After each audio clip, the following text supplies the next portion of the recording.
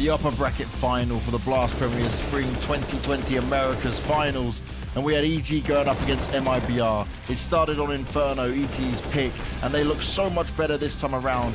A 16-12 scoreline, though it should have been much more convincing than that. They started to make some mistakes at the end, but they still got the win. Then Train, MIBR's pick, and EG just looked lost. They were absolutely dominated from start to finish for a 16-4 scoreline for the Brazilians. And then it's Dust 2, the decider, and it goes all the way to overtime. And once we hit OT, EG just lost their footing. They could not hold it together, and MIBR took the win at 19-16. TRK was stepping up, Fur was looking like a monster once again, and Fallen was Mr. Consistent, and they will be our first finalists. Let's see who's going to join them now.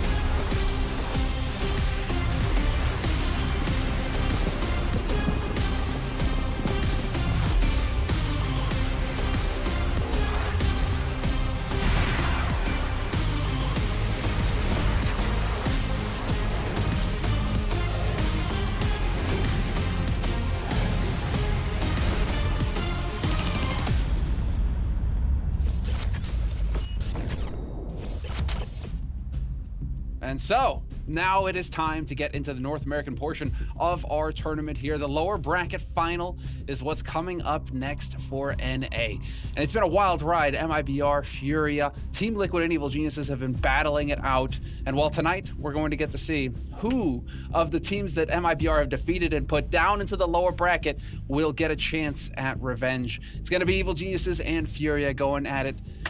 Knife fight in an alley, fellas. That's what's going to happen.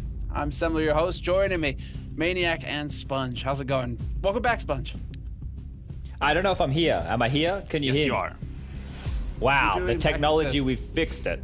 All right, we'll see if it can last a little bit longer this time, but you point out the fact that these are the teams that MIBR sent to the lower bracket. If FURIA beats EG today and then goes on to face MIBR again and wins, that means they'll have had to have beaten every single team in this bracket. So that could be a pretty juicy storyline in itself, but there's a big hurdle for them to get over first. Yes, there is indeed, but also EG that comes with the obviously the question of what kind of EG are we going to see. This has been a recurring theme of the past week. Teams have this very uncanny ability to show different faces in a span of 24 hours. So if you can guarantee me that EG is going to come with their A game, then that is going to be one explosive matchup.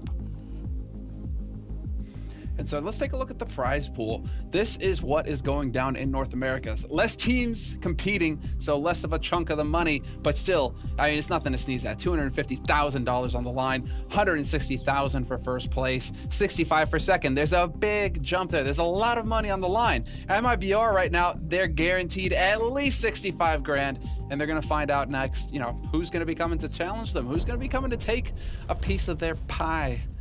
And well, you know, it's going to be a good one because there's a lot of history here. I mean, MIBR, they've had a resurgence this entire tournament long. I mean, what is going on? But let's go ahead and focus on FURIA versus EG. That's obviously going to be the match that we want to talk about because that's the one we're about to see.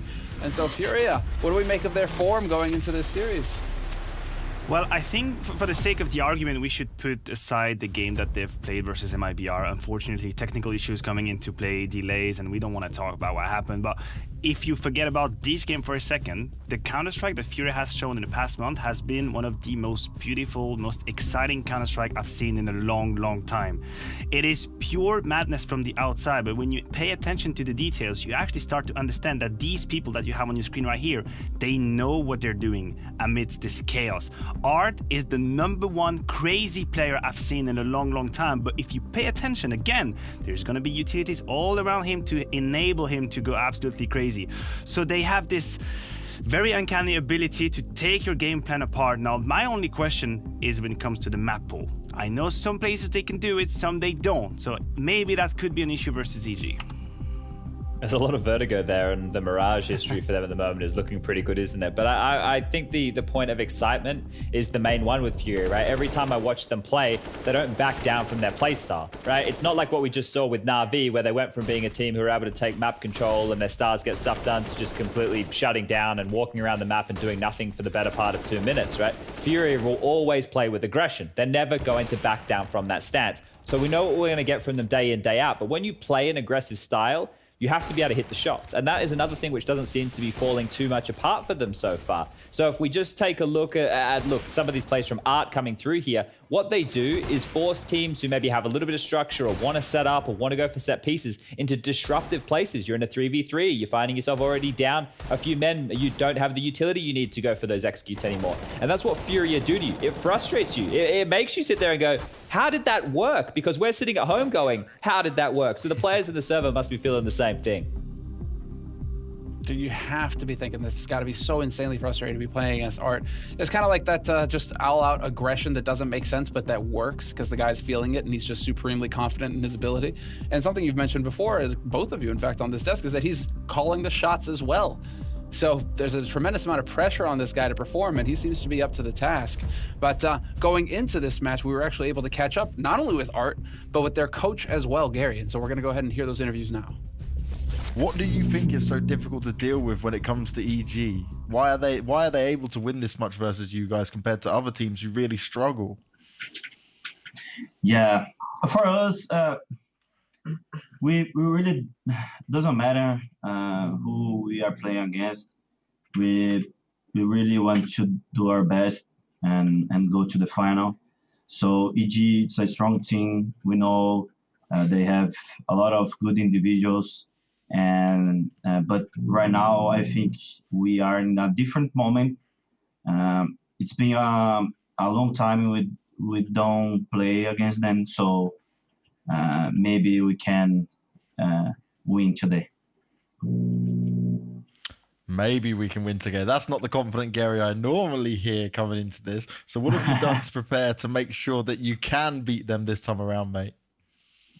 Yeah, we are pretty confident on our map pool. Our maps are pretty strong, all maps, and I think we have a little bit of advantage on the maps.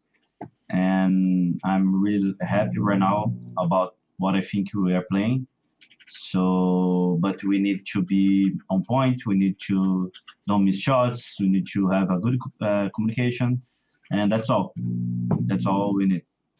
Do you try to prep for them in a different way to what you do other teams? Is there anything you try to look for? Because they've actually gone through a lot of changes recently, at least since Zuza joined, players changing positions, and now they've kind of got a new system in place. Yeah, I know, but for us, doesn't matter who we're facing. We're gonna prepare the same and try to do things our way. Did you prepare the same way, but something special this time, maybe? Every time we prepare for anything, something different. So we are preparing the same way we prepare for every team, and it's different for every team. So it's the same way, but different way every time. And how much would the win here mean for you guys, right? Because then you'll be going up and you get to face MIBR again and show us if you can take them down this time. Yeah, first of all, winning is always the most important thing. But I know that everybody wants to see the finals against MIBR, and we want as well. It's gonna be a amazing game. So I think just like everybody else, we're just hyped to win and go to the finals. Well, I'm glad we got a smile out of him at the end there, because going into that, Art was looking pretty deadly serious. Black eyes, just staring into the void, ready to devour the souls of his enemies. I mean, dude, that guy was dialed in. What did we take away from those interviews, gentlemen? Is it sounding like a confident FURIA going into this match? Well, I just want to bounce on the, the attitude, and I have maybe a weird thing that I want to say, but when you have someone that can actually stay calm and their eyes tell you that they are going to play aggressively, to me that is more scary than being super agitated. It means they know exactly what they're doing, and he can be as calm as can be in an interview. It's not going to change anything as how many times he's going to push you through a smoke or how many times he's going to no-scope you. So I kind of appreciate this calmness coming out of Art. I think it's a disguise. I took a bit more from Gary's piece because I was looking at Henny's screen in the background, watching him practice flashes for banana. So that tells you what map they're expecting EG to pick right there. Smokes and mollies, you saw that too? I was just seeing him check that molly short wall, check that molly. I like that, being thorough going into it, making sure the smokes and mollies work. That's what it's all about here. It's all in the detail. And, you know, here we go as far as the maps are concerned. I mean, obviously, we're going to have our pick ban segment later, but, I mean, do you guys think Inferno, is that going to be a thing? I mean, we're jumping the gun just a little bit, but if I'm EG, I think that Inferno would be a mistake, honestly. I think Nuke is open, and we know that Nuke poses some limitations to Furia's playstyle. At least it's a bit more complicated for them to do it exactly the way they like it. So if I'm EG, what I'm trying to do is control the madness. I'm trying to saddle these crazy horses, and I'm not sure if Inferno would be the right choice. I'd go for Nuke. Yeah, Vertigo is probably one that you might see Furia leading to, as we all expect here, but with EG up on screen, I think the reason that these guys can beat Furia, or at least hold them to close games, is based on the firepower of the roster, right? Now, it shows up sometimes, doesn't show up other times, so I don't even want to get into that. I just want to talk about them when they're playing their absolute best, because otherwise I'm going to lose my mind with how inconsistent these teams are. If EG are playing their best, their firepower when they get into the mid-rounds, when they get into those 3v3s that I was just talking about before that Furia force teams into with their aggressive play, they're happy to be in those environments, right? Because at that point, they're able to slow the game down. They're not necessarily being dictated to, and they get to play heads-up duels. Remember what we saw Cirque do yesterday in one of the very few rounds they picked up on Train? He had to play heads-up Counter-Strike with that AWP and just maul them. That's the type of CS that I like to see out of EG. When Breeze gets offered 3 heads coming in his direction from 3 different directions, he'll pop all of those off as well. And that's some of EG's strength. So maybe when this does get a little bit dicey, a little bit scrimmier, EG are actually more comfortable in that environment than other teams. I just like to see Tarek. This clip I can watch all day just because for me it's the nightmare of the 2 first shots are shots that you should hit 100%, and those are always the ones you miss. But Tarek hits him fine, hits him easy, no worries there for him. He gets the job done. Well, we could watch B-roll of EG play all day, and I will just thoroughly enjoy that, obviously, seeing as how I've been predicting them to win and, you know, winning in the predictions. And don't worry, we'll get to that later. But we did manage to have a chance to talk with Zeus and Tarek going into the series. So let's go ahead and hear what they had to say. Now let's talk about FURIA, right? Because you are one of the few American teams that can actually match them. Your record's insane against them in best of 3s. How do you guys have this advantage over them when everyone else tells me we don't know what they're doing, they're so unpredictable, we don't have a good read on them? I think that they're not as unpredictable as everyone says. My players do have a very well fighting style because FURIA is a young team, they're explosive, and they have firepower. Well, Cirque, Vince, Ethan, Peter, Tarek, they all can face to face with those guys. So I think in terms of a heads-up match, we can rival them on the firepower. Then it comes to the strategical. They are a team on the uprise. It's going to be a good match. I don't care about what the record says. They have gotten better recently. And with the MIBR drama, I'm sure they're fired up. They want that rematch, so it's going to be a really hard match. But I want to deny them. It's going to be at another tournament. I think FURIA is very tricky just because like they do stuff that isn't like, you know, textbook CS, and they're known for making these gimmicky plays that kind of stand out, and I think that's something that we always got to keep an eye out for. But apart from that, it's just really focusing on ourselves. I think naturally our play style already suits up against them well, so we don't really want to overthink it too much. Just go into the match with a clear mind, positive attitude, and let the rest unfold on its own. Now, lastly, I was speaking to R, and he said he has a much better map pool than what you guys have there. Do you agree with that? I think that they don't really. I think that our map pool right now isn't really out there. I feel like we have a few strong maps that people don't really know about, so I think they'll be a little surprised. I think that we have already a good understanding of what they expect to pick, or what we expect them to pick, so let's see what happens. Let's see indeed. Ethan, if they do go to Inferno, Ethan's going to have some answers. The man is the new king of the banana, and he just knows how to peel it. Real tough time facing that guy in that sector of the map. And so, I mean, sounds like Tarek is trying to just hedge his bets there. He didn't come out swinging saying he was going to crush. Yeah, but does that really mean anything? Like, I've had enough of people just having words and words and words in interviews. Just answer on the server, right? That's what you got to do. And the man that we have on our screen here, he's been the most vocal voice for EG. And even when they had a tough time, he was actually the shining light. He's what, 1.26 rating at the moment. That's almost 0.2 more than what he does in the last 3 months. So he's been completely lights out. We have some of his clips right here, specifically on Dust 2 handling these B splits. He was absolutely amazing. So I don't need your interviews. I need your frags. Oh, you know what I need? I need to continue looking at that. Tarek's Instagram. I look at Tarek's Instagram a lot, and he's been putting up a lot of motivational things, which tells me he's either trying to give off the impression that he's working hard or he's working hard. Now, I know that yesterday, I think it was the last map, he dropped off a little bit there, but I actually think Tarek's been impressing me more and more in recent times, well, very recent times. So I'm hoping that everybody's on that same page. Another thing to potentially note is Zeus wasn't with them when they played against the FURIA roster last time. So I don't know if that's a positive or a negative, because they've won without him, and now he's here. This is the debut of all how things are going to go down for Zeus, right? So that'll be a chance for him to pop his cherry of beating FURIA with EG. Oh, that would certainly be the big event. I thought for a second that, it's like he doesn't do the no shirt thing anymore, Chad. I mean, you got to get with the times. Following Tarek on Instagram, for shame. We need to take a break. When we come back, we'll be getting into the big ban and the first map of this best of 3.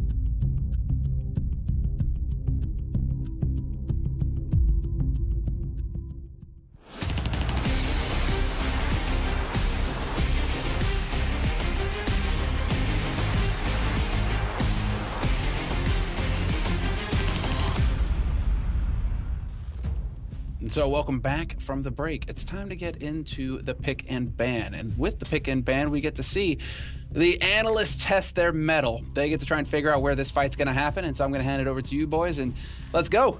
Okay, let's put it out there. Dust 2, not going to be played. FURIA will kick it out. And I have a question when it comes to EG's ban. And I would like to see them throw a VERTIGO ban here. Leave Overpass open. Will you allow VERTIGO versus FURIA? Well, that's the thing, right? It forced it in a different direction. Try and make them uncomfortable off the bat here. I could see that one potentially coming on through for them. No, okay, Mirage. Well, that's where they have the streak, right? We know that they have the streak on that map. So avoiding that, I'm not too unhappy there. So the picks, so then if I'm FURIA, just go with VERTIGO. You know, why shy away from that? But I have a weird feeling, and I don't know why, I can't really justify it, that EG might pick Train. Either Train or Nuke. I agree with you. It could be one of the two. I think, again, it's a tactical map. It's a closed off map. It's kind of, I guess, more possible to harness the craziness, or rather to contain the craziness coming out. They actually go for Inferno. Okay, I think this is a confirm pick more than a punish. They go for what they appreciate to play. There's going to be pressure on Ethan. There's going to be pressure on Banana, as we talked about. Now, when it comes to the third map, where we have Train that's on the mix, we have Nuke that's on the mix as well, and Overpass. So hold on a second. Could we see Nuke? If FURIA removed... Okay, so they're trying to push them towards Train, I guess. I think when we look at the MIBR versus EG game on Train, EG got a beatdown, right? There you go. So I think EG, that probably wasn't their best level on Train. So FURIA are expecting that same level again today. They might be up for a rude shock, but those first two maps are the same ones that EG beat them on last time. So if you look at the numbers, EG are favored in this one, just based off of the history of these guys being head-to-head. Yeah, I agree. I just somehow cannot shake the feeling, the nightmares that B-bomb side that just falls on and on and on again each round after each round. I'm gonna have to shake that feeling. I'm going to have to wonder how this is all going to break down here, gentlemen, because the map pool, it looks like we'll get Inferno after all, so Henny will get rewarded for practicing those smokes and mollies. Good on him. But to kick things off, VERTIGO. I mean, it feels like this is FURIA's playground. It is. It absolutely is. And one of the problems and one of the frustration that players feel when they go up against FURIA is that knowing what they do is one thing, preparing a plan is another one, and then actually acting on it is the next step. And the problem is, when you step out of your comfort zone, when you step out of your usual playstyle just to try and, counter them in a way, if the round doesn't go exactly according to plan, then you will lack the spontaneous answers. You will lack the spontaneous protocols to go about these 3v3, these 4v4, these very weird rounds that will happen.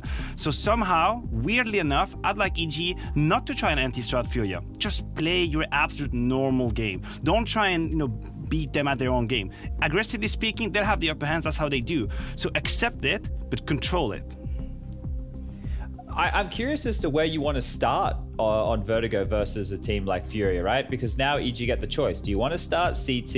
If you start CT, you can actually come at them with a little bit more aggression, right? Whereas if you start T side, we know exactly what they're going to do. I saw them dry swing mid the other day on VERTIGO with 2 M4s, right? They pushed deep mid with 2 M4s. Like, that was their strat. That was the call, right? So FURIA are going to do things that don't make any sense on our end, but there's a clear reason behind it. Art getting flashed down, pushing all the way down, being a goblin in the smokes over towards A ramp, sitting here with an MP9, waiting for it to fade, busting on through. They have all these different levels to kind of push you and frustrate you. So if you're EG, do you want to start on the T side of VERTIGO, knowing that aggression's coming your way? Or do you want to start on the CT side where you can potentially be the ones to enforce your will? I think I want to see them start on the CT side here and see if they can unravel FURIA.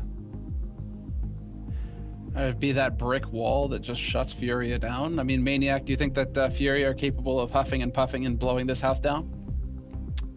Yes, I think they are. I think they absolutely are, which is why I predicted them, which is why they probably won't win. But that's another topic, that's another discussion, right? No, joke aside, obviously FURIA have proven to us time and time again that their VERTIGO is absolutely insane, and Chad is right. They will be disruptive, they will surprise you, and I think there's also another aspect that we need to mention here is that their absolutely crazy ability to gamble and go through with the gambles and to push it to a level that we haven't seen in a long time. And I'm talking about 4 rifles on the A-bomb side with a 3 stack behind the cement or whatever it was. They can push the envelope to a level that you cannot see coming. So the only way that you can fight it back is by having a very good chain of information and good communication so that you can react accordingly. Problem is, when you play against them, your communication goes through the roof. Everyone is shouting because there's a lot happening. So it really puts a test and it puts a challenge and a strain on your communication. And I hope EG will be able to handle that. We're long overdue for a Cacerado beast mode performance, I feel like. I don't think I've seen one of in his last couple of outings, so maybe keep your eyes on that. You know, it's not that he's not assisting the team in the victories here. It's just that Cacerado, for one point, when I was watching this team, he was just mauling everybody. So maybe we can get some more of that out of the King, see if he was meant to be the replacement for Cold Zero, right? This guy was meant to be headed to MIBR at one point in time. That's all fallen apart now, of course. But another one who has an uncanny ability on this map that I was watching the other day is Henny. He seemed to make a lot of these kills through smokes as smokes were just fading. But I'm sitting there watching, squinting with my old man eyes, getting as close to the screen on the replay as possible, going, how did he see anything there? I don't even understand. You see, the thing is that I've been wondering the same thing, not only this week, but last week as well, or like the last, the showdown. It's just like, I see the results of these predictions. I'm just like, how did he predict that? Like, I don't get it. You guys are gonna have to explain it to me. We might as well take a look now at the predictions going into this series. And maybe I can understand better.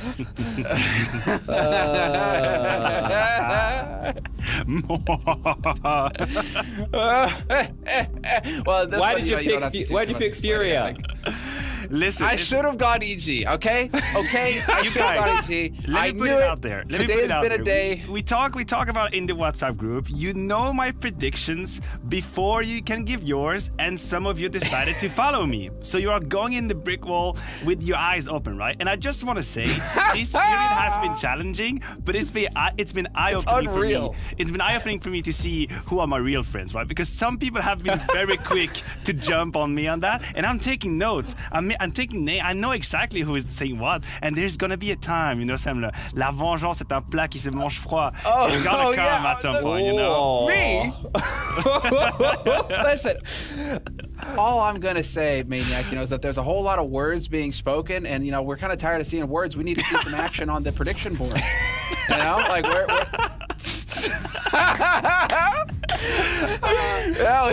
we got. I don't see where else this is gonna go, my dude. Like, what is it? 3 days in a row you're trying to aim for three red X's there? It hasn't been great. Let's put it this way. But you and I were in together, right? You picked FURIA as well, so we kind of share a destiny here. Dude, I mean, boys. I outthought. I'm not gonna lie, I outthought myself last night when I was thinking the predictions because I wanted to go with complexity. I'm like, nah, it's gonna be phase. It's gonna be phase. Come on, let's be reasonable. See, already off to a bad start today. I think reasonable is not the term we're looking for. But the head that wears the crown, right? The head that wears the crown. Yeah, I don't know what to say. I don't know what to say. I mean, I think right now what's going on is that we actually have a little bit of a delay, and so we can actually discuss this a little bit further if we want. We can get off the predictions. We can change the subject. I know it's uncomfortable, Maniac. I'm sorry, dude. I don't mean to bully you, but we do expect a little bit more. So VERTIGO. Who do we expect more from here? Hey, hold up. I mean, it seems like FURIA have got a heavy advantage going into it. Let's get back on the predictions 1 second. Let's do this, right? Tomorrow, with the final day, right? Let's do this. Let's just do the three of us. Let's wipe all predictions for the three of us up to this point in our own little mini game. We'll go, no, you can still win the overall, right? That's fine. Let's have a thing where between the three of us, we'll go how many maps are played, right? And who's going to win it in what margin. And we'll do like some bonus points. And we'll let Maniac back in so he can feel included at least. Man, see, this is the type of friend that I'm looking for. This is the type of people that actually are trying to help me out. Chad is on my list, a good one. Because all of you is out there. I see you in the WhatsApp group. I see what's happening. Chad actually gets creative. He finds a way. No, Chad, Maniac, the thing is, don't be fooled. Chad looks out for Chad. You just get to kind of hold on to the coattails, and benefit from this. But Chad is just looking for a way back into this series himself. And if you get to benefit, so be it, right? That's as far as right now he's just trying to take me down. So, what we need to do is that if we want to make that a thing, we need to do it after the pick ban. So we can do serious predictions, right? Because these meme predictions, right? We don't know the pick ban, we don't know the maps, we don't know if somebody won the veto or not. Oh, damn. But if we were to do it after the pick ban, then it gets serious, right? Because then you can say there's legitimacy. Yeah, I'm with you. Yeah, Okay, I can see that one coming. I'm gonna need my 8 hours of sleep tonight. I see the producer already shooting this down, but we can figure it out. Mate, we'll run our own underground, bloody illegal prediction rig if we have to. We'll have our own predictions with blackjack and hookers. Yeah, I got it. Oh, dear. This went off the rail. All right, Bender. Hey, listen, you know, when we got to fill, we're going to fill. I mean, at this point, it's like we could just keep talking CS, or we could just run this thing right off the tracks. Totally fine. Because I think it's FURIA right now that are experiencing, again, some internet issues, which is always frustrating, no doubt about it. They're on land, though. They're all there this time at the facility, right? That's what we just saw, that it looked like all of them were at that facility right there. But what we can do, just before we drive everybody a little bit insane, is talk about potential matchups, right? So Henny and Cirque, we know that they're the primary AWPers for both teams right here. I really like the Henny addition to FURIA, and I kind of want to justify why. What we've been seeing out of Art, when he had Able J on the team, he was the primary AWPer. Art was, not Able J. But it meant that Art couldn't go, or if he went for these kind of aggressive plays, there was no AWPer left within the backlines to potentially take that position. Bringing Henny in, who's also a very explosive AWP player, but not going to go crazy bonkers aggressive like Art, means that Art can go for these plays, set up the remainder of his team, and then he can still have faith that there's another AWPer of his caliber to fill that role. So I really like that addition. It's quite smart when I look at it and I frame it, and I would say so myself because I came up with that theory, so I hope it's true. Yeah, if I can bounce back on that one, I'm gonna go one double. I mean, I'll double the point of chat. Is that Henny, when he joined in, to me, he was like a wild animal when it comes to Counter-Strike, right? CSGO, AWP, quick scope, no scope, being very aggressive. And I thought, well, that might be a problem because you already have that kind of profile in FURIA, so someone's going to have to take a step back. Well, actually, Henny has shown that he has way more depth in his game than just that. I think when he's playing with FURIA right now, he makes very few mistakes. I think his rotations are pretty good. He's a very good safety net as well because Art is the one that's taking all these crazy risks. And then Henny, actually, he's like the fail-safe. He does everything he needs to do. And when I listen to them as well, sure, when they win some rounds, he might just, you know, stand up and dance la salsa and listen to music, whatever. But when he's in game, he's focused. He's laser focused. His information is clear. He is giving absolutely the best. So I didn't know that side of Henny. And to me, it's even more impressive. It is quite good to see the progression made by these players. I mean, when we came in, it seemed like they were kind of like chaotic, you know. Chaotic, right? It just felt like it was a little bit all over the place. But as time progresses here with FURIA, it just seems like these guys are getting more and more professional, more zeroed in on the goal, which is obviously to become a dominant CS team. And well, right now, I mean, they're on the edge of dominating North America. If they were to win this tournament, it would be tough to argue. So excited to see how all this pans out. Players are looking ready. Everybody's sitting down. Everybody's on the server. I think we're just waiting for final confirmation before we can throw. Okay, so we still have about 4 minutes, gentlemen, before we can get into the thick of things here. Okay, I wouldn't mind talking a little bit about Yuri because it's not that I sleep on Yuri, it's just that he always seems to be delivering a very good level, that I don't sit there and go, wow, Yuri's amazing, because he's always doing his job. It's kind of like what we were talking about with FaZe the other day, and Semler, you were like, oh, what about Rain? And we didn't really mention Rain because Rain kind of just does his job as he should. And Yuri right here is one that, I don't know, for whatever reason, it doesn't like come to me as, oh, this guy's a star player, but he obviously is when you look at his contribution and stat lines to the team. I think that's because I get so bogged down on how cool of a style this team plays is, right? We all know it's meta breaking. We all know it doesn't really make a lot of sense. So I'm always talking about, you know, Art with the hyper aggression and the strategies that come with that. Henny being that failsafe for the AWP point we just made. K Serrato being an animal. But for some reason, Yuri's been under my scope, and I need to change that. I need to give this guy the props that he deserves. And he's obviously a massive workhorse for this team. However, when they got frustrated in the game versus MIBR the other day, and there was chances of them to get back into the game, he was making a lot of mistakes. So potentially a little bit too emotional. We saw when he was in his own room back the other day, you know, taking the headphones off, not throwing them at the ground, but wanting to throw them at the ground, I could imagine. So potentially having to temper that. But I think now with them all here, if you guys haven't seen FURIA play at LAN before and stuff, what I've seen is Gary, the coach, will walk behind them. They sit there, they close their eyes. They actually do like a little bit of centering of themselves. I have never asked the question of what mentally they're going through or what Gary's saying. They probably wouldn't even let us know in the first place. But it's kind of cool that he commands that level of respect over his team, because Maniac, I don't know about you. Could you think of another Counter-Strike team at the moment where they could get their players to sit there and close their eyes and potentially meditate before going live?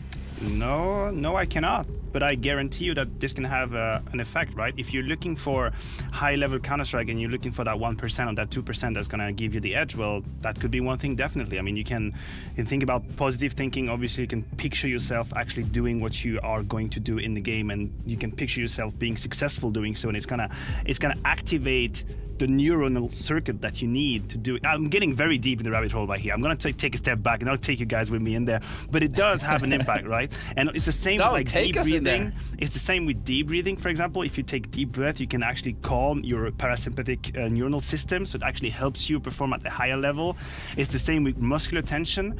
If you can do yoga. Wait, is that real? It is real. All I'm telling you is real. Of course it is real. It's absolutely a thing. And the muscular relaxation as well. Yeah, exactly. So all of these, I mean, you could argue that this is not going to make the difference between 16-8 and 8-16, and I'll tell you, you're right, absolutely. But if you're looking for that 1%, as I'm saying, and I think this is what high-level competition is, all across the board in every sport, everyone is looking for that 1% that's going to make them the champions, and I think this is an untapped territory for esports, and these guys, they're trying to use it, so props to them. Maniac, can I jump on this, Summer? With you saying that, yeah, go. Well, okay, all right, Chad. Yeah, go for it. Real quick. I just wanted to make a joke, because when I play Counter-Strike with Machine, I tell him to breathe, and it works. So it's proven now. Maniac said it's true. I was just kidding before. Well, I think the thing is, like, it lines up pretty. It actually lines up in parallel with what Coach Phil Jackson says, right, in his book 11 Rings. It's like the guy who won the most NBA championships with like Michael Jordan and Kobe Bryant and all these guys. I mean, he's super deep into meditation and Zen, and that's what he brought to the table with all of his teams, trying to get them to be more centered, trying to calm them down before matches, trying to get them to breathe. It all lines up, actually. It all makes sense. You know, for one guy's it's meditation, the other guy's it's psychology. Whatever, we really are getting into the weeds, but I think it's a good time. I'm reading that book at the moment to get back into CS. You're reading that book? Fantastic! It's a good book, isn't it? Yeah, yeah. It talks about, like, obviously that there was. I'm up to the bit where he's talking about different types of tribes and what they prioritizing, right? Like, yep. I'd have to go into that a little bit more, but it's the idea of like having the best team that you can have is one that wants to win for the team. Which sounds ridiculous, but that sounds like obviously that should be the case right there, right? But it's yeah, people should read that book. I don't know, we're doing a book club right now as well. What the, dude? Sick! I want in on this. All right, well, we'll talk when we're off. We'll talk when we're off air. Hey guys. Time to hand it over to the commentators. I think it's going to be Scronders. Thank you, gentlemen, for your analysis, and obviously for keeping me company throughout this. It's been a little bit of a delay, but we're finally going to get into the action. Time to hand it over to Scrawny and Launders, our commentators for this lower bracket final. You want to talk about Phil Jackson? Oh, Jackson there you right go! there, But hell yeah! Yeah. All over it, Mohan. Good stuff. Yeah. Solid, dude. Solid. It's a fascinating read. It is. Thanks so much, Semler. Or actually, he's probably hasn't read it yet, has he? Oh, no, he's just holding it up like a prop. Like, I'm halfway through, though. I got We lost Scrawny. We all good? Hey, what's going on? Yeah, we're good, man. We're good. Okay, we're cool. Just a little camera freezing, but no big deal. We're ready to get into the game, yeah? Yes, I think so. Let's do it. Yeah, so we've got slightly better odds for FURIA, which is interesting because the head-to-head is actually in favor of EG, of course. And yeah, it's all because of FURIA's recent form. The only one blip here for both FURIA and EG is their last match versus MIBR. Before this game gets started, I've got a little something I want to say. Okay. In February 2020, when the Blast Spring Series wrapped up in London, everybody went to bed that night looking forward to the coming months of CS events. And for most of us, the most shocking news at the time was that Complexity had just beat Astralis. Nobody expected that between then and now, the world would so drastically change. We have all, each and every one of us, felt the impact of this global health pandemic. We watched as the coronavirus spread through the world, surging through so many countries, encroaching closer and closer to each of our homes. I was scared. Hell, I am still scared, but I have found solace in knowing that I am not alone. When shit really hit the fan, and countless industries seemed to be coming to a grinding halt, we had entire systems of distribution that were in question. We had certain resources scarce and human beings scared. But luckily, we were distracted because Counter-Strike didn't skip a beat. Counter-Strike didn't even stutter.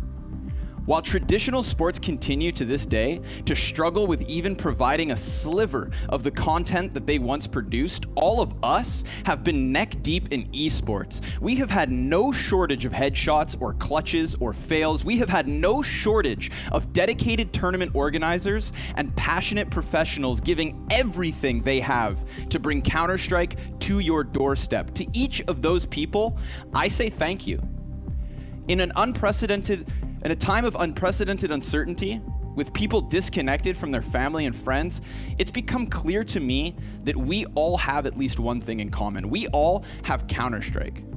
Whether you haven't played a pug in years, but you tune into the occasional broadcast, or if you're the type of person who eats and breathes to the sounds of CS, we are all a part of this community together. We are all sharing this experience right now together.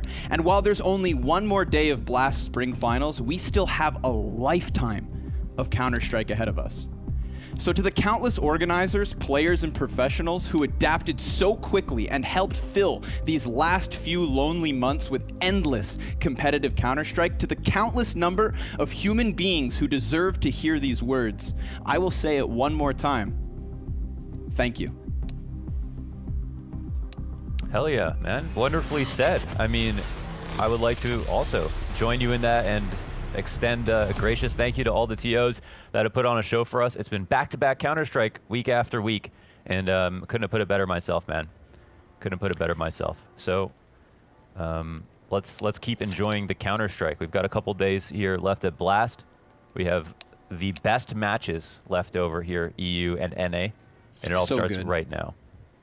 We've had the glorious run that is Complexity, stunning the world, and jumping into that grand finals for the European side. We already know our first finalist in NA. That is MIBR. So the question is, which of these two teams tonight in the lower bracket finals gets that second spot? Evil Geniuses to the CT side of Vertigo. Furia on the offense with tons of utility, already starting to knock on the door of this ramp. Now Ethan, he's going to be the first guy up, and Yuri's going to drop him. Tarek tapping back with a USP, but the gun goes dry. So a second kill for Furia, but Stanislaw can answer, and Cirque all the while still tucked in behind them.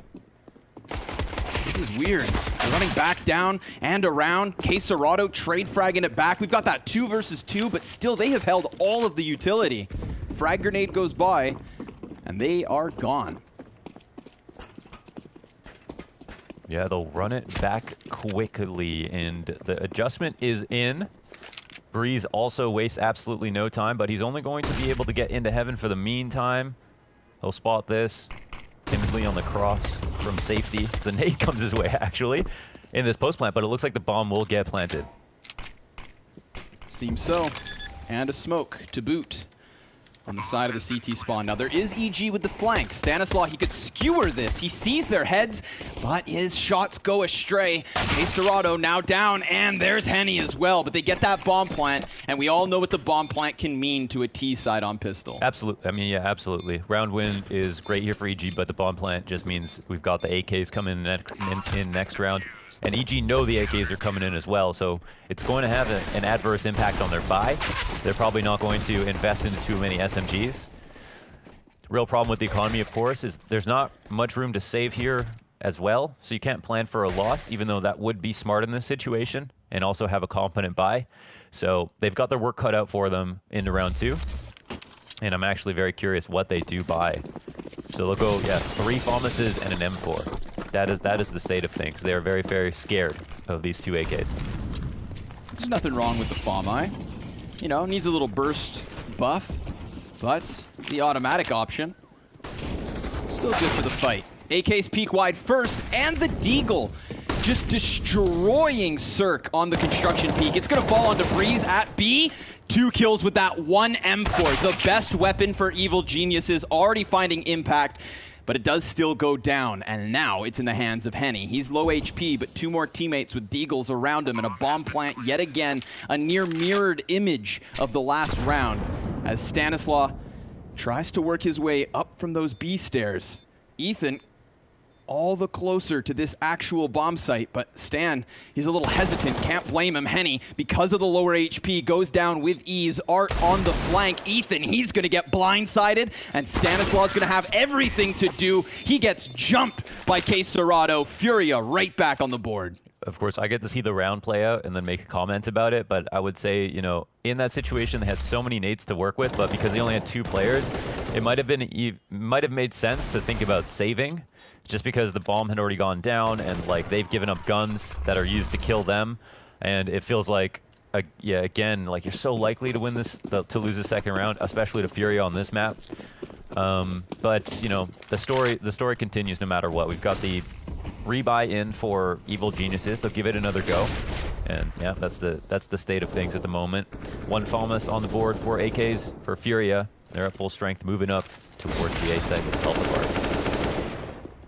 Ethan with a little spam, falls back, but there's a CT in front. Tarek, yeah, he's gonna turn around, find Art, and then he gets stuffed back by Yuri.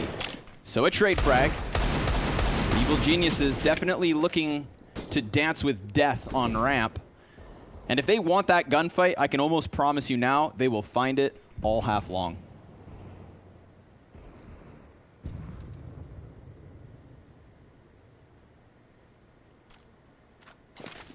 Carefully play with these angles to try to work their way in. Vinny will get a lead. This is a big clue, yeah, but Cirque's on the case already. And the trades come through. Furia, go ahead, win the site, bust it wide open, leave Ethan and Stanislaw once again on the retake. Stan's going to be close to this one. Raid on the side of green. May not know that he's actually in this position. And he's got that second deagle over his shoulder. It's going to take a hell of a headshot connection. And as Stan peeks, he goes wide into 3. So very unlikely that he was ever going to get anything done. Ethan may be waiting for the hunt, but 2 AKs, 3 AKs, definitely worth saving here. So Furia, they convert to the 2-1 lead early T-side Vertigo. No, I'm not. No one's going to be surprised, of course, if Furia win Vertigo. The way that the veto was structured is that Furia have such strong maps in the first 2 maps right now that they have no choice but to. The teams that play them have no choice but to ban Mirage. Like, you're an absolute fool if you don't ban Mirage. The win streak speaks for itself. Even if it's a good map for you, Furia are just way too damn good at it. Like, they're the one team that's consistent on it right now. So I think Evil Geniuses had a great veto, but that does mean they had to let Vertigo in when they normally wouldn't want that. And that's a new power of Furia in the last few weeks with some of their big wins on Mirage. But what's really cool about the veto is that the rest of the veto did go okay. I actually love that EG picked into Inferno. I think, again, they've had one of the best CT sides in North America, the best CT side in North America on that map. I think they're better than Furia on that map. And it'll be a cool rematch map as well. EG did beat Furia last time on Vertigo and Inferno, but things have changed slightly since then. I'd put Furia in the advantage here in map 1, for sure. Henny, consistency in holding back top mid. Great anti-eco work. Easy little 3K spray down. And now we are left to see what Stan and Ethan get up to. It was them in that 2vx retake attempt last round, but things have gone from bad to worse. Luckily for them, nobody here at the top of middle, so they're not dead just yet. But if they step closer to that B site, they're done. Bomb has been planted. State of the game's been a number of bomb plants already here for Furia. So let's talk about overall stats for the tournament. So at the showdown, Tarek had an extraordinary showing at the showdown. He had basically an average across the whole tournament of 20 kills a map at the Blast Showdown. That was, also versus MIBR. But like that last series they just played versus MIBR, he struggled a lot. Had a pretty low showing. And he was like averaging over 20 kills then. In his last 6 maps here at the finals, he's averaged around 16. So his performance drop off has been noticeable, and was probably contributing to them not being able to win versus MIBR, particularly on Dust 2, which was previously one of his better maps. Ethan, on the other hand, his stats have been astronomical. In the top 10 of all of the teams, of all the players here at the finals, 9 of them are Brazilian. Number 2 is Ethan. So he is going far and away the best player outside of Brazil at this tournament right now. Joining him on the other team are 4 members of FURIA, everybody except Art. But we know that Art has transcended statistics, okay? At least rating. Yeah. He might not be in the top 10, but you're not winning without him. Art exists outside of numbers. Yeah. He definitely exists inside the servers. Here he is inside of a smoke, creeping ever closer to Ethan. And stats can't talk about that. 2-piece from Art. Yuri gonna try to give chase to Tarek, and yup, that's a successful trade train for FURIA into the A site. Now, if they go all in, the last line of defense comes in the form of Cirque. Smoke 2 flashbangs to try and work. But instead, he gets next to the smoke and waits. Caserado as well, willing to play a little time here. A follow-up flash just to ensure Henny his plant, and then obviously forcing Cert to spam damage through it means they know exactly where he is. They don't know where Breeze has gotten off to, but seeing this daunting situation that lies ahead, Evil Geniuses call it off. This is going to be FURIA's 4th round in a row. Let's talk Breeze as well real quick. He looks like he's having a good map so far. That 2K hold that they still lost, that was a pretty good situation from him. But at the showdown, he had a pretty poor rating, a little bit over 1, like 1.03. That's dropped into the finals as well by a little bit. It's slightly positive, but it's not a Breeze level rating, right? His performances have been all over the place. Some maps he's gotten 28 kills, 25 kills, some maps 10 or 8 kills, I think, in the last series. So he's very, very inconsistent, not very reliable right now. And that's not the kind of rhetoric we're used to when we talk about Breeze. He's usually the picture of consistency as well. No way EG win this without him. Win this tournament, win this match, whatever you want to call it. And that's someone we'll look to kind of gauge how he's feeling at the moment, because he can be make or break for EG. Well, he's going to have an M4 for this round alongside Cirque. The 2 saves from round 5. Unarmored Deagles and the Kevlar CZ. That's what EG add to this equation. But now that they're going to start crunching numbers, they could get crunched themselves. So far, so good. Cirque, he's going to peek into top mid. Again, Henny, the consistency in holding that. But he is always or usually alone. And in this case, that is a fact. So he goes down without a trade frag. FURIA at a man disadvantage, but still the weapon advantage. Meanwhile, Ethan ready for the peek around the tarps. Just does Art dirty, and a follow-up frag from the M4. But look at the HP bars. Check out Cirque, Ethan, and Tarek. How little actually keeps them alive, which makes you feel in that depth of your gut like FURIA could still win this. They've got 3 flashbangs in the smoke to work into this A site. Vinny with that bomb's going to be on the front of it, and he just, I believe, saw the top of someone's head. He knows Ethan's in there, but it's a matter of finding everybody else. There could be just Ethan or everybody for EG. Maybe he does. And he can't find the angle. I don't know if he sees him. He just is short. Yeah, okay, well, Ethan will give him the peek, so that helps out quite a bit. Yep. Now Caserado shuts down Stan, who had full HP. There's the follow-up, but it's the big play from Tarek that could make the difference. Caserado, 5 kills, 5 rounds deep, looking for another one, taking to the top of the box, a single shot either direction, 13 health versus 5. Tarek in of CT. Caserado, his cover is fading. He resides inside it, and he dies to Tarek. EG find their second. Call him a peanut brain if you want. He just straight out-brained one of the best clutch players in Brazil right now. Caserado has been revered as the best player on FURIA. I don't think that's true anymore. And not because of that clutch, but I don't think that's true these days just because of how good Yuri is, how impactful Art is. But he clearly is one of the smartest clutch players, and Tarek just straight up outplayed him. Waiting outside that smoke, genius moves by him. And it was even in the 1v1 where things got very, very sketchy. So nice pullback attempt from Caserado as you drew up that all of the players are holding on by his string. And the look of shock. How did I just, with my IQ, lose that round? But my brain, it's bigger. It's bigger. Yeah.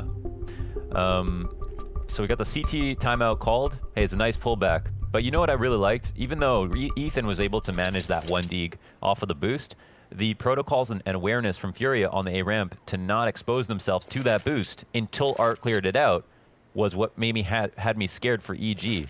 They played it very cautiously. CSGO did not push past the point where the boost could see. You could see very clearly that FURIA were clearing things out while being cognizant of the boost, and then handled it well with Art coming out. But he just lost a duel to a very nice shot. But in general, you know, that's kind of cool because that boost has become a real staple of the CT side. A slight variation as well in the top mid control already here. We don't have Henny actually back behind it, but oh, CSGO. Yeah, that's who I was going to just draw attention to. He was at the top of ladder. I think he got legged by Cirque and then fell down the ladder and died. The replay will tell us what happened, but I'll tell you what's left. All of FURIA here on the bottom of ramp.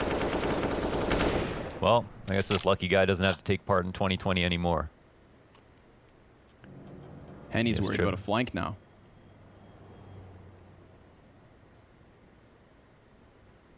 Saw CSGO watching that ladder flank last round,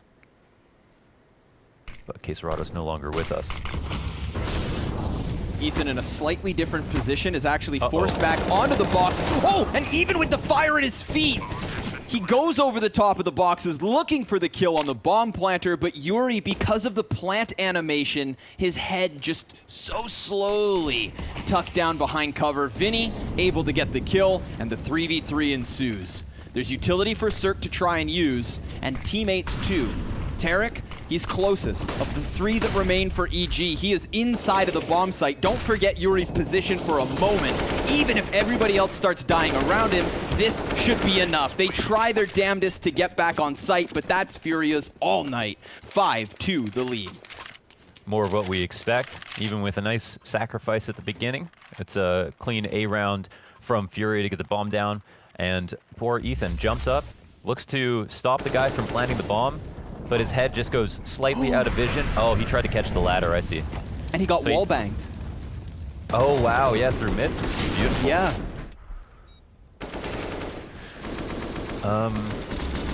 Yeah. So, yeah, now EG will have to save, even with, you know, FURIA with that unfortunate death at the start.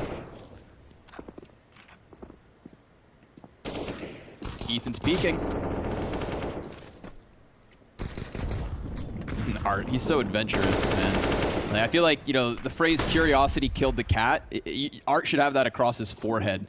Yeah, because he has 9 always lives, looking right? for these moments. Yeah, that too. Good point. Look at him just keep going. You know, the moment you give him an inch, he creates a mile. 4 frags here on the anti-eco. This is the FURIA classic, the strat titled Art, Go Kill. So far, FURIA have doing a good job of keeping most of their players alive. Only a couple rounds now, they haven't recently. Whereas EG have been, for the most part, getting wiped out.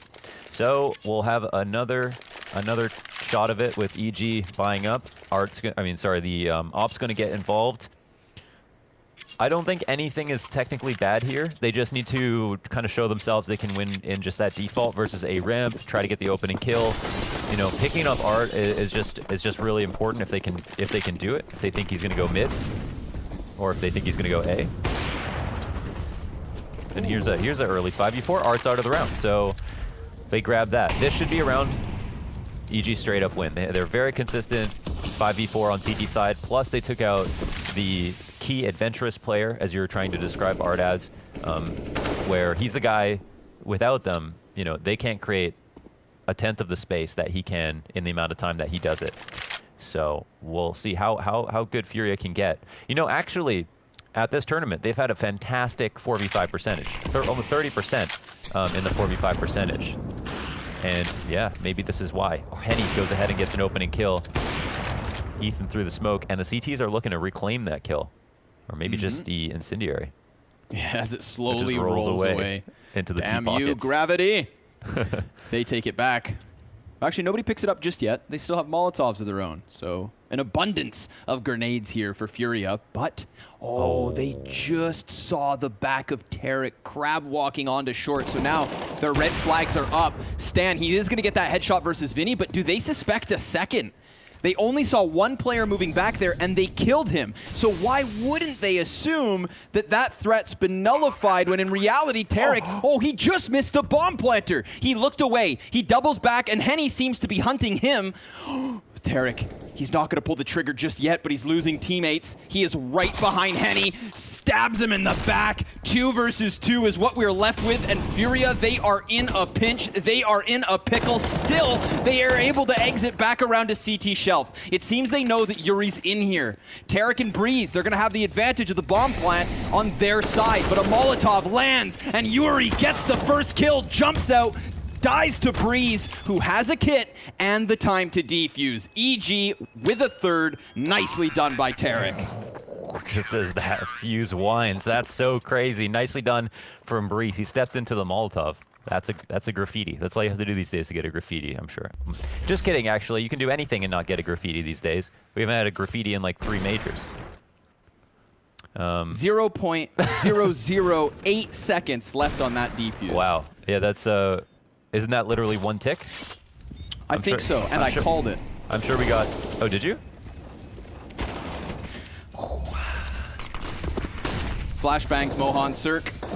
Immediately to the bottom of the B steps. Vinny inside of the smoke. Tarek dies top mid. That's going to immediately call back the second player on B, but Cirque, he's still here. And there's a player already past him. He's touching tips with K. Serrato. Tries to spam for the second, but can't. Despite all the damage that's racked up versus FURIA, they still have 4 living members.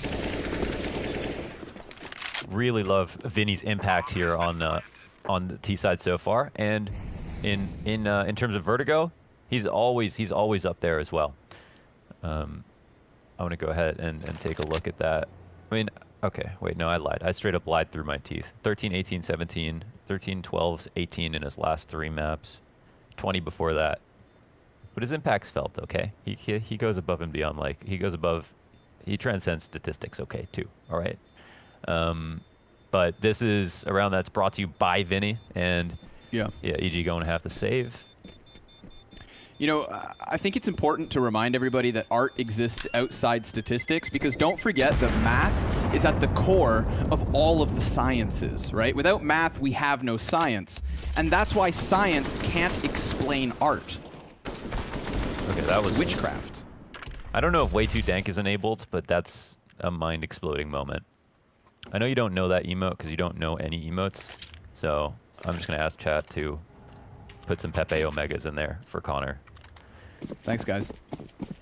Light by. It's his favorite It's emote. not perfect. It's not perfect, Mohan. Not for EG at all. 10 rounds deep. FURIA looking good. FURIA looking confident as well, I will say.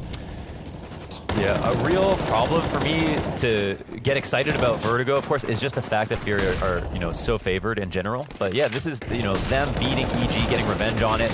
But another 4v5 going their way. Push through. Wild push through by Tarek, but just trying to get what he can. However, I mean, this conceals the fact that there's still some decent guns left over. Breeze holding this AK naked, but 2 other players with a rifle and armor.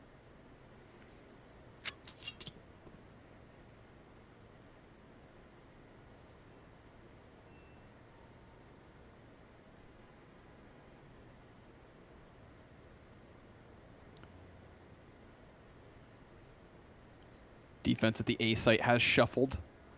Where there was once a bunch of carnage at the base of ramp, we now have a single defender tucked in Ethan. He's going to be holding off on short. We've seen some antics here with Tarek finding timing behind Henny. Maybe Ethan can dodge the threat, but no, he's been spotted. And he just dives back into cover here. He's got the safety of elevator room, but he also doesn't have the option to peek back in. That molly gonna prevent him. Breeze with a smoke on the CT door. Henny with his eyes back on flank sees Cirque, but there's also Stan in position. 2 CTs behind, 2 CTs ahead, and now they've got the double man advantage. K. Serrato's position in question. He's gonna need the 1v4, and he has nowhere to go but down. That's a 4th for EG. All right, yeah, they pull it together. They had the established on A ramp control. It wasn't that pretty because Tarek jumped through, but he got a bit of information. They were able to trade on early, even though FURIA have basically 3 players over 10K, around 10K at the moment. EG picking up that round means they've got 4 in this half. I think that's okay. You know, that's okay. It's a good start. It gets Cirque back on the gun we want to see him on. Everybody else will be at full strength. They can take another crack at this on CG side, see if they can come up with another opening kill. I think they lost the round where Cirque killed Art in the beginning because of Henny. Oh, actually, no, they didn't. They didn't, because there was the walk back to A, Tarek flanked Henny, and EG won that. So that's a good example of, I guess, a 5v4 that does go the way of EG. The opening kill can matter a lot. So maybe Cirque can come up with another one of those op kills and see if he can call out Art a little bit.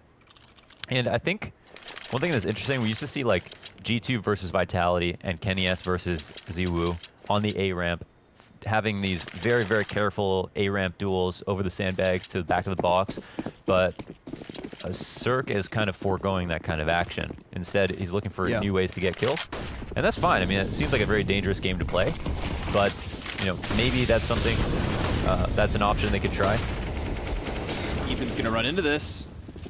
And Art's already been dealt with, so they don't even know about Ethan. They just know Stan's at the top of the smoke, and of course, somebody's gonna find him. Ethan has to dodge the flash, but as this smoke fades, it's him versus Yuri, and Yuri gets a second. They understand all the nooks and crannies of the A ramp. Furia, masters of these positions. But Tarek looks to still hold this line, despite being outnumbered 1-4. Yuri, he's spamming off the back line while the other 3 Ts have already moved past him, and Tarek gets caught trying to lurk through smoke yet again. A 4 versus 2 with a minute for Furia to play. And they are covering all their pieces beautifully, man. Yuri puts together 4 frags. You know, I get where Chad's coming from with Yuri, because, I mean, in a lot of ways, he's like Crims. I think I've drawn that comparison with Henny, but, you know, Henny's got the ops. That doesn't really make sense. Yuri, in a lot of ways, he plays so much safer than everybody else, and he just puts up big numbers consistently. The most consistent player on the team, probably the best pound-for-pound rifler on the team. No saves on this round, and it's, you know, it's none. Largely because of Yuri. Yeah, Yuri just giving cover, getting entries, doing all the dirty work down there on the bottom of ramp. Here's that first one. Just can't explain that. And then this, obviously, the Ethan versus Yuri duel. But yes. Ethan's a real garbage man. In the best way possible. He's a real sanitation engineer, okay? When he's on Inferno on the B site, he's the guy who has to take a ton of damage on both sides, fighting on Banana versus grenades. And, oh, hold on. Vinny's onto something interesting here. There are 2 players quite close to him, but he doesn't want that smoke quite yet. But here, even on the A site, he's taking nades, fighting A ramp. But he's not quite as good at it, of course, as he is on Inferno. I feel like we've just come to the silent agreement that the 30 seconds of Vertigo, every round is dedicated to spamming the damn smokes, man. Vinny at the bottom of B, and Ethan here on short. Dies to it. Now, off of that, Furia, they're going to pick up the tempo here. Nice reaction from K Serato just as the gun's going dry. He gets the quick reload in after the fact, but 2 frags for him on A. And again, we have EG in a 2 versus 4 scenario with no real opening into the retake. They have to watch these rounds, one after another, slip through their fingertips.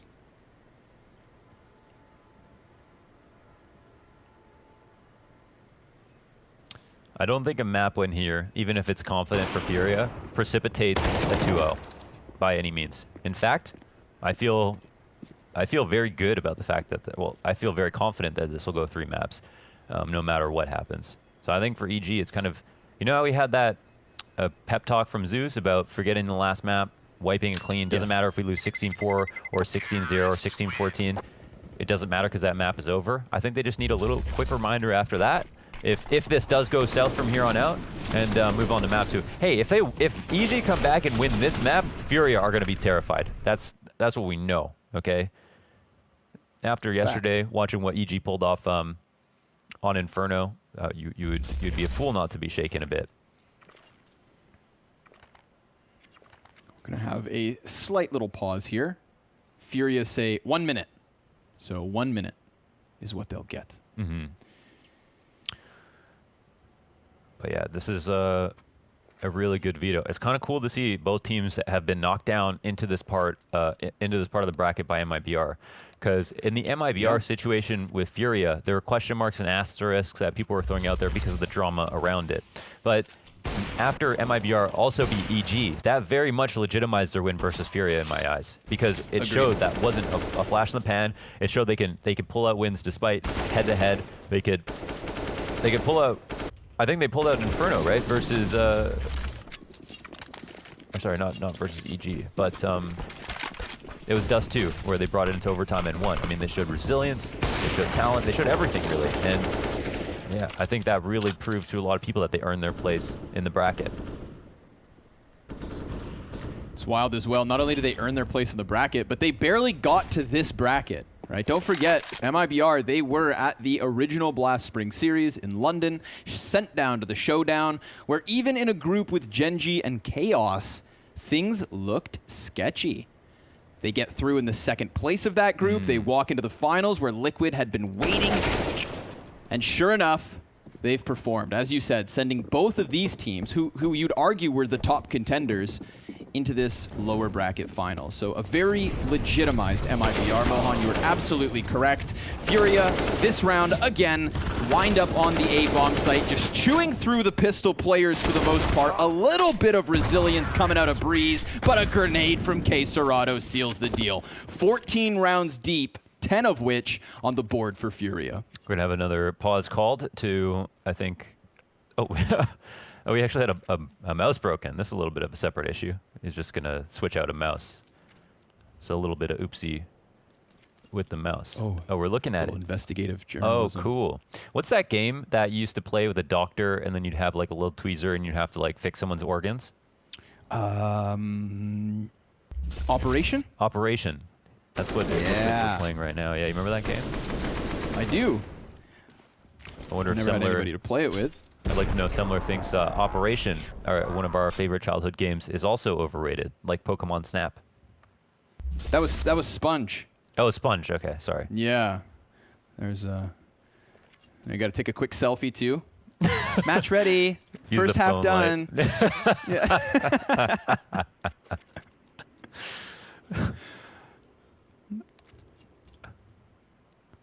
He's smiling at the thought of the retweets. Oh, they're out there. I think. I want to also bring up the fact that Yuri is playing, with them in this area together, because we've been having this conversation about like, is boot camp a boon to you? If because of the state of things, you can get more angry in your room alone. You cannot keep your emotions in check. You don't have guys near you, to like give you support. You don't have Yuri standing behind you. And, Yuri playing in this room with them, we saw so much frustration when he was alone, and partly because it was a very frustrating match. But, of course, I wonder if that helps now that he's in an environment where he's back with us, everyone's around him. You're getting the dabs up every single round just to make sure that you're in a good place mentally. And if you get frustrated, you kind of will experience some shame about getting frustrated in front of all of your peers, whereas on a webcam, you might not be as aware of it. When it's like... and so, yeah, maybe that is a good thing for him. I thought that was a really interesting thing brought up by Sponge. 15th and final round of the first half. Double sniper setup for Furia. Very interesting. Ethan early into the same corner. We've seen him fall in before. But look at this. Forfeiting the bottom of the A site. It's all in towards B, it seems. Cirque, however, able to lock down the defense first and foremost. One shot out, one T down. It's Vinny, the first casualty, and Cirque, well, he's confident because now he's got teammates a little bit closer. He's going to start extending back into the deeper angles, and it turns out that'll cost him. K Serato's not able to beat Breeze in the straight-up fight, but now the two CTs over the top of White, dropping the bomb, confirming it's this B site. They're going to call their reinforcements over, both of which seem to be coming by way of flank. So the longer Art and Yuri are pinned in position, the more likely EG close with 5. Absolutely the case, folks. Evil geniuses, no consecutive round wins on that defensive half. 4 of 5 by way of defuse. But of course, we've got more Counter-Strike after the break. Don't go too far.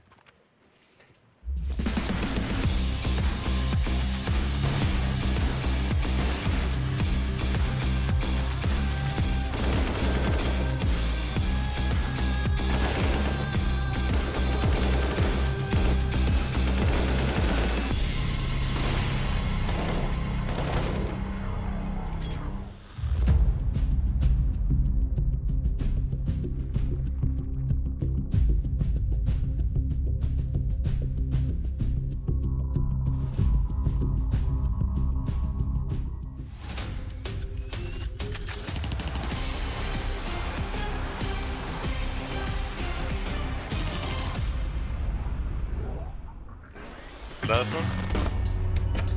Okay.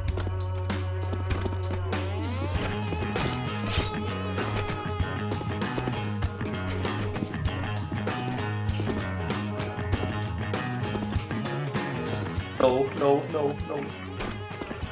No way, dude.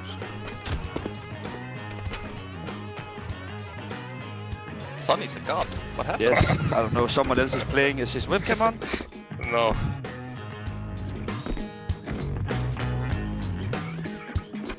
Okay, that jump is actually hard.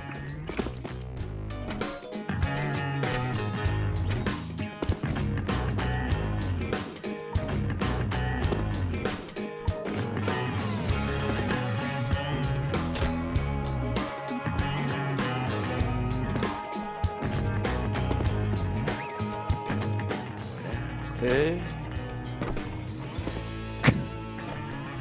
What are you trying to do? Oh. Guys, I'm still stuck, guys. I don't know. I'm also gonna be stuck on this one.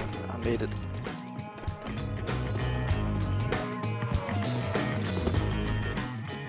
Oh. I'm getting mad.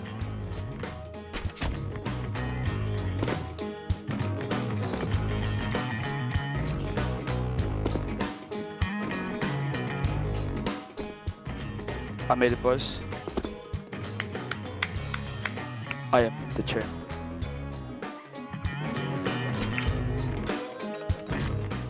When? I still lost, I think. Who won? I still lost. That's a bit awkward. That's true.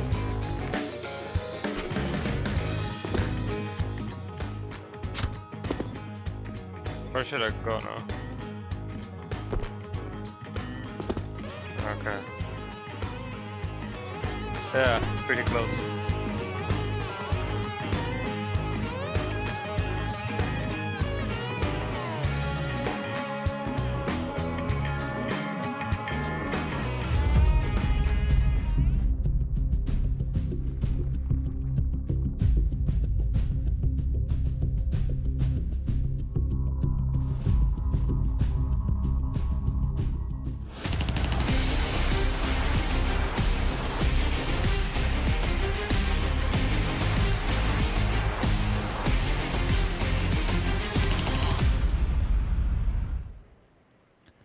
FURIA hanging on to the 10-round to 5-round lead. Looking fantastic on VERTIGO, but isn't that what we've come to expect? Evil Geniuses just not cut from the same cloth, it seems, on this map. However, they have a T-side to change our minds. Welcome back, everybody, to the Blast Spring Finals, lower bracket finals. Consolidation finals. We got the losing team. Well, they've got to go home, and it's not been an easy bracket for anyone involved. The kind of least expected team to do well has put these two teams here. This is Liquid, EG, FURIA, and MIBR. MIBR are sitting at the top of the hill right now. Liquid sitting at home. Aren't we all? Smoke grenades popping all over the place. Cirque looking for the elevator peak. That opens a door to the B site. But look, BCTs, they put up that smoke. They're trying to hold the bomb site from the other side. And Cirque has other ideas. Tarek, he just crouches, and they never see it coming. Art, good for one before Tarek drops him. But Henny, with 2 kills already, is looking for another double in order to turn out this clutch. Can he churn them up? Well, he sees exactly where they're both at, but he's down to 2 bullets in the magazine, so an inevitable reload. And they're not going to be able to kill him yet. He re-peeks and dies then and there as EG takes second pistol. All right, yeah, man. Let's talk second half now. This can get a little bit more interesting. I think, like you said, it's exactly what we expect for FURIA to have such a great T-side on this map. It's not that an error was made in the veto whatsoever. It's just that they had to pick between VERTIGO and Mirage, and I think they made the right choice. And we know that EG can play this map. So the buy immediately is 4 Galils and a UMP, and FURIA haven't bought it all. So I think if EG knew this, they would definitely have bought more SMGs. But this could be kind of good for FURIA. But immediately the flank gets shut down by the UMP, and the UMP picks up a second kill as well. It's a good amount of money made versus these pistols, and Vinny wants some fight, and I think, you know, Stan should give it to him. He's going to make a lot more money than his teammates to go ahead and get this kill. Yeah, racking it up. Money just piling high at this point. Breeze with the Galil kill as well. So, very successful overhead victory for EG on the conversion. That pistol went excellently, and this one even better. I think the real final boss will be Henny on that A ramp. I'm calling that spot Henny. Eventually everybody will know it. If we aren't already calling that spot Henny, we should be just in the corner of the A site, holding on the back of the yellow tarp. And how comfortable Art was in this half, and in this half will show you how hard it is, or maybe it'll show you how easy it is to do. But we're gonna see him on the A ramp trying things out, and it's this second layer of defense in Henny when he's opping that makes it just so annoying to try to come up the A ramp. And this round we won't find out about that. This round we do have a full buy, but there's no ops involved. So it'll be kind of interesting to see if EG can win this one. They are very similarly to Yuri helping out at the bottom of the ramp. It's really Henny that supports Art on the top of it, but here we have it. Timing through construction works perfectly for Stan. However, Yuri does still get the best of him, peeking out with the M4. This is a straight up gun round, and EG make it look easy. Yeah. The pace of which they split into that B site, it looked like they took a page straight out of Furia's playbook. No, that was awesome. I mean, they came through the split perfectly. I think it's a nice call by Stan. It feels like entire halves, as Elise recently said on Twitter, can just be all about A because you don't need to go anywhere else. But of course, if everyone's talking about A on the CT side, then B will be more exploitable, even if normally, if it's the site's played as evenly as A, it's a hard one to take. So EG go ahead, they exploit both mid and B at the same time. They push the rifles to the best advantage possible by closing distances, and they don't even allow Furia to get any signs or clues on the A ramp that could tell them that it'd be B. They move so fast. We don't know how many times that EG can do that, but it's a great establishing round here in the first kind of rifle of the half for EG to pick this one up decisively. And it's only a 2-round game now, and it is also Furia largely having to save here. They grandfather forward the 2 M4s, and they sprinkle in the Kevlar with some upgraded pistols as well. So no real investment off of the back of the save. Evil Genius is still rocking those Galils, but Henny very quickly on the peak, cuts off Ethan first, Cirque next to die. That CZ, it mitigates the disadvantage by getting up close. Another for Yuri on the sidearm. And Stanislaw with everything to do. 1 versus 3. Henny's M4 lies ahead. He bests him, and Quesarado on the Deagle goes down. Last shot for 10. 7 frags, 19 rounds deep. That's a big clutch for the confidence by Stan. We don't normally see these rounds out of him. He's actually having an extraordinary map, and on his final bullet, click, click, click, he comes through with that AK and drops the second player, the Deagle. Watch the count. 2 shots. Oh, that's nasty. Wow, and that's to bring it to 9 rounds. You know, that's enormous. It's cool, man. It's really, I really have huge respect for both Stanislaw and Zeus for being able to put water under the bridge. I think Stan's got a bit of a bad rap because people have made conjecture statements about, what he's done to teams or like coming in and out of new teams. But I know Stan, and I know that he's a commitment to literally winning. And sometimes it might come off like, whatever, he's making sly moves for this and that, but listen, we've all lauded players sometimes for making roster moves, and sometimes we've called them snakes, and it feels like those terms can be interchangeable based on who you like more. But what matters to these players and what should matter to the fans is how much you want to win. And if they're going to take a risk like that, put the reputation on the line, it's always great to see when they can pull out the results to back it up, and that speaks way more than any nice words about how people feel about things. This is a game, but it should be business first and foremost. And I think that both Stan and Zeus think about it that way as well. And I think that's really cool. Yeah, well said. Very well said. The bonus of EG last round is all those losses don't matter because they still have so many Galils. So now with AKs in abundance, Ethan starting it off strong. 2 entries as Furia got curious at the base of the A ramp, bomb in tow, but Ethan, for the time being, looks to create more space. They don't want to just haphazardly walk into this one. You don't want to accidentally step on the landmine that can be Furia.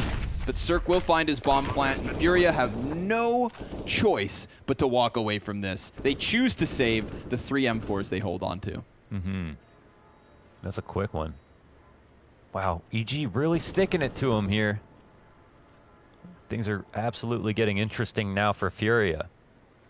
It was such a good half overall. You know, EG were only able to win. They weren't able to win a single round in a row in the first half and are already tied up in the second. Yep, because of the last round of the first half and the 4 consecutive now, of course, they are on fire, but this will be their 5th official win in a row on the T side of Vertigo. As you said, tying the game up at 10. We've got a match on our hands. Yeah, we do, man. I was prepared to not be excited about this match, move on to Inferno, get excited about to see if, you know, FURIA can best EG, but EG being favored, and then we talk about the third map where things really go down. But now, EG are in touching distance. They're showing a good T side so far. We're seeing some things come into play, and look at this. It's another round where FURIA don't have an op. I don't think they're winning this half without Henny on the op, without Art on the op, at least some of the time. We'll have to keep our eyes on it. They are still keeping up this consistency at the A site, but it's a little barrage of flashbangs and smokes to go forward. Ethan then backs up. And this is what's cool. Evil Genius is they run as fast as they can to the base of ramp. They throw their utility as if they're committing, and then they back up enough for Furia's, frags, and any attempts at a push to come up empty-handed. And we've seen them go back to the A site only moments later, but this round, they head entirely onto B. Quesarado peeks, drops Breeze. And with Tarek underneath the old window, Quesarado takes to the top of the box. Now, Vinny's position could definitely go unchecked. He's got a weird off angle for the moment, and a quick flick down onto Tarek. Stanislaw inside of the bomb site, Vinny inside of the smoke. Stands down, last man, Cirque, also removed. It's Furia through and through. Well, it was a great defense. I love that Vinny finds his target, but doesn't overcommit to the fight. On the second one, he spots him. He puts the tracking dart on him, says to his team, wait, watch, he's coming up default. I'm going to move to a new position, finds a new way to get a kill as well. And he also finds a cool spot here in front of where people are typically throwing the Molotovs at the generator to be able to stand for the entire time. You know, EG are a team, I think they rely heavily on some of their flashes, and their flashes are great. But if teams are not respecting them and finding cool ways to exploit, then they can find openings that'll win them rounds. But Cirque will start off this next round after giving Furia 11 with an opening op frag on Vinny. The star player of that last round as far as I'm concerned. I was going to say, first round we've seen Henny with an op on the defense. He didn't get the straight up heads up duel versus Cirque, but now that will unfold, and he misses his shot. Doesn't want to stay stagnant because he could very well lose his head, and that would give the man advantage right back to EG. Furia, they were able to trade thanks to Art down on the bottom of A site. A labored effort to equalize in a 4v4. We do have a player right here in Henny standing in the open. He's not hiding behind sandbags. He's not close enough to fall back. He has to fight, and they know exactly where he is. He picks up one. Oh, hits the headshot onto Cirque, and now all that EG have left is that little bit of short control. They don't even have the bomb, and Henny continues on trying to topple them. A third. He is 19-11, and Tarek has to clutch everything with 35 seconds left. The op continues to rain out. He knows exactly where this last man is. He should. Tarek coming back at it. That Molotov served him well. And if he can get the kill on the bomb site, then it's a legit 1v1, but he's cut down, and Furia find 12. Suddenly becomes the Henny show, man. This guy is just throwing lightning bolts out onto the A ramp. Grabbing that guy with his head popping up on a jump spot. Because I think he's just basically throwing a nade. Cirque has another thing coming. Player back yellow tarp, he's out too. Breeze goes down, and man, this is the scary part. Of course, they lost that round. Furia didn't even have to rebuy the op. They just picked it up, ripped it out of the cold dead hands of the T's that were coming into B. Now Henny's up to 19. He's in his comfort zone. He's gonna lay claim to the A ramp unless EG have an answer for him. Tease will call a timeout to talk about it. And I think, this, obviously, at any point, both teams could start to run away with things. But EG, what do they want to work on? Because, I'm sure they'll start to be a bit more concerned about B because they just lost that round very confidently to a very confident Furia with Vinny and Caserado both getting the opening kills.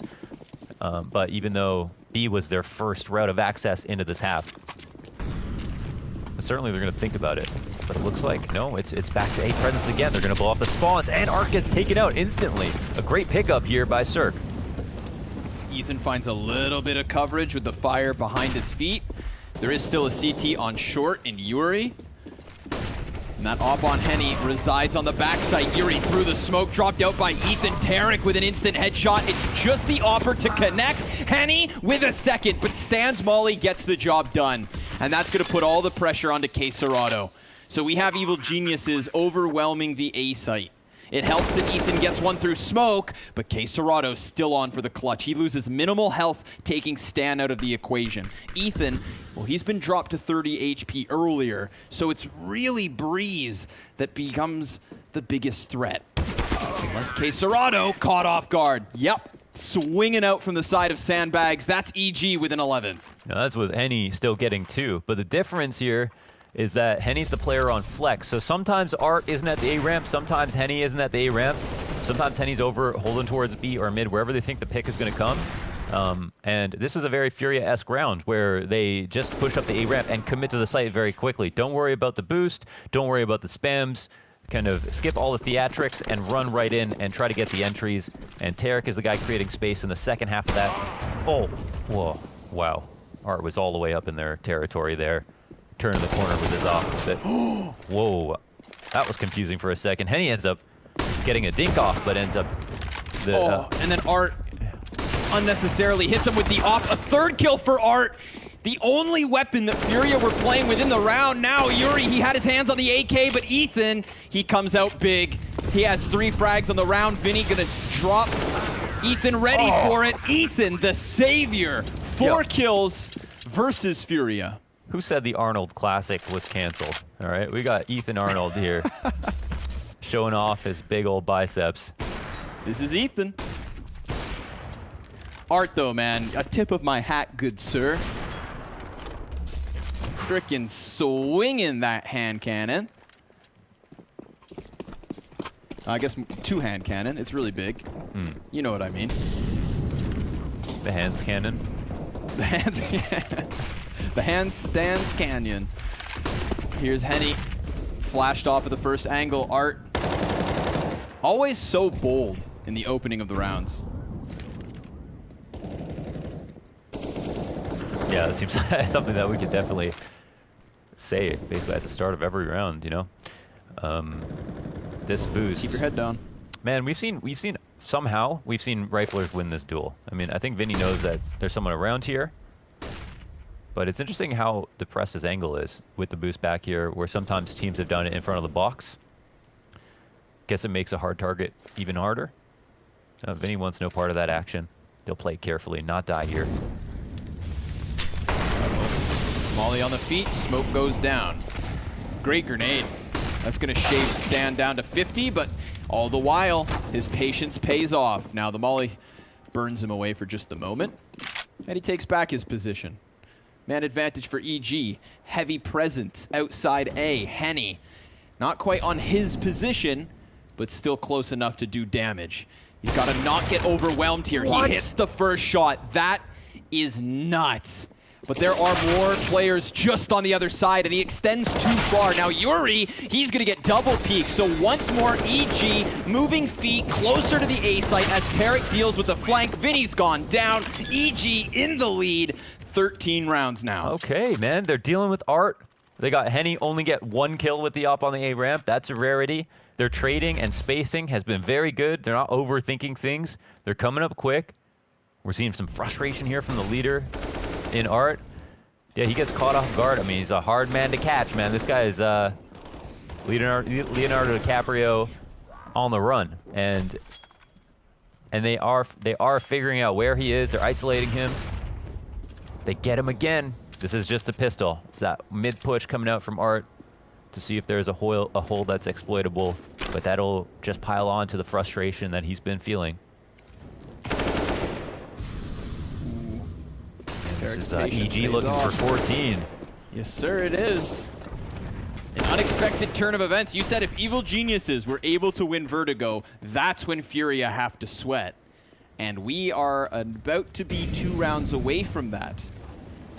Well, I guess we knew ever since Maniac predicted that FURIA would win. I mean, we had this in the bag for EG.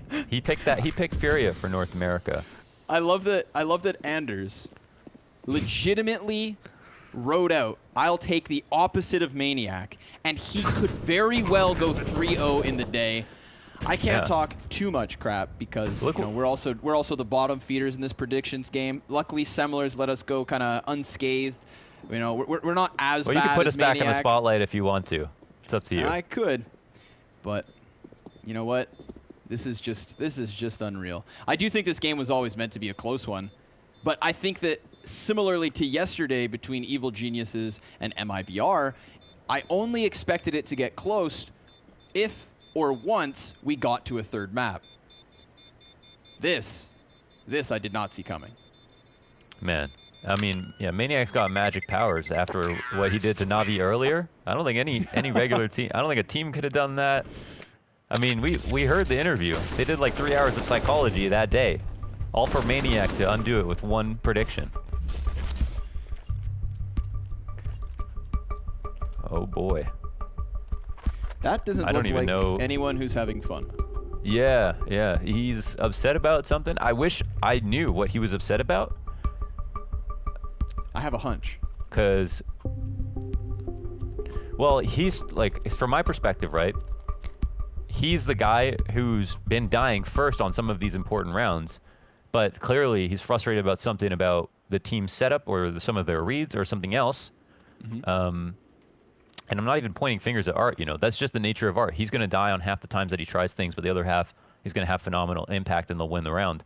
But I'm just curious because, you know, what is it that he's bringing up? I think for me, a focal point of this has been EG being able to figure out how he's going to play these rounds. I'm right there with you. I think we're reading the same book.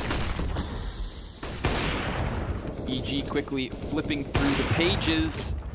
2 away now on this T side from securing Vertigo, a map they truly have no business winning. Smoke out from Ethan, 2 CTs on the other side. Missing the eyes of Henny. These flashes, not the very best to screw over the CT side, but they are still able to get Art 1 and done. And I think that's big.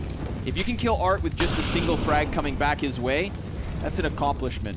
Henny all the while still on ramp, but Yuri, he peeks into stand to make the difference. Man advantage up for FURIA, but all the while, Evil Geniuses start knocking on the B site. Vinny blind, stops the second one over on mid, but it's Breeze on for the 1v4. If only he had the bomb. 40 seconds to go fight into mid and somehow work his way back. Nice trades all around here. Vinny, Yuri taking part, doing a great job. Art goes 1 for 1 for the information. Once they get the tag on Stanislaw, who trades him out, they do a good job of locking him into his position. So Yuri comes swinging out on Stanislaw, and Stanislaw is probably a little bit frustrated about that. But it's Henny who's making sure he can't fall back. Plus the Molotov from Yuri to put him in an uncomfortable spot. So it's all part of the game plan to try to attack Stan there. FURIA definitely earned that round, even though it always just looks like a crazy mess when they do. You could see the thought process behind each of their engagements.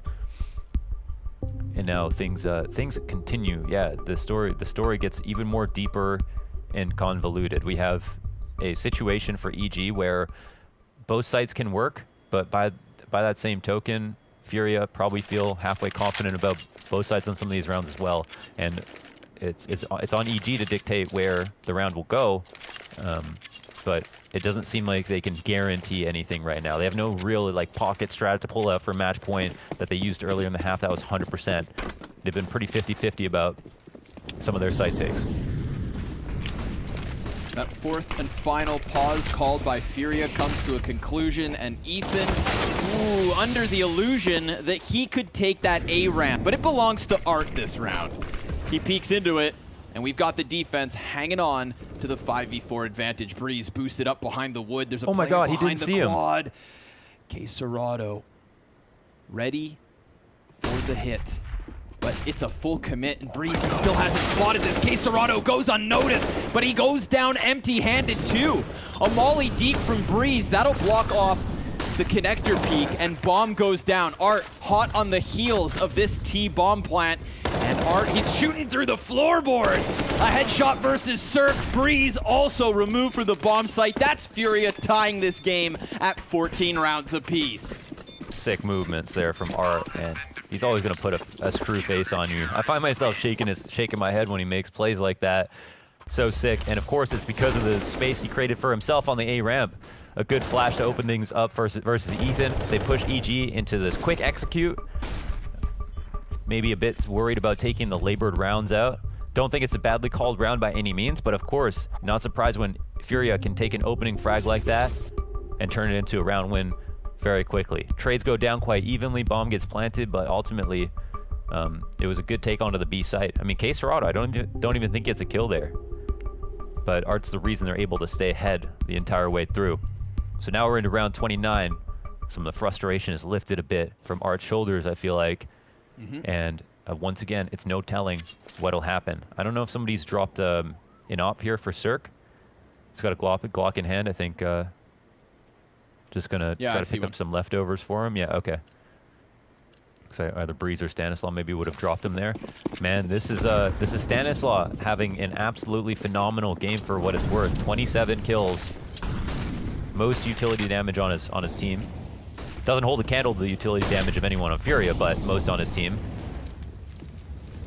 And 96 ADR, well and above, head and shoulders above the rest of his roster. Vinny just hiding from the Molotovs that burst all around him. This deadly duo of Art and Henny over on the A ramp, they're not met by any real aggression to start the round, but look at this, EG coming over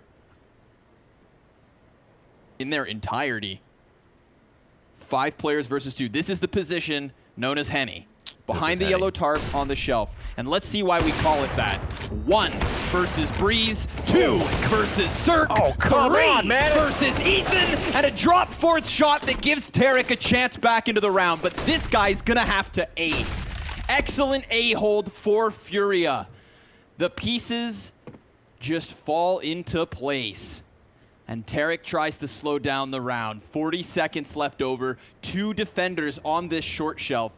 If he could get some kind of godly collateral shot, that would be everything. Oh, it almost registers. He's got his 30 and he has 30 seconds. He's gonna take this bomb and sprint, but there's a CT ready and waiting for him. CSGO seals the deal. FURIA on 15.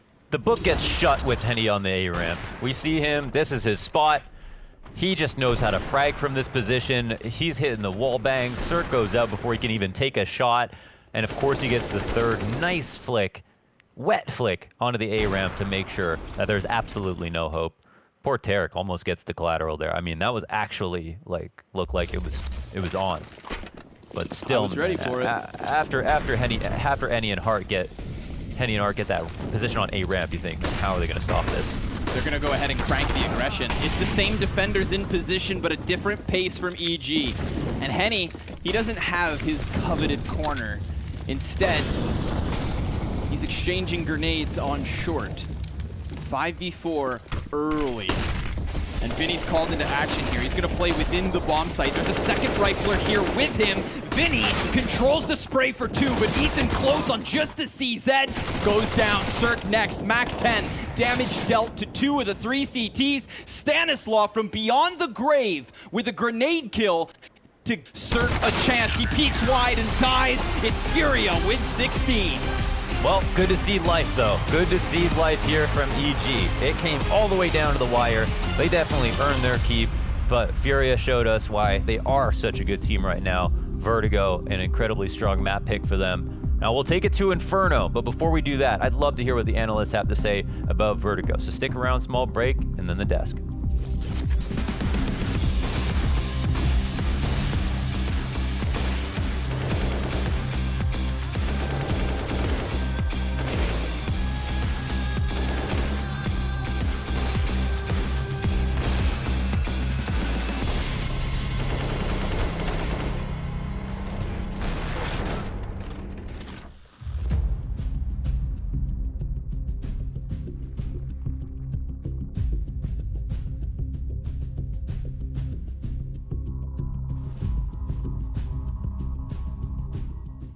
Can he figure out fast enough where they're headed to allow MIBR to have the proper stack? There's a kill. That's in middle. So Taco and Mayern everything to do. Taco takes his time with that kill. Yeah, now they know they've been spotted in IP. They know they have to move quick because otherwise, you know, the flank is just going to continue. That smoke will buy some time, and now it looks like they might try and counter boost into it. Taco's thinking about it too. Oh, this is a wild round. He's going to jump up and try to catch one. That's Twist very low. Yeah, that is the bomb. And oh, the cone almost landed on his face. I don't know whether that would have been enough. 55 seconds, but now they're running back. And they're basically running on top of each other. They know exactly where this is going. Lecro's already got the angle. What a shot from Taco. Turns that corner with the quickness. He can add another. Plopsky, narrow angle, another headshot. And Taco's pulled MIBR right back into this. He's got just one more kill to find, and it's 15 HP on Twist. See, he's running quickly as well. Twist, this is going to be a close corner. He's just going to run right into it. And Taco, he just needs one bullet to connect, and he will have done it. And Twist is very nervous. You can absolutely tell. Oh, he somehow gets it at the end. That's what he needed. And right now he's scared enough that he can't even flank. So he's a very far rotate from B. You touched on it, gets basically bored enough to play back on site, and that's the one time they go all in on this, but keep your eyes on Nitro. He decides to peek. Doesn't want to fancy them pushing past him. Elige continues the spray. Okay. He does grab that second, but Nico, 1v3, has a player in the open, jumping, hoping was an fly, and there's the head on display. He takes it. FaZe Clan winning a round. Sketchy. This is still sketchy. It bewilders me that Team Liquid didn't even look like B was a possibility in that moment, but they're not going to put anybody on tons. They flash through, they sprint in, and Rain, well, he has low health, but he does still have the AK cold with everything to do, just popping noggins. He's cleared 3 bodies and the 4th. Mayern's still alive, but on the other side of the map. And seeing as he doesn't want to give away info, he's just going to wait. KNG, a bait, and a difficult position. He's stuck to the fight. Fur down, and now it's all on Mayern. But they still don't know. And they're going to tap that bomb. Solely focused over on ramp. He gets the both! Mayern picking up a clutch! Okay. He still comes in just in the nick of time to win the round. Point being, we've moved into another crucial round, but Twist blasts Mayern away. Hold on. Where'd he come from? I don't know. That's a very big question. I think that may have been a boost. That may have been a run boost from T-Spawn, the top of T-Spawn. They just threw him onto the stairs, but it doesn't matter because Taco throws them back up that A site.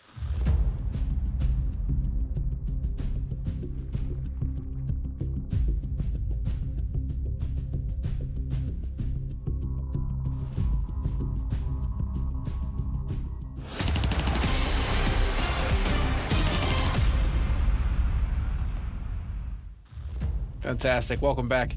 And so it turns out that Maniac's powers are weaker than we thought. He has been defeated, ladies and gentlemen, at least on this map. Evil Geniuses, it looked like they were making it happen. I just cannot catch a freaking break. Can we turn the spotlight, though, just quickly on Destroni and Launders?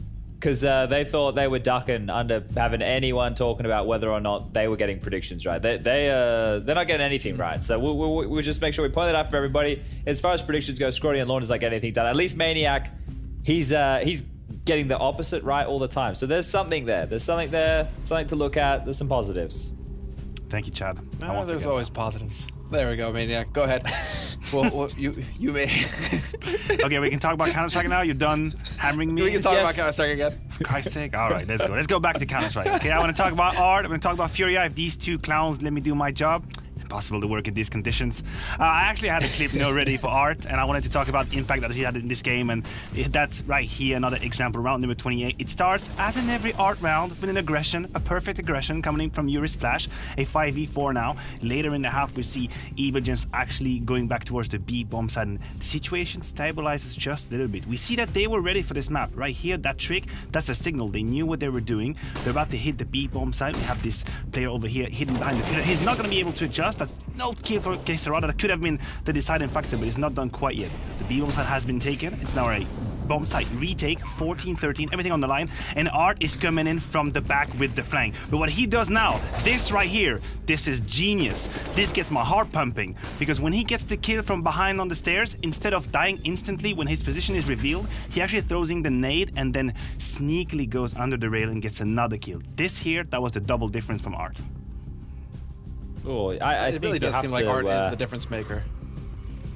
Yeah. I want to point out, though, the frustration that he was having there, because he was getting frustrated. I think we have to point that out. I don't think I've seen Art getting frustrated like that before. When they had one of their timeouts, when things were getting very, very close there, you could see that, I don't know if Gary was trying to calm him down. I don't know what type of conversation they were having, but he was clearly trying to get some message across to the team right there. But the guy who stood out for me as a massive factor with multi-kills, I think he ended the game with 9 multi-kills, was Henny, right? We spoke about this guy, his ability in the team, but he was making clutch mid-round plays. I'm not talking about clutches, I'm talking about plays where he would put himself in a position to get multi-kills to basically secure rounds when rounds were on the edge, right? They're on the fringe. And Henny getting those plays, man, oh, he's a bit of a monster there. Yuri with a fantastic first half as well. I'm glad that those two win conditions came true, because we spent a lot of time in the pre-show talking about those two names.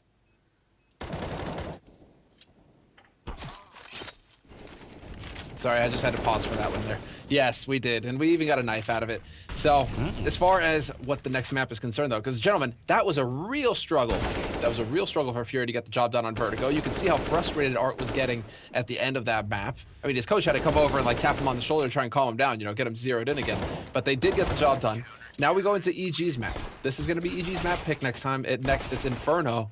And so what do we make of their odds? Well, what I think is very interesting about this first map right here is that in some of these rounds, it did feel like EG were actually taking a page out of Furia's book. They were very decisive, very aggressive in how they were approaching the rounds. They did not doubt, they did not fear. They had some of these super fast B splits, and that's when they started to slow down the pace that actually Furia got back into the game. So whether they've done it because they didn't really have much depth on the map and they did it in anti-strat, or whether it is the plan from the get-go, I'd like to see EG come in with the same philosophy on Inferno. They need to, I believe, and that's the right way to go about it. We see here Annie again having some of these absolutely key moments. But I just want to point out one fact. In the last month, every time Furia went to 3 maps, they won the series. I think that Furia is one of the best teams right now when it comes to 14-14, when it comes to the third map, when it comes to tense moment. So if you're EG, you do not want to get into this tight position. We've seen here again, when it was 14-15, people were not shaking. They were true with their aims and they knew what they were doing. So EG, I think they have to slap Furia if they want to push us to a third.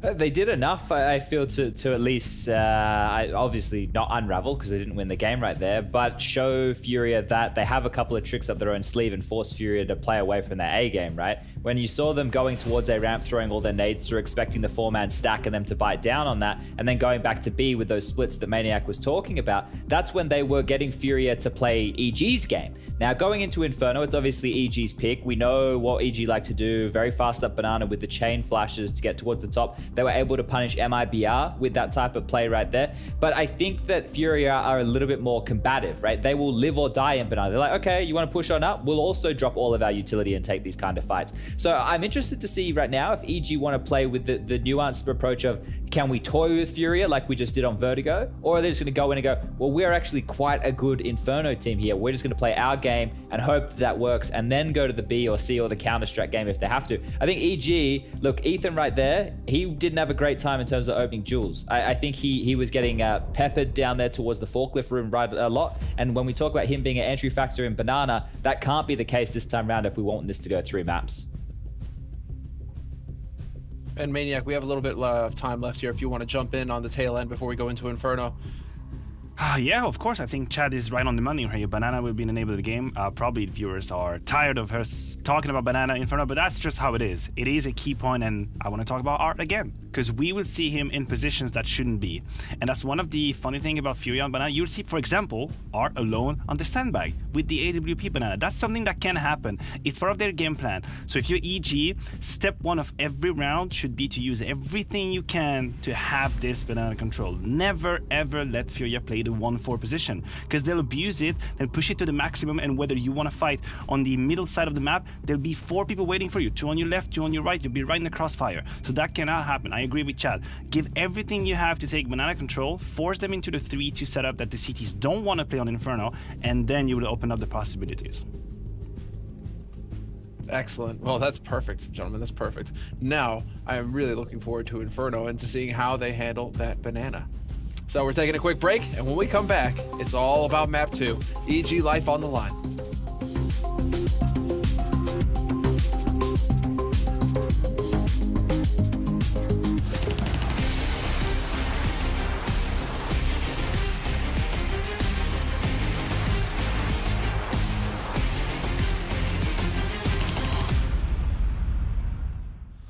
Welcome to London for week 3 of Blast Premiere. We've got some top-tier Counter-Strike coming your way. The 100 Thieves and G2!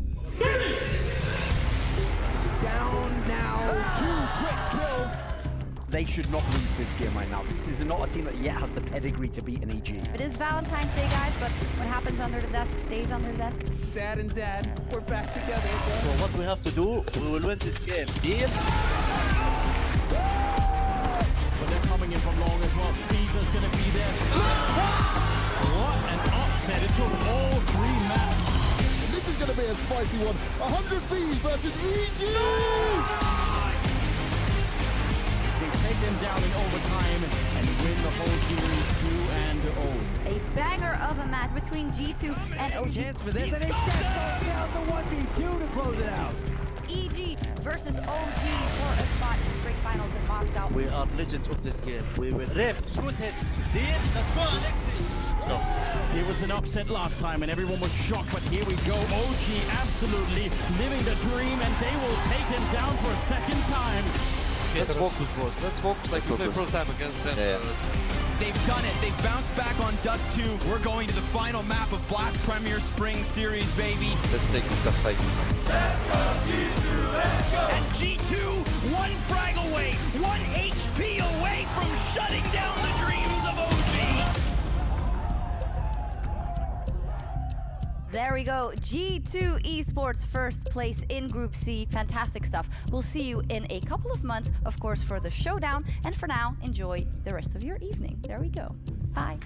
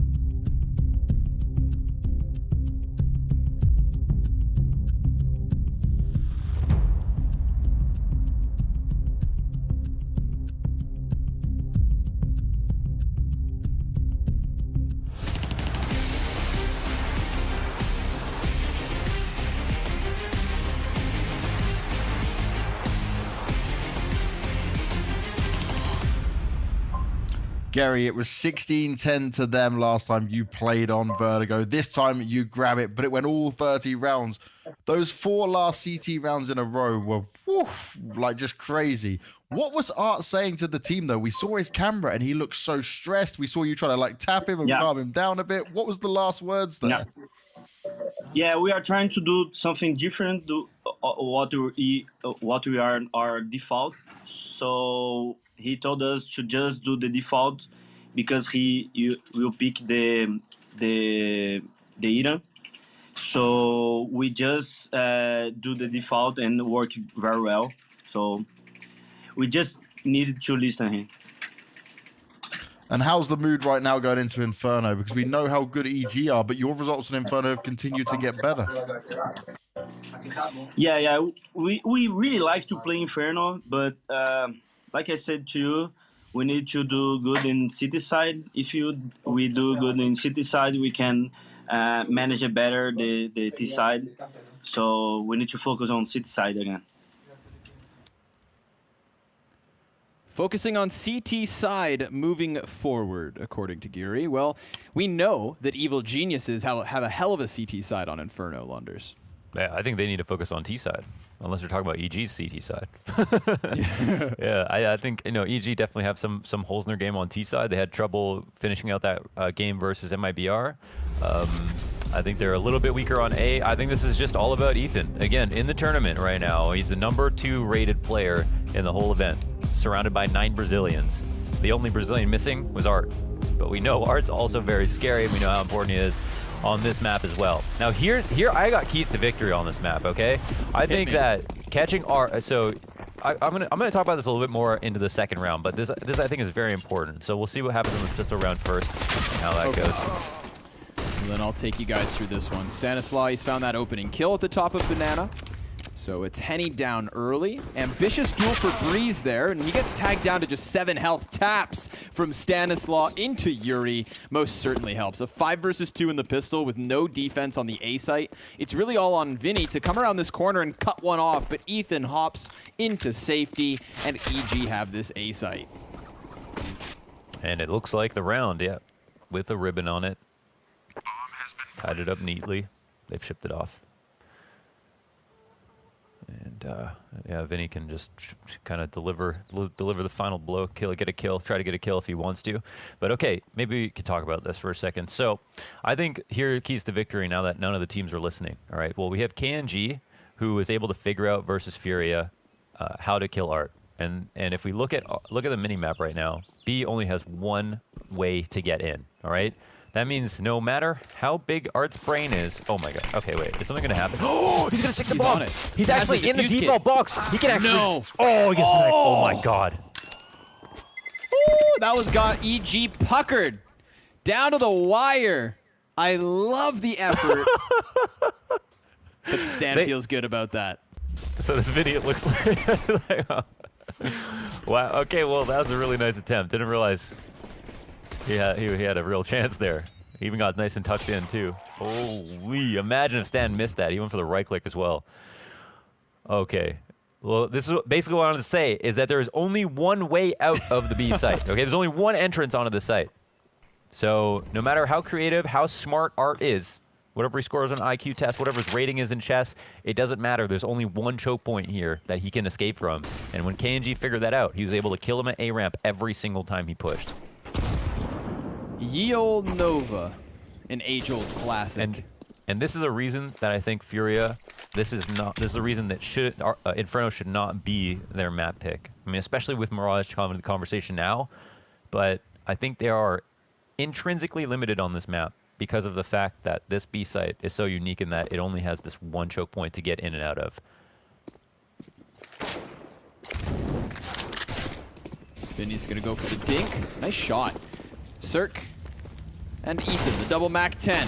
Now he just got confirmation. There's a lot of bodies on the other side. A wild spray from Cirque and a second swapping to the Galil is how he pieces together his third frag of the round. So FURIA, good call on the stack up here, but not enough damage done for this shotgun to have any real chance at closing out the round. Maybe Cirque gets pummeled, but they should just disengage. And how are you gonna retake at this point? Maybe grab a new gun? He's looking to maybe try to drop the bomb. No kill comes out. He's probably going to go... Okay, he's holding on to the Nova. Was there not a better gun there at the top of Banana? It should be a Galil. I guess the Nova has one-shot kill potential, so... Wow. He went all the way to spawn just to massacre a chicken. Just taking his frustrations out. He'll Did they find get rid it. of all the guns? No, it should be Cirque. Right there, right? There it is. Oh, okay. Oh, yeah, okay. What you So looking I'll at, keep that DJ? and wait. But yeah, you know, I don't want to blow it out of proportion, but I think KNG has played a special role on Inferno versus both EG and versus FURIA. He was the one guy to be able to stop Ethan on Banana on CT side, and he's the one guy to be able to stop Art. These are two of the centerpieces of the CT side for both these teams. KNG figured them both out. So I think if EG watched that demo, they'd be able to learn a lot from that.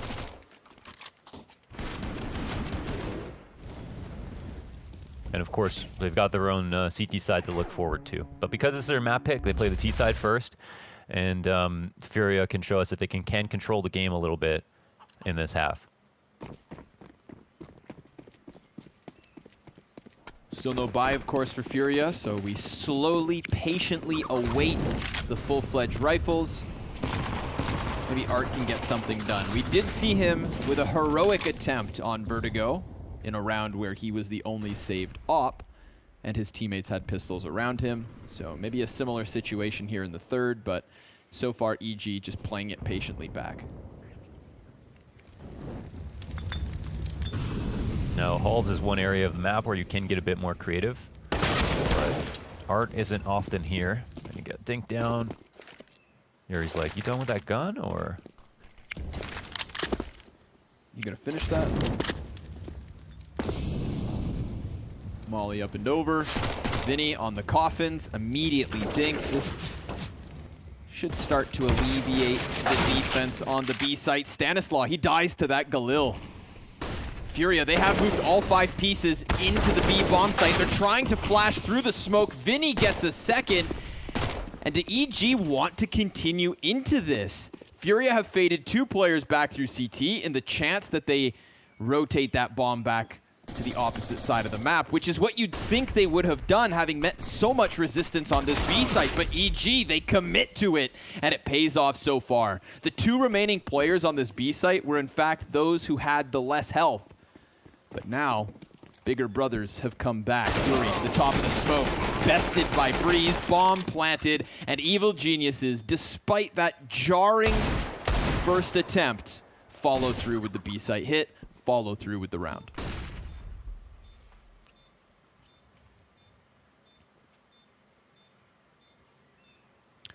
We see FURIA taking these rotational risks all the time.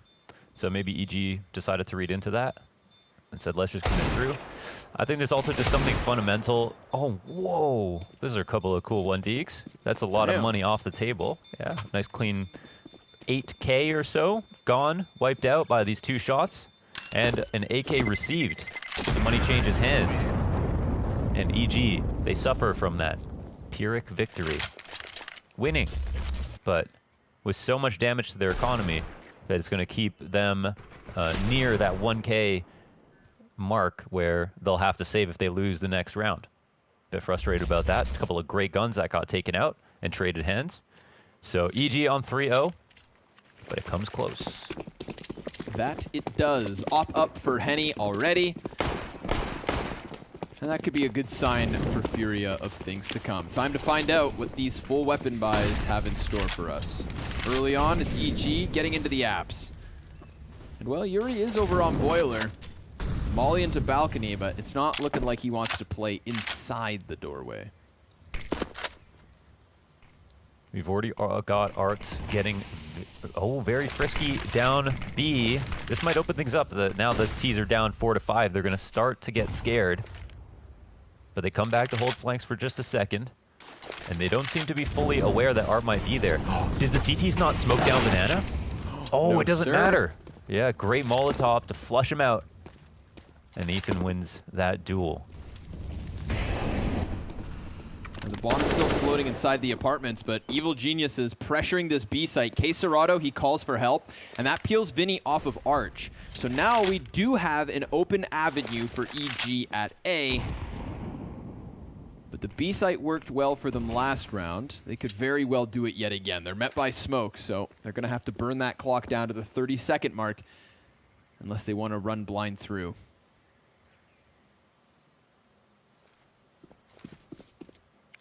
Utility starts to go up and over. That should counter out Vinny, but he decides to just peek wide, and it works. Molly lands onto the feet of Quesarado. Effective utility usage from EG. First on Art at the bottom of Banana, secondly onto Vinny to block his vision on the push, and then, of course, that deep Molly into the depths of the bomb site. Furia burned out of position, burned out of this 4th round. A big pickup for Evil Geniuses. You know, I really appreciate how much thought goes into every nade from EG. Like, their retake grenades on this map are fantastic. Their entry flashes are always really well placed and cover a number of positions for each one they throw. They never offhand anything. And I feel like there was some thought that went into the Molotov coming in late to Emo there. You know, landing it at a point where a player could get pushed out if it landed early and would run to another spot. But since it landed as the execute already came out, he was no longer afraid of the molly. He had to fight in the fire itself. There's significant advantage there for the T to fight him. And I think the execute is very clean. We see every bit of utility, you know, basically either draw out a reaction. Vinny pushes through smoke, Art peeks into a Molotov, our player at Emo has to peek into a Molotov, and it all results in a kill and a very unfavorable trade and situation for the CT. So a very nice start here for EG to kick things off on Inferno. Heavy investment, double op setup for Furia in round 5.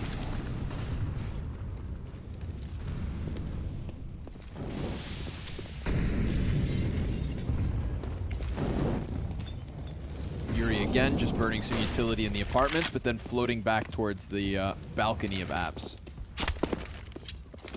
Oh, nobody saw that, don't worry.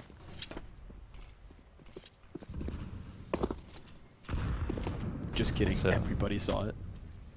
So this time, there's no one at the bottom of B. This is the flash that EG used to throw a lot. I mean, just for them to go fast up to B. I think they commit off this.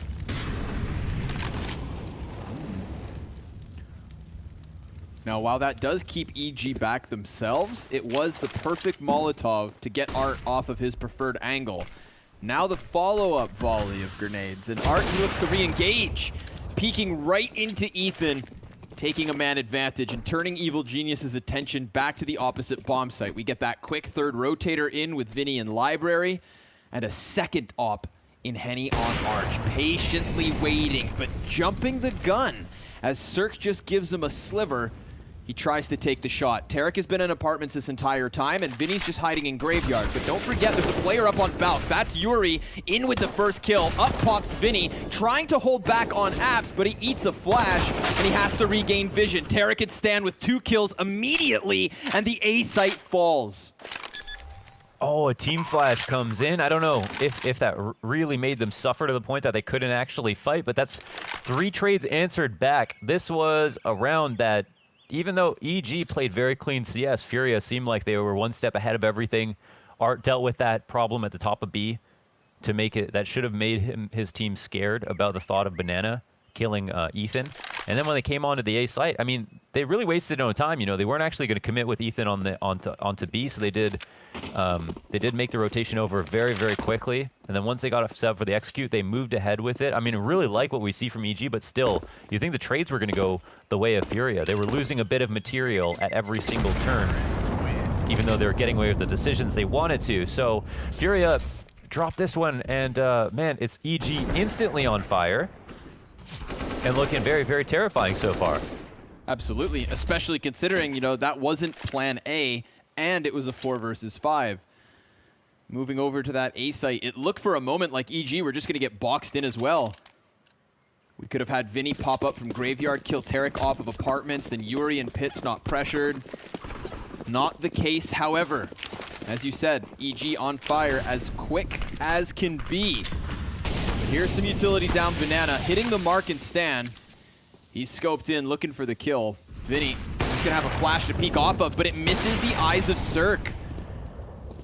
And Cirque looks for more. Art just dodging the shot through the wall. The frag grenade slows him down. They could have swung wide, but I believe a frag hit them as well. So just everybody slowed by the shrapnel.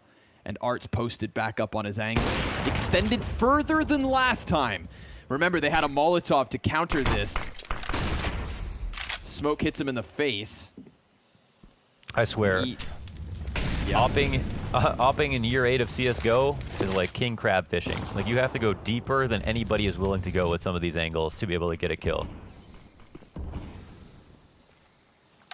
Well, can they dig deep enough to claw back a 4 versus 5 and win a round finally? Art, he's got the first one, but it's Breeze up close to knock him out of the round. And how about that? A tantalizing save called already. FURIA not fancying the retake. Evil geniuses, 6 T rounds in a row.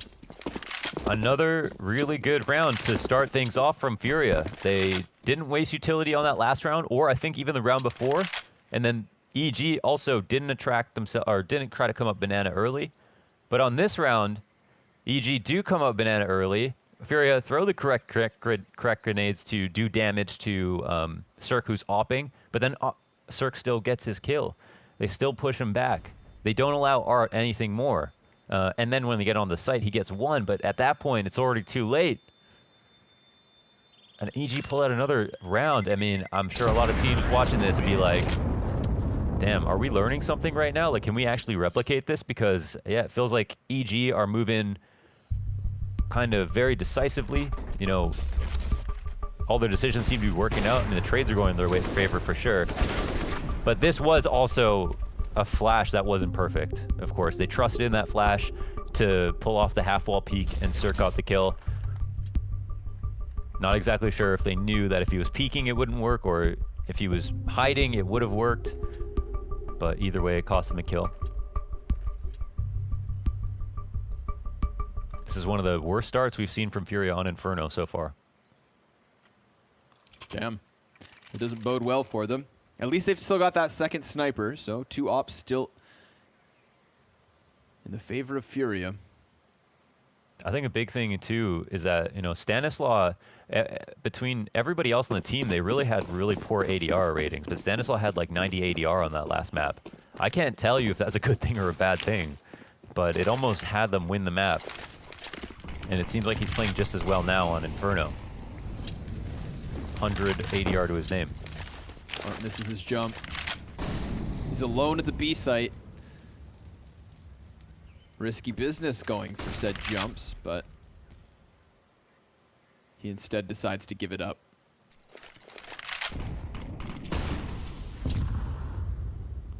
Yeah, man. I feel like the game is won on Inferno when Art feels like he can't full flank. I think you're really on to...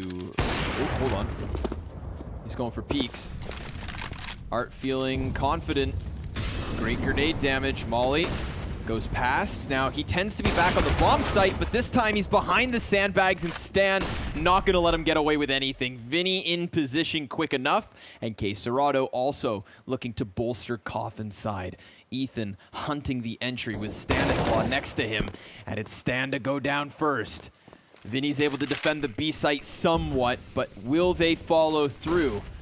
You've got the bomb on Ethan tucked into the corner, smokes up, and EG go back. 2 CTs locked into positions, dedicated to A, not in rotator positions at all. 2-2 to the sites. A is the correct one to hit.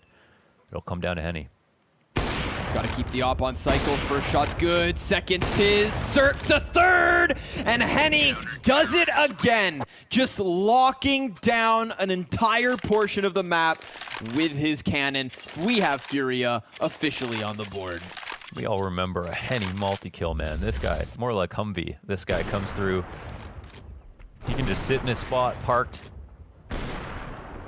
and just drive through the competition. He is so good at holding down angles. The best part is when he gets the first 2 kills because they're sitters. The second guy shows up just for the trade. The third guy, he can often just hit the flick that makes your life flash before your eyes. Here doesn't even need to. They all die in the exact same position. First round for FURIA. See if they can follow up on it. Vinny, he's gonna get pressure, but he has two backs turned. An immediate response out from Tarek, who puts out the smoke and tries to run through this. It's Henny on the other side, ready to try and defend. Yuri off of balcony, spraying wildly for the double. Breeze trades it, dips down into the bomb site, and now he's gonna try to find Cerrado. He has very little health to work with. An op on Henny spotted, and he is just trying to force these fights. He could flee all the way to B if he chooses to. Breeze playing with options. My man just fake flashed with an HE grenade and has escaped the site after pushing that player off the angle. If he's able to pull this out, that'll be a big reason why a fight would have come to his doorstep. He's got 8 health. Certainly would have lost. And man, they aren't even close. They have not looked at Arch at all. They're going to go together down mid, and Breeze has to try to figure out how they're approaching this retake. Well, they have a smoke that they could throw on CT, but they may just keep it for on top of the bomb in case things get a little chaotic. You know, sometimes when you're this far away from it, you hold on to a lot of the utility, but no, they will block off that cross, so Breeze, his option turned back towards Coffins. They just need to trade him, but they give him 1v1s. Cerrado, he's sticking this bomb, and that's it. Furia managed the retake to score their second round. Hey, it was unlikely. It was unlikely. We entertained the thought. You know, bomb almost halfway gone by the time they got there, and 3/4 of the way gone when they got on it. But they do sort it out in the two-man retake. Good smoke on Banana to lock out Breeze from his play, the play he had in mind. Furia pick up 2 in a row. You know, very minimal players on that. Well, you had 2. Actually, sorry, on the one round they won first, they had 4. So they maintained some semblance of a bank, and they got Art and Henny both on the AWPs. The most expensive of drugs. Oh, lots of incendiaries, smokes, and flashbangs. Not tons of damage done, but Stan, not realizing he was sticking his head out the window. The stop sign in Art just slams him in the forehead at a 5v4 for Furia.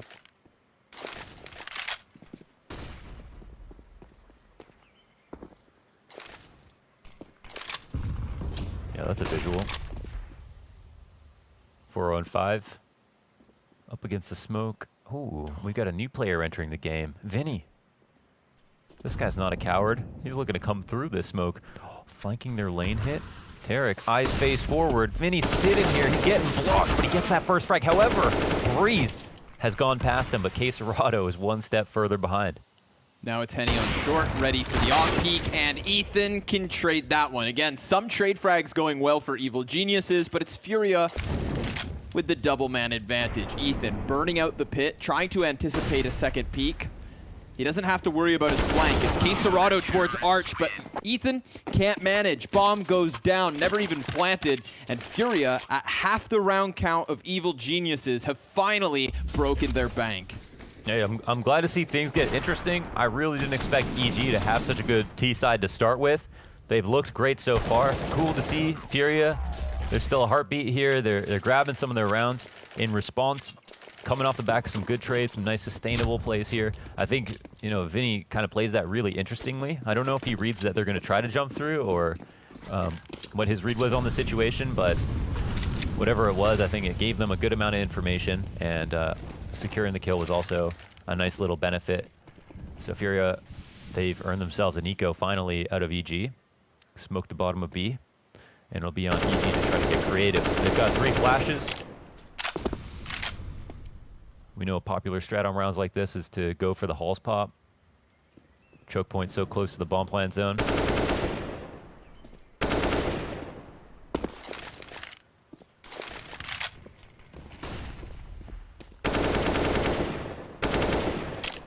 Arch just spinning the roulette wheel, hoping that eventually one of these spray downs connects, but nobody's given him that shot just yet.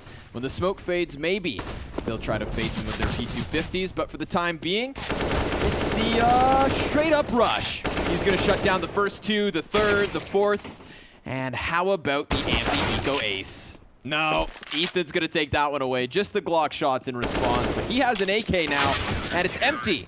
It was a booby trap left by Art. A 4th round for Furia, now within spitting distance of this EGT side. Yeah, that was still real pretty. He made a real Jackson Pollock out of the blood on that wall behind him. He said, okay, you line up right there. Perfect. Take a photo. You're dead. Puts the abstract art on the wall. In their blood. Ugh. T timeout called for EG on this round. I think that pistol strat, and they do that on rifles too, is dedicated for an op, because an op is more likely to fall back, take one shot, get off the angle. So if the flash comes out, it hits. The op falls back to another angle, eventually ending up in the sight. But a rifle, a bit more robust versus pistol, so it can stick around. So good from FURIA that they actually left a rifle there versus this eco. And now the T timeout is called, and we'll find out what they decided to talk about. No ops in hand.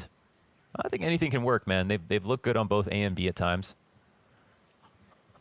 So it'll just be on stand to show us what the flavor of the week is.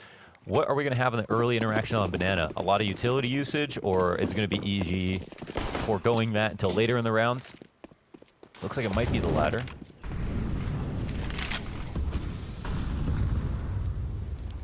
So Stan throws this smoke specifically so they don't get in front of it. And look what Art's doing. Getting in front of it. Yeah. How do you make Art do what you want him to do? He really is the ultimate rebel. And they've just posted up on full banana control because they know Art can sit here and the car player can sit there comfortably. Ooh, they mollied the wrong side. Last time that Molotov called out his position perfectly.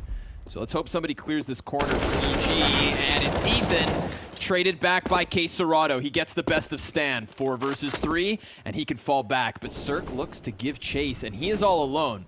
So if Quesarado really wants to hammer the nail in the coffin, then maybe he tries this 1v1. Or Vinny, that rotator over, just threw his flashbang. Quesarado goes for the peek, and it's a little bit of team play that absolutely makes the difference. Cirque was still stagnant in Banana, ready to be killed. Now the 4 versus 2 for FURIA. And seeing as Quesarado is tagged, he's just going to take a chance, jump spot the wall, and call anything that he sees. But he'll see nothing, because EG head towards A.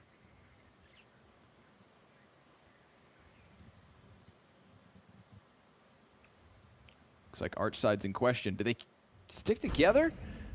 Ooh, seems not. Individual peeks. Goes well for one. The bomb carrier in Breeze.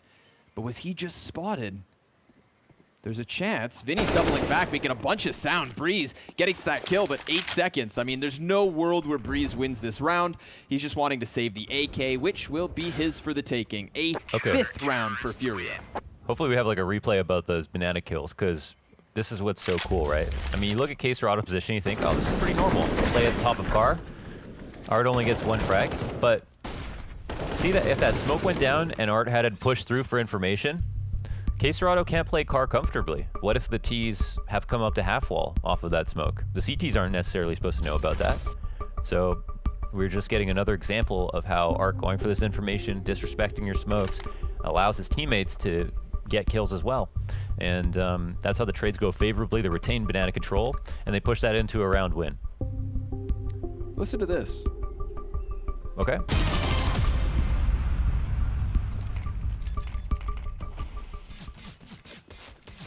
Boa, Vinão! Boa, moleque. Nossa, ele acertou suas costas, velho. That was worth it. Can you just do that whenever you want? That was really cool. You're like, listen to this, and then suddenly...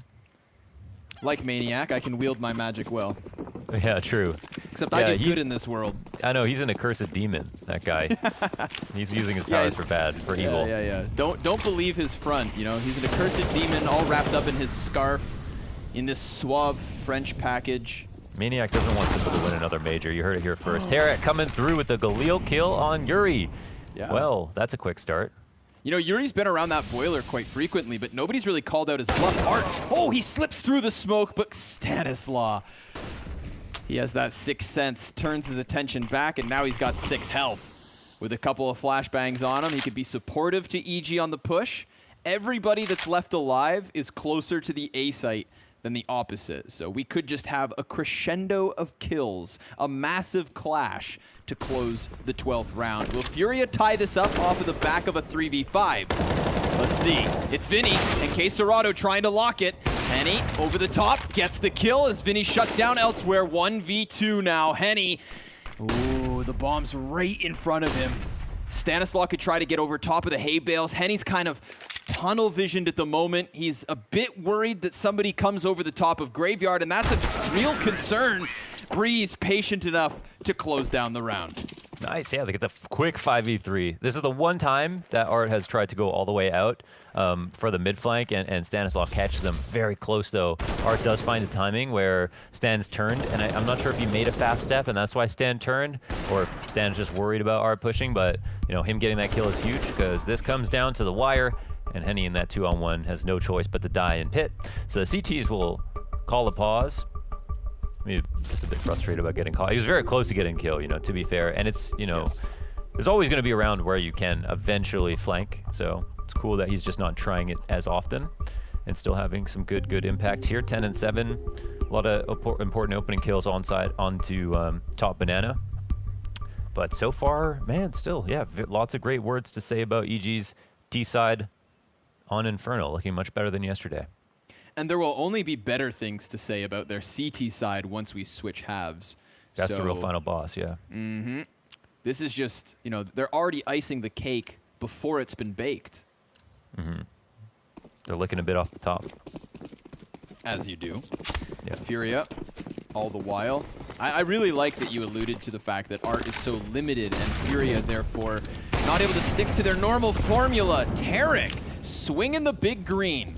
Off of the spawn, extends into banana, cuts down CSGO immediately. We're going to have Art pressured back behind sandbags. Ethan honed in on him, denied. 19 health left over for Art. He's going to try to dump that utility. He even puts out the Molotov for the time being. Vinny's here to help, and Art, he is still alive. Oh, through the smoke! He has no business picking up any of these kills, and yet he's still trying to deliver. Stanislav's going to trade this. Henny's now down. Vinny with a double. The headshots connect, and now it's all on Breeze. They just kept on rotating like they were on a conveyor belt. One more towards B, one more towards B, until there's just too many targets to withstand. And wow, Yuri, the awareness from him just to wait there for a second to see if Breeze tried to lurk. Yeah, that definitely deserves a little shoulder massage. But also, this is about Art being able to stay alive. Dropping the smoke down, just being this pest that they can't see but they know is alive. Even getting a kill through the smoke inside of sandbags. Huge reason why they're able to hold on for all that time, and FURIA drive that into a round win. Round 14, and it's a very, very tight game. EG on the pistols in this half buy. They'll save up for the next round. Ooh. Oh, Art's trying to peek over the wall. There's definitely a player close. Trying to bait him. He's trying to bait him into pushing.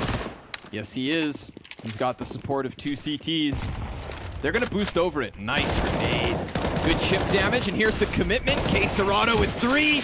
Gun goes dry. Tippity-tapping for the 4th, but Vinny's going to seal the deal as FURIA tie up this first half.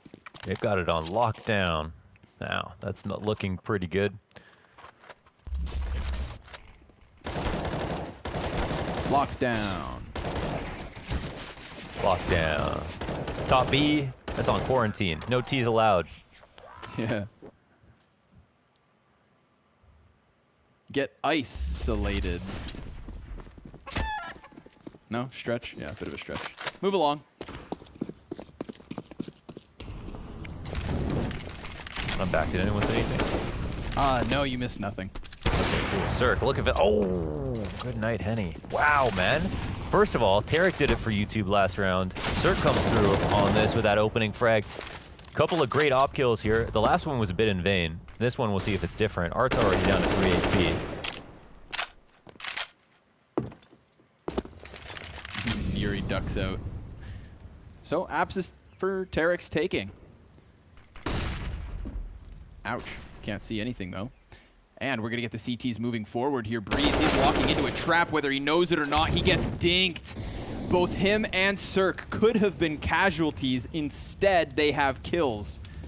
And Art, not long for this world, maybe just throwing himself downwards for the information, gets the best of Tarek. He has no business picking up that kill, but EG all the while, they're going to take this B site for free. And seeing as FURIA, this is the final CT round of their half, we're going to get an attempted retake where they have more often than not saved once bombs planted B. Now they'll have to commit to trying to take this back. They've got 2 smokes, one of which now thrown, and 2 flashbangs to go. 4 opponents ahead, 2 of which down on Banana, and 1 up close in Ethan. Stan draws the attention away. He's got the cover of the back.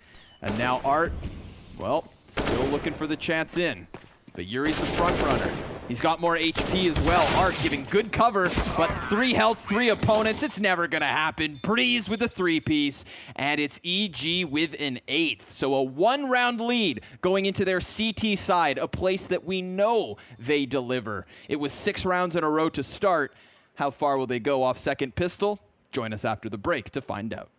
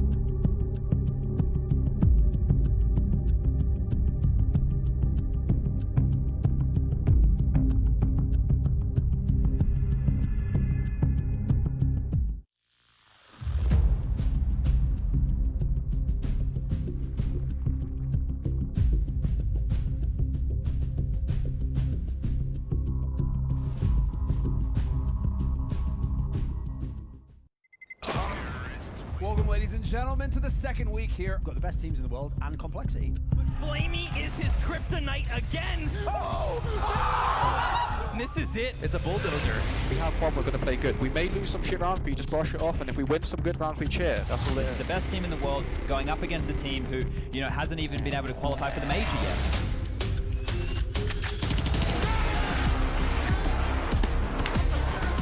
Just trying to buy time, flanking around, punching him down, and he tries to immediate defuse. He's right there with the kid. Oh my god, I can't believe it. 16 and 12. Yeah, I've seen every big CSGO match ever. I can tell you that would already be like a top 5 upset of all time. Simple could catch. Oh! The shutdown! This isn't the Astralis that I know. Really trying to get in the pit. Can he stand tall one last time? He lies from. Oh no! A beautiful spray! Electrons have done it! Since 16-14, now we do it! Who's ready for vitality versus complexity? I introduce you to North America's newest juggernaut. 16-6 as they take down vitality. Complexity have one last beast to challenge. They wanted to build Juggernaut, but we want to destroy the Juggernaut. Of course. 16 rounds to Navi's favor, victories on Train and Mirage. And the Navi Storm has come and conquered today. It's an exciting, you know, couple of days that we've had here, and it doesn't feel like we've had any losers other than maybe Astralis.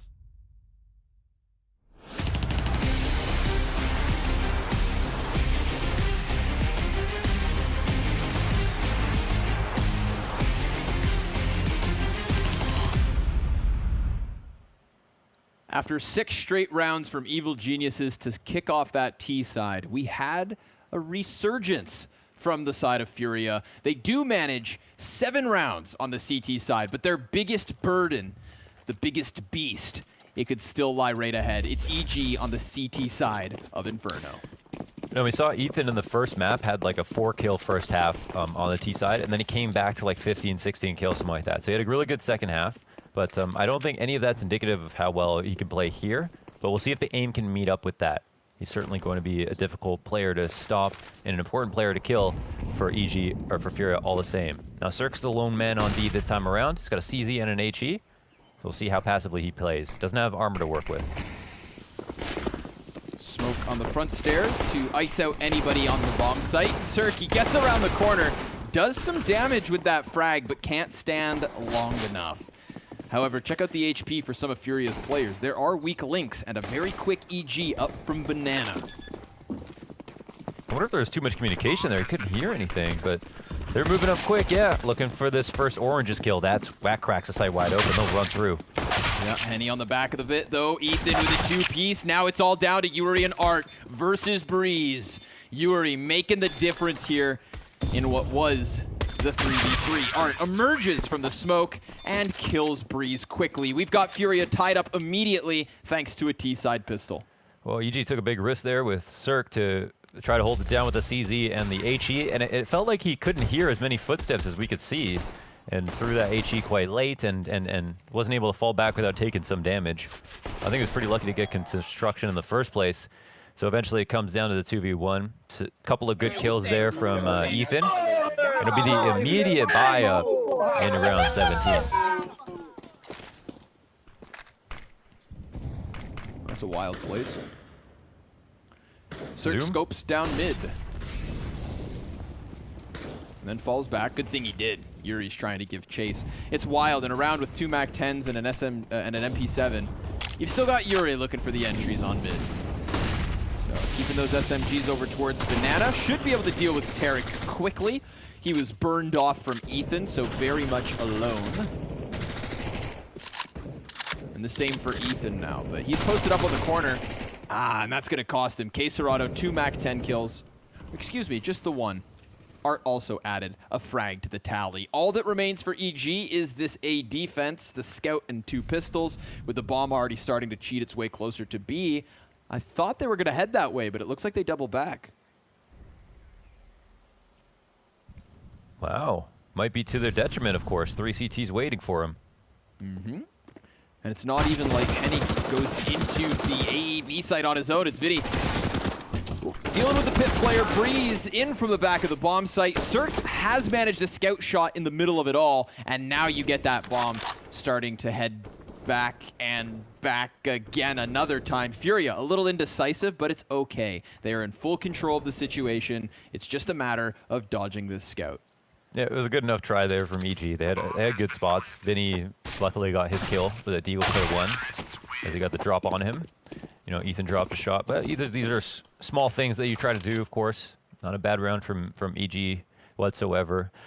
They get wiped down. So I wanted to look at the last few matches here for Ethan. And in terms of his rating, he had a 1.49 the last time around, a 1.48 the time before that, 1.21 the time before that, 1.12 before that. So he's only gotten better and better every single time that they've ended up on Mirage, or on Inferno, basically. A part of me was kind of ready for you to just rattle off numbers this entire round versus USPs. Oh! Well, there's some numbers. And he just got dunked on very quickly. It's going to be 96, 96 plus 94. That's 180, 190 plus a 59, 190 plus 59. That's 249, if I'm not mistaken. Plus 8. Don't forget Tarek. 249 plus 8. That'll be 257. I can, like, hear the tape on your glasses when you do those calculations. Yeah, my glasses are fine. Quesarado, not so much. He gets his head blown off by Henny, but it's an easy round. FURIA taking double digits. Yeah, nice one. Some good latent damage with those grenades. Utility damage scoring high here for Art and Quesarado, 300 and 365 respectively. That grenade certainly helped out. See the assist there for Quesarado. Utility damage a little bit lower overall for EG. Stanislaw and Cirque have 146 and 135 respectively. That story will certainly change on the CT side. Oh, Ethan pulling an art here, getting in front of the back smoke. Doesn't want to get, of course, spammed down through the deep CT smoke, but he gets the best of art. So taking a play out of his own book and then feeding it to him. All the while, Vinny, he's up inside of the balcony, just chilling on the cusp of the A site right in front of Breeze. Smoke starts fading, and so does Vinny. He slips right back. Yeah, hard to say who wins that fight. Of course, Breeze being in the smoke there, or Vinny, means he could have potentially, but didn't know exactly where Breeze was. So they'll move back into kind of a full B. EG are like the one team that I know when they go full passive, I have a lot of faith in them just because the retakes are so good. But the nades have started to come down a bit on each of the CTs. The main thing they have going for them is, of course, this man advantage. And it looked like Furia were ready to execute, but the smoke lands at their feet. Utility bombardment inbound. First the two smokes, then the molly, then the flashbangs. Little spam out from Tarek and Ethan. But of course, based on this excellent scenic shot, we see what happens here. B-site falls to the favor of Furia. Tarek still ambitiously trying to spam through these smokes, but it's a post plant whether he likes it or not. And we've already got EG with a couple players back behind Coffin so that they can boost over this smoke, but they won't see anything. In fact, Furia, they are very much clumped up on top of the bomb, just right next to the barbecue.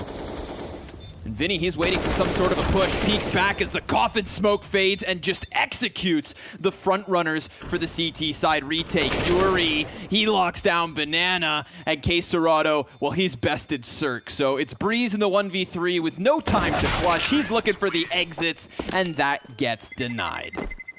So the 5v4, it doesn't work out for EG. Maybe they gave him a bit too much space considering how many grenades are left. I actually don't know why the 8 players had nothing to work with on the retake, but, you know, no incendiaries to push up. Vinny, of course, going supernova on 2 players inside of the construction. Everything else falling into place for Furia, but, you know, were they prepared to pull off that retake even though it was 5v4? That's true love right there. Hey, hey, hey, no special treatment. That's the thing, though, like, yeah, you gotta kiss everyone now. But that's the thing, if you don't... Yeah, I mean, the T's didn't have much space to work with, so they relied on Vinny, you know, to get those kills. But still, no grenades. You think they're in a pretty okay spot. Some okay kills. It's, of course, the half buy. Furia at 11. EG on good pistols. You know, Evil Geniuses, they strung 6 rounds together at the start of their T side to begin this second map. We're at 4 rounds in a row to the favor of Furia. Very likely 5th, seeing as there's nobody even inside of this A bomb site. So, you know, Counter-Strike's one of those games that obviously it plays round by round. You know, there is some intrinsic connection between the rounds, but ultimately they are independent variables. And therefore, you can have total blowouts. You know, I've had 8-7 halves where I'm coming back from the break all prepared for a nice close match, and then the next thing you know, it's over. This is looking like one of those moments. Now, I'm not going to get too carried away. We haven't had too many showings from EG's weapons on the defense. We will, of course, next round, which is why I look forward to it. But Evil Geniuses, they need an answer now.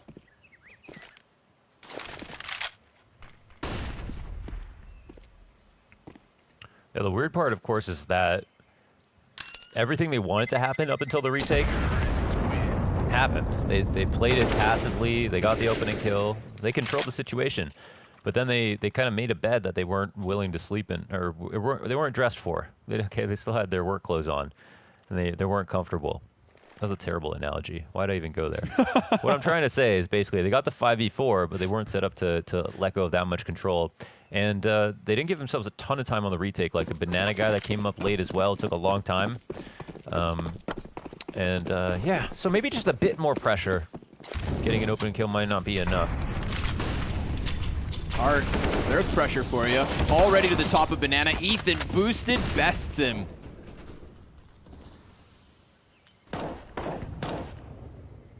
Let's keep it... oh, I was asking for a nickname for Ethan on Banana, and someone said on Twitter, oh, I wish I could give him credit, but he said call him the Tally Man. The Tally Man's coming. Here's Ethan, 2 tallies. He's got 2 opening kills so far. Oh, nice flashbang. Nicely done, Tarek. I love this little two-piece between Ethan. This is my favorite thing about EG on Inferno, is watching Ethan and Tarek just defend Banana round after round. This one's looking flawless. If they could keep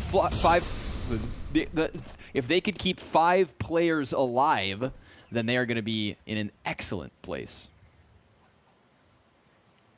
It goes without saying. Yeah, that's, I mean, Ethan, like no resistance whatsoever. Such easy kills. Great assistance from his teammate to work around him with the flashbangs, all the pushes. Yeah, looking super sharp as we have come to expect at this point. And FURIA into round 21. I mean, they've got an advantage, but it can slip quickly, of course. We'll see if they can get some kills off before the round ends. But it seems like they're very unlikely to get a bomb plant. Double pit setup here. Stanislaw sitting underneath the balcony. And that'll be a bit of a tip as he throws a grenade towards the tees. Could draw the attention, though, of Vinny, which it does. So sure enough, Stan gets popped, but Breeze lands the shot, and Henny's all alone now. Trying to burn Breeze into the open. Cirque's scoped on him. 5 seconds. He wants to save this AK, so he just creeps back into the save. This is another for Evil Geniuses. Got one hell of a bank here for FURIA to fall back on 3 rounds of difference, but again, this is their main issue. This is the guy they see in the corner of their room when they have sleep paralysis, okay? It's the face of Ethan Arnold, Mr. Pomade himself, the Arnold classic. He's coming through. He's the juggernaut. He's the first and last boss.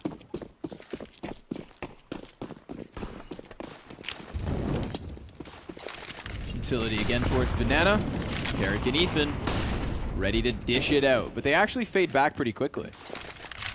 They like to re-engage at the right time. That's the beauty of it. You know, there are moments where you'll have Ethan take the risk and run down Banana with that deep smoke, but then other moments, as seen last round, where Tarek just primes that perfect flash, and EG go to work.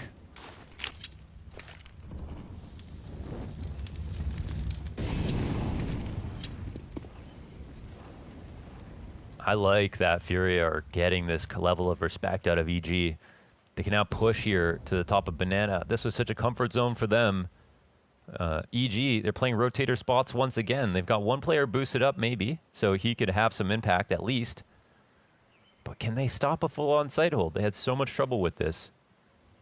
They have some few more grenades to work with, but only one incendiary. Yeah, it'll boil down to the timing. Smoke on the front steps. That's a FURIA classic, not blocking off CT spawn so that they can fight it and wrap around through the fire. K Serato burns to a crisp, but at least he takes Ethan with him. Tarek, now he's off of the coffins. Art blindsided. Maybe thinking that the player on oranges was giving him cover, but Vinny didn't, and now Vinny goes down. Tarek stepping up big, keeping the 4v2 alive and kicking, but the bomb's been planted, and Yuri tries to bounce back. It's a crab walk from Henny. He's fully blind, regains vision, and dies through the smoke to Breeze. Yuri 1v4. He's gonna creep through this without Breeze knowing, and oh my god, Cirque, he seems like he knows what's up. He tries to swing out, but it's all shut down. EG with a retake, 10 rounds to 12. Very, very patient. Always nice to see Tarek, you know, playing well. He's going to be a key component on top of this, on top of Ethan playing well if they want to stop this B hits.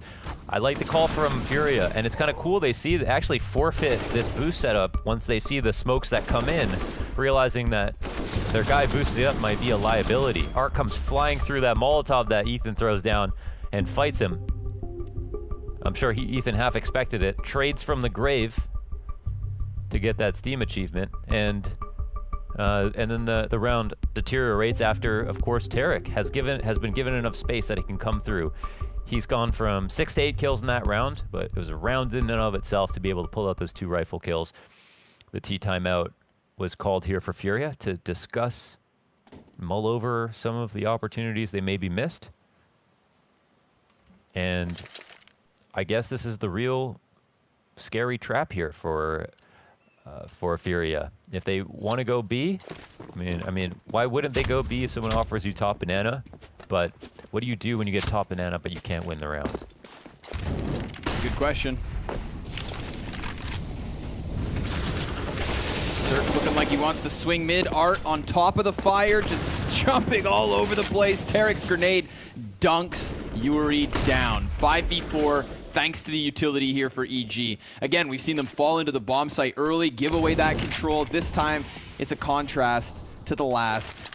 They pressure it, they push the issue, and they establish the 5v4, and then some. Art, he is heavily damaged, but so is Tarek, and he gets rocked by Vinny's headshot. Ethan finding timing on the peak, gets Art over top of the coffins as he smoked off, but that wraparound from Vinny, it wasn't caught by Cirque, who's now smoked into his spawn and taking a bit of damage. Vinny, he's gonna keep him pinned in. He's right there, called out, and Furia plant the bomb. It's looking like a 13th for the Brazilians, unless EG show us some brilliance and go for the 2v3. They've cut it down to the even numbers. Quesarado, he's got this close corner, and Stan, it looks like he wants Breeze to take the initiative.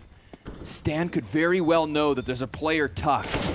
But Breeze, well now he's confirmed Henny has little cover. The flashbang goes high, and that's gonna call Quesarado back around to the coffins. Henny's got the first headshot, but he's still alive. For the moment, Stan tapping with the USP. There's no time. Furia take the round. Oh my God, how frustrating is that pillar? That Stan's gonna die. Everybody dies on this round. Not a single survivor. That's going to be expensive and also in favor of neither team.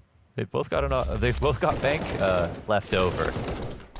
Wow. Okay. I mean, here's another relatively good hold, but dude, Vinny had his vapor flies on. He ran through carbon plates on the bottom of his shoes, huffing it through construction to make sure he could kill Ethan. And Ethan, he gets a player off when he's down to half HP at the start and a bunch of damage afterwards. They're gonna personally shake his hand and thank Henny there. Give him a hug. A little shoulder rub. That's what you get for staying alive for that long. How annoying was Henny? Ooh. About as annoying as Cirque here in round 24. Through the smoke, Henny goes down. So despite Furia's best efforts, despite them getting back on the board after EG strung together 2, they are now down, facing a man disadvantage. So that was the best start to a round to date, and Furia were able to win. Because, you know, EG got a kill and a lot of damage. They took some in response. This time around, also very good. Damage to Vinny, damage to Art. Look at this, they're just gonna ram headfirst into it again. Tarek in a brand new position. Both of them in a brand new position. Yeah, with the flashbang as well going high. That's perfect. Complete and total shutdown. Absolute overhead win here for EG. 5 up means money. 5 alive means money.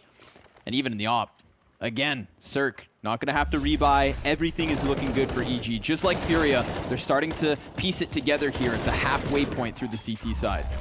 Yeah, coming through on a surplus. Kill distribution is quite tight here for EG.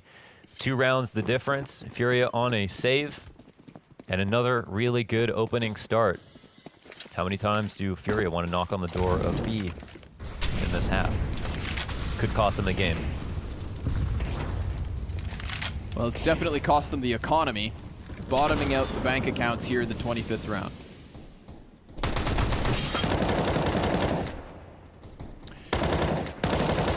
Public service announcement. When you decide to engage in the apartment's wallbang spam, make sure you have the bigger weapon. Tech 9 versus M4, not a good look for Yuri. Is that a losing fight? Yeah. He's still alive, so, you know, bygones be bygones. But he could have died. Run boost? Oh no. That's a cool way to approach that. How about an arch wrap? Evil Genius has given away a little bit of real estate. Now the run boost.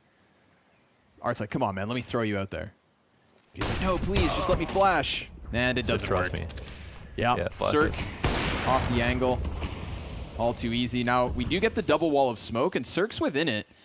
So suddenly this Tech 9 for Yuri, not in the worst position ever, but now he's got a second CT to deal with. This one's weird, 30 seconds. We still got Tarek close on the bomb site. Vinny with that AK is the first challenger. Now Yuri gets the immediate dink. It's 2 kills, but here comes Tarek. He could shut it all down, but he only gets the 1. And Yuri, well, he's gotten the op. Oh boy, what a strong spot. Ethan's gonna drop a smoke at his feet, so there's something. Wow, warning shot. Oh. That wasn't a warning shot. Caserado wipes him out. Now it's Stanislav, 1v3 versus an op. He doesn't even have the money to do it, man. So yeah, he's gonna turn around.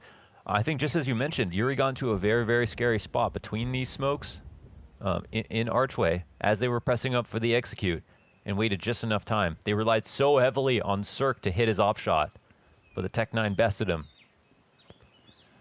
How badass is that? Furia coming into the apartments, taking a bit of a chance there with like the early pressure because the CTs could have spammed them. CTs could have held inside the apps. CTs could have been outside of Boiler. But because EG went back in that bomb site, Furia sniffed out the free real estate. And then these 2 entries, we saw Yuri best Cirque, that aggression up close with the Tech-9, but it was also, I believe, Yuri's deagle from balcony that absolutely made the difference. Sure, yeah, in the 2v3, maybe there's a chance, but yeah, once Caserado hits that shot, that's lock and key. CTs will call a timeout. Now, what's cool is to see some variety in Furia's attacks coming in for this eco round towards A, doing it in a very cool way. They secured a lot of free information, and I think one thing they can notice is that if there's any holes really in EG-CT side, it is on the A site, and all of this information they give up on bracket. They don't really like to play the game at top bracket. Apart from recollecting map control after teams throw grenades, they don't like to be the aggressors in the beginning. The only thing they really try to do is use Cirque to go for picks and ults, but only for a few seconds. Then they pretty much evacuate permanently for the rest of the round until some action comes their way. So if Furia can get that much information for free, then they are on for a full-on take, but yeah, we don't know what's in their heads. Maybe they still feel good about their odds on Banana. But as of recently, EG have only been getting better and more clean on some of their Banana holds. They did have that one round. Henny and Friend had a good hold in the 2v1 or whatever, but overall it seems a bit more volatile than A. Yeah, and while we have seen that occasional B success, there's also been good work going down on A, so can't help but feel like Furia are going to be attracted to the opposite side of the map, but we'll find out what they want to do. It is their decision. And right now they're working out Banana control with majority members here. Yeah, I mean, yeah, despite the first kills like almost always going the way of EG, Furia have still found some rounds. Oh, and there's an opening back, and no other damage apart from this spam. They got no grenade damage early in the round, so now they're probably feeling very frisky. They're probably very bullish about this attack on the B site. But look at this. They've got people working up balls on A this whole time. And as they get closer and closer to the defenders on the A site, well, it is just Stanislaw and Breeze, and they are both basically committed on pit. So Arch, just like last round, completely open. In fact, more so open, because Cirque, he doesn't have an off inside of Library. Vinny, he's going to jump out, bested by Stan. That's a huge double by Peter. 15 seconds left, and this round teeters on an entry from Art. A little bit of damage goes both ways. 10 seconds remains. Art, he swoops down into the pit. 7 seconds, and that bomb needs to be recovered, but evil geniuses, they've done it. They've survived long enough. And now the last question is, does anybody die after time? Can they screw with the economy? Seems not, but that's a 12th for EG. What a hold by Stan. Seriously, Vinny was so shocked when he came out of the halls. He was like, whoa, somebody's still up here? I actually think the call from Furia is fantastic. They don't try the roulette wheel on the B site, even though they get the opening kill. You'd think that would scare EG enough to rotating at least an extra man over. But Breeze and Stanislaw, they don't move a muscle whatsoever. I'm actually shocked they wouldn't have rotated. I feel like most teams would definitely think about like, oh, it's probably going to be B this time around. So...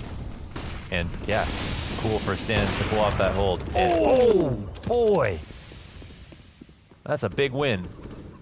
Yes, sir, it is.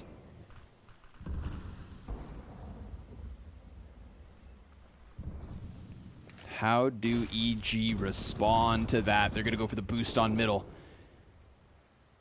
Cirque looking for some perspective. Vinny, he's going to pop up right out of that hole.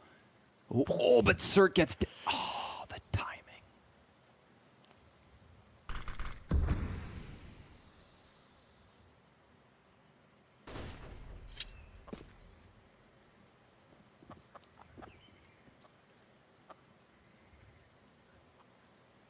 You know, it's a busted buy, but they got this opening frag, and they don't need many nades to do a full hit. Oh, EG actually smartly rotating over to B, maybe for that reason. Smoke will start to come their way. Flash actually elicits an off shot in response. But Art, he's keeping options open. He's going to abuse Arch here. Whoa, is there a split coming through? This could come down to the wire in terms of time. Yeah, 25 seconds. Ethan, he's standing on top of the fountain. Art, he's now compromised CT spawn. So the B defense, they start to go back into the depths of the bomb site. Ethan, he's going to get a reload in because no one can push him out. But Cirque, he's split. His back's open. Ethan still standing. 10 seconds and he's doing it all. 3 kills. Henny's forced forward. A 4th from Ethan Arnold. Doesn't even need to be on banana. In the site versus an arch wrap, whatever you want to do, man. He's ready for every variation. He does so well to get 4 there. I was going to say he does so well to even get 2. Rotation call was good to overstack towards B. Obviously, from what we saw, that looked like another great setup and attack from Furia to hit the B site. Yes, sir.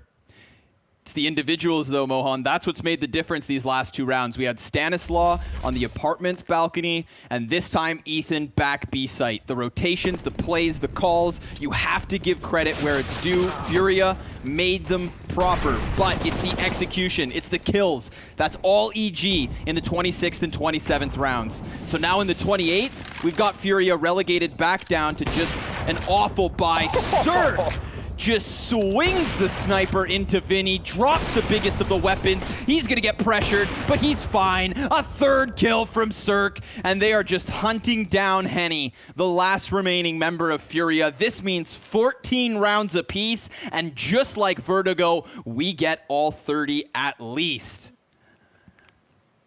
I'm so glad it ended up this way. You know, Furia have mounted a very strong attack, and I definitely can't see who's going to win, but EG look like they're up to the challenge. They've got money back in their hands. Round 28, we've got another banger here. And Cirque obviously going to have one of these 4K rounds just to show off and showcase how sick his flicks really are. Nice patience, tight angle, shoulder peek, that's all you need. Fury's out. 14-14, T timeout called. How's the buy? Art immediately pulls the trigger on the purchase, but his team, they're kind of low. There's not going to be a single op in play, and he can't score one through the smoke onto Tarek like he showed us that other round. Are they going to funnel themselves into another B-site hit with the guns that they have?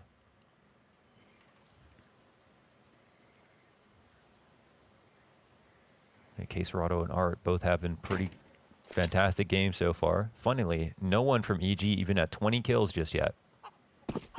Team effort. Yeah. So here it is, round 29. It's not a perfect buy for Henny. Not only does he not have the op, he doesn't have anything other than a deagle.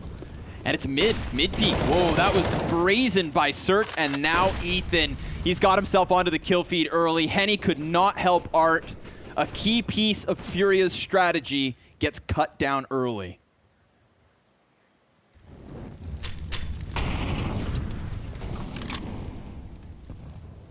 This is where sometimes the teams can stop calling as much. You know, when your IGL dies, I mean, the communication sometimes goes a bit awry. You leave it in the hands of a player that's still alive. They can get a better feel for the map sometimes. But I don't think it's going to be too complicated of an affair. They already have an entire game plan of T-side behind them. They should know at this point how to get reins back on the situation. The real problem is, of course, their guns. Yeah. Tarek sitting face to the wall in front of the smoke with Ethan on a boost. You gotta love the number of looks that EG have brought to the B side. They are in different places every time. Agreed. There's an AK for Henny as well because of Art's corpse. So he's going to pick that up as the play moves forward. Tarek off of oranges, misses his chance, but Ethan's able to stand tall with a second kill. Quesarado trades that one. Now it's Tarek's chance. He tries to trace the second player. Henny now looking to get that bomb back. 25 seconds. Cirque's also removed. And the only thing that's left for EG is this wraparound from Banana. Bomb needs to be planted. Henny a little cautious about CT spawn. Quesarado lingering on above the top of Coffins. Takes a bit more damage and repositions to the back of the bomb site. They don't know if he's on the other side of smoke. He is deep, looking to replicate Ethan's hold. Henny goes first, does damage, but there's still 2 up for EG. Quesarado not sure where they're at, but I'll tell you where. It's standing on the finish line. 15 rounds to EG. They just need the scissors for the ribbon. They are there. Touching distance now to closing this out. 16-14. 30 rounds in both maps. And EG just a touch better. Just a touch. A tidbit. Man, Ethan gets all 3 kills. Again, an absolutely extraordinary performance in this half on Banana. It can't be overstated. This guy literally delivers no matter what. He only got to get kills until that retake came in. Yeah, he is now confidently on the top of the scoreboard. 22 frags, 8 assists for Ethan. Art, he's going to try to pressure him, but Ethan still lives on. And Cirque, well, he burns Quesarado. So now it's Tarek standing and crawling back behind the sandbags. His teammates still succeeding elsewhere on the map. A 4 versus 2 as Evil Geniuses look to take this map, take this match the distance. It is Train up next if we get there. But FURIA still have the chance. They've gone completely silent. And at the moment, Yuri, he's working around on Arch. Stanislaw's going to try to keep him pinned in while Henny, he holds Banana. Henny could wide swing into the op. And Stan, he just turned attention. Yuri's found an incredible bit of timing, but that's because Tarek doubled back. So it goes from bad to worse to loss. EG 16-14. This had the makings of one of the best series of the tournament so far, and we're seeing why.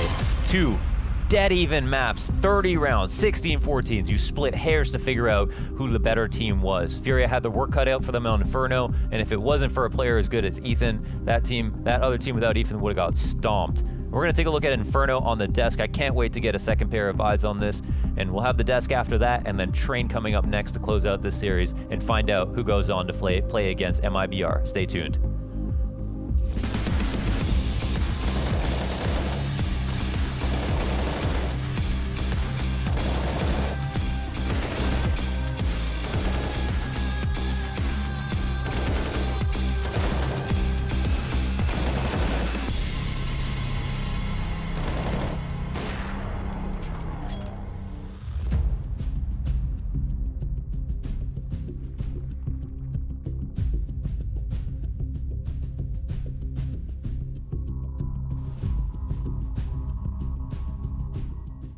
Can he figure out fast enough where they're headed to allow MIBR to have the proper stack?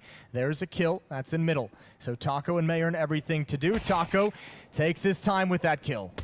Yeah, now they know they've been spotted in IP. They know they have to move quick because otherwise, you know, the flank is just going to continue. That smoke will buy some time, and now it looks like they might try and counter boost into it. Taco's thinking about it too. Oh, this is a wild round. He's going to jump up and try and catch one. That's Twist very low. Yeah, that is the bomb. And oh, the cone almost landed on his face. I don't know if that would have been enough. 55 seconds, but now they're running back. And they're basically running on top of each other. They know exactly where this is going. Lecro's already got the angle. What a shot from Taco. Turns that corner with the quickness. He can add another. Plopsky, narrow angle, another headshot. And Taco's pulled MIBR right back into this. He's got just one more kill to find, and it's 15 HP on Twist. See, he's running quickly as well. Twist, this is going to be a close corner. He's just going to run right into it. And Taco, he just needs one bullet to connect, and he will have done it. And Twist is very nervous. You could absolutely tell. Oh, he somehow gets it at the end. That's what he needed. And right now he's scared enough that he can't even flank. So he's a very far rotate from B. You touched on it, gets basically bored enough to play back on site, and that's the one time they go all in on this, but keep your eyes on Nitro. He decides to peek. Doesn't want to fancy them pushing past him. Elige continues the spray. Okay. He does grab that second, but Nico, 1v3, has a player in the open, jumping, hoping was an fly, and there's the head on display. He takes it. FaZe Clan winning a round. This is still sketchy. It bewilders me that Team Liquid didn't even look like B was a possibility in that moment, but they're not going to put anybody on tons. They flash through, they sprint in, and Rain, well, he has low health, but he does still have the AK cold with everything to do, just popping noggins. He's cleared 3 bodies and the 4th! Mayern's still alive, but on the other side of the map. And seeing as he doesn't want to give away info, he's just going to wait. KNG, a bait, and a difficult position. He's stuck to the fight. Fur down, and now it's all on Mayern, but they still don't know. And they're going to tap that bomb. Solely focused over on ramp. He gets them both! Mayern picking up a clutch! Okay. He still comes in just in the nick of time to win the round. Point being, we've moved into another crucial round, but Twist blasts Mayern away. Hold on. Where'd he come from? I don't know. That's a very big question, I think that may have been a boost. That may have been a run boost from T-Spawn, the top of T-Spawn. They just threw him onto the stairs, but it doesn't matter because Taco throws them back up that A site.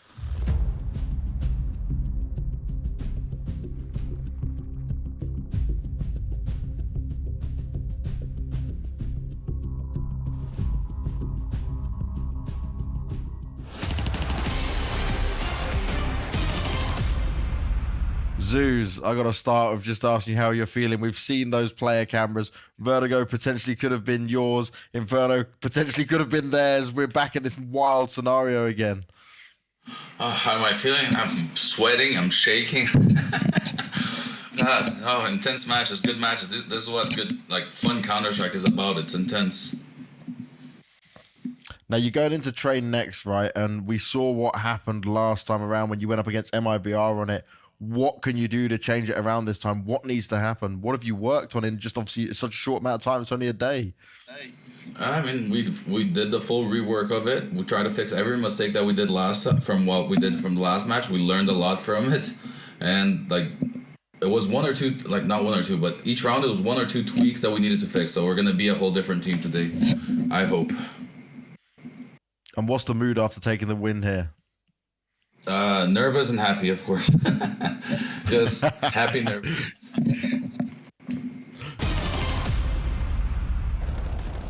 One more, 1 HP. One HP, one. I'm flanking that. Wait, live. I want more CT, one more CT. I want to do the left side. I have a flash. Boss got water, wait up. Wait, flashing over. Nice! Oh my god, Cirque, I didn't realize you killed the wrong guy. I should have told you. That was my bad. Jesus.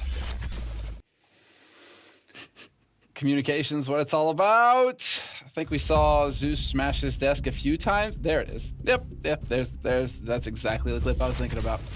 All right, Zeus showing some emotion, man. We've all been in it.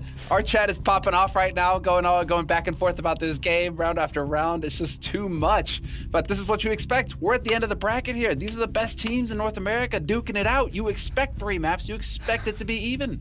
Yeah, you do, and you know what? This TeamSpeak clip, I think it tells the whole story. Ethan actually saved EG in that series by a very large margin. Once more, his B hold was absolutely fantastic. Top of the stats for him, obviously 23 kills, 8 assists, 98 ADR. He was all over the place, and he completely stopped Furia's game plan. You could see they try to abuse the B-bomb side time and time again. At the end, I can tell you Art was really worked up, and I'm talking about very, very mad because they just couldn't break the wall. And Ethan, what a god. Yeah, we highlighted Ethan, right, as somebody needing to light things up with opening kills there on the T side and being able to shut things down on the CT side. But that Ethan and Tarek hold, I think that's so much better than that when they had Stan over towards that B bomb site. So this change is something that they made after Katowice, I think, and it's obviously reaping rewards. But this is it. Look at Art. Like, this is a very important series, right? Let's remember what's on the line. It's not just about getting to that grand final. It's about them potentially getting revenge against MIBR. So for these guys, if they're thinking too far ahead right now, they might be just getting ahead of themselves in that regard. Now, I wanted to come in here if FURIA won and giving a lot of credit to Vinny. I thought he had some key multi-frag moments within that game.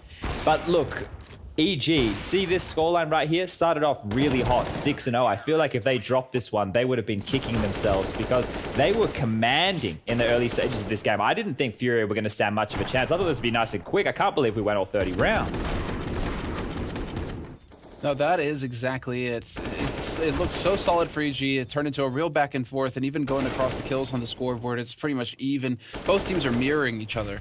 That's how even this last map, or not this last, but the last map that was just been played, Inferno, was. And so going into Train, let's talk Train. We've got 3 minutes, guys, before the action kicks off again. So let's get into Train a little bit here and what we can expect to see from both of these teams, because this is, again, supposed to be an even match. Well, I mean, I can paint quite a bleak picture about EG and Train, because the last time we saw them play the map, that was versus MIBR, and they lost 16-4, starting on the CT side of Train. So there's really no way for me to spin that in a positive way. The B-bomb side was a massive issue. We heard Zeus in an interview saying that they tweaked stuff, they tried to fix the mistakes. I don't know that the mistakes are so fixable on short term. It was more like a deep-rooted problem in how they were holding the sides, but it could also just be that they were not hitting the shots. All we've seen is a very fragile CT defense coming out of EG on Train, sorry. So if that's going to be the case again, FURIA will roll over them. But hoping that they fix it. Yeah, look, I had to get some voodoo going, so I brought this candle out. We need to get the Curse of Maniac out of here, because if we do not get the FURIA versus MIBR final, so we can see the bloody Jedi versus... I've even forgotten where I was going with this. But if we don't get that game, where are you going? I'm going to be so disappointed. Well, look, we've obviously got Darth Vader going to be in the server there, already waiting in the grand final. We got Luke Skywalker. He's Art. He's waiting to get on in there. Look, well, I'm getting one step ahead of myself here. Train needs to go down. That's brilliant. Train needs to happen here. Yeah, you see? Is that Art, like you know, that one? Fallen reaches down. I am your father, and Art screams, no! I totally get it. I totally get it. There's a lot to it. You're on the money, my dude. You're on the money. All right, well, I just hope to get Train. It's a good game. Let's just have good Counter-Strike. We actually do have just a little bit more, but whatever. I'll go ahead and fill it in, because right now what we need to do is set the stage here. Also, as far as the predictions are concerned, because I know everybody's been keeping on top of this one, we are all on Furia's side. That's why we're all trying to cancel out Maniac's curse right now, because we all go down with the same ship that he's on if it happens. So we need to make this happen. Oh, there we go. There we go.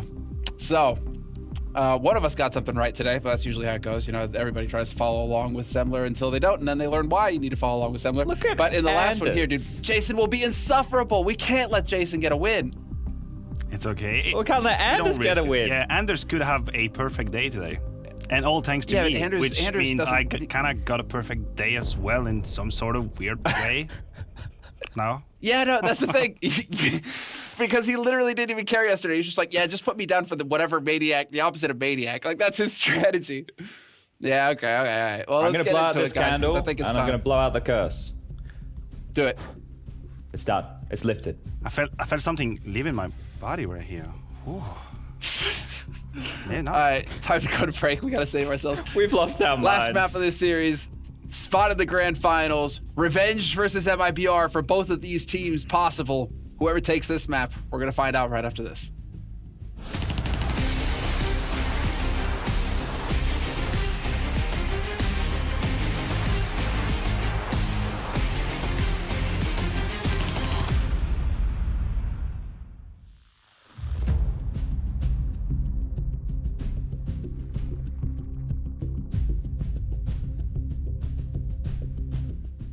All the while, we have a player walking up, and now he takes that kill.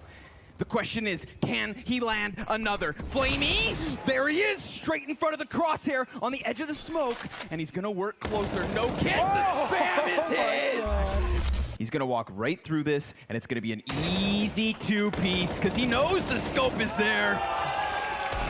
How about another? He's got an ace, man. That's an easy kill right there. Vitality are starting to clear things out, so if timing is correct, yeah, they have an opportunity. Alex, he'll end up dying. Perfecto gets the first kill of the round. Yep, too many players to handle. They all come at him at the very same moment. RPK meant to be slain, but he connects three! USP taps, and Zywoo only gonna get one more. Still, Perfecto in a 1 versus 3 clutch. Yes. They're gonna start sprinting, and if he doesn't pull that trigger, he's got all three! He sprays down the back two of the caboose and can't finish it, but my goodness, has he primed his team. But Flamey is his kryptonite again. RPK takes three! Just do that! Magus gets blind, and there's a chance. Zipnik falls in mid, but a double. 3 kills for Dupree, and a 4th on top. 5-0. Close to middle, they know they are no one catwalk. They're gonna take the fight right away, and Config will land a parting headshot, taking down Device and Megan, and he'll follow it up, taking down Dupree. That's 3. That's a whole arm of the attack gone, and the follow-up is amazing. They don't know if someone's in there waiting for him with a rifle, so he can't just book it there immediately. Dupree has somehow wrapped around him with the Deagle, and he's tapping away and taking down Poison, and here comes Device with an M4 instead. I can't believe that Astralis are back in this in a 2-on-1 now. Oboe alone, he's got 30 seconds, and he's picked up a Galil there. Not really sure that makes a big difference right now. I think that bomb plant is going to be what's really tricky. And he goes straight for it. Dupree almost catching him in the middle of it, but that at least gives him a little bit of space. He gets that headshot immediately. That's very quick. And now does he know? Device pretty much can only be at this angle. He's out in the open, so if he doesn't win this fight immediately, Device will take him down, but Obo will do it! That's a triple kill. A little smile at the end. Complexity, 2-on-2. They have a slight health advantage, but against these weapons for Astralis, it might not matter. Oh, Magish, he had the health for it, but now he's been taken out, and Sip just trying to buy time, flank it around, Blame hunting him down, and he turns for it. Immediate defuse, he's right there with the kid. Oh my god, I can't believe it. 16 and 12. Complexity taking down Astralis 2.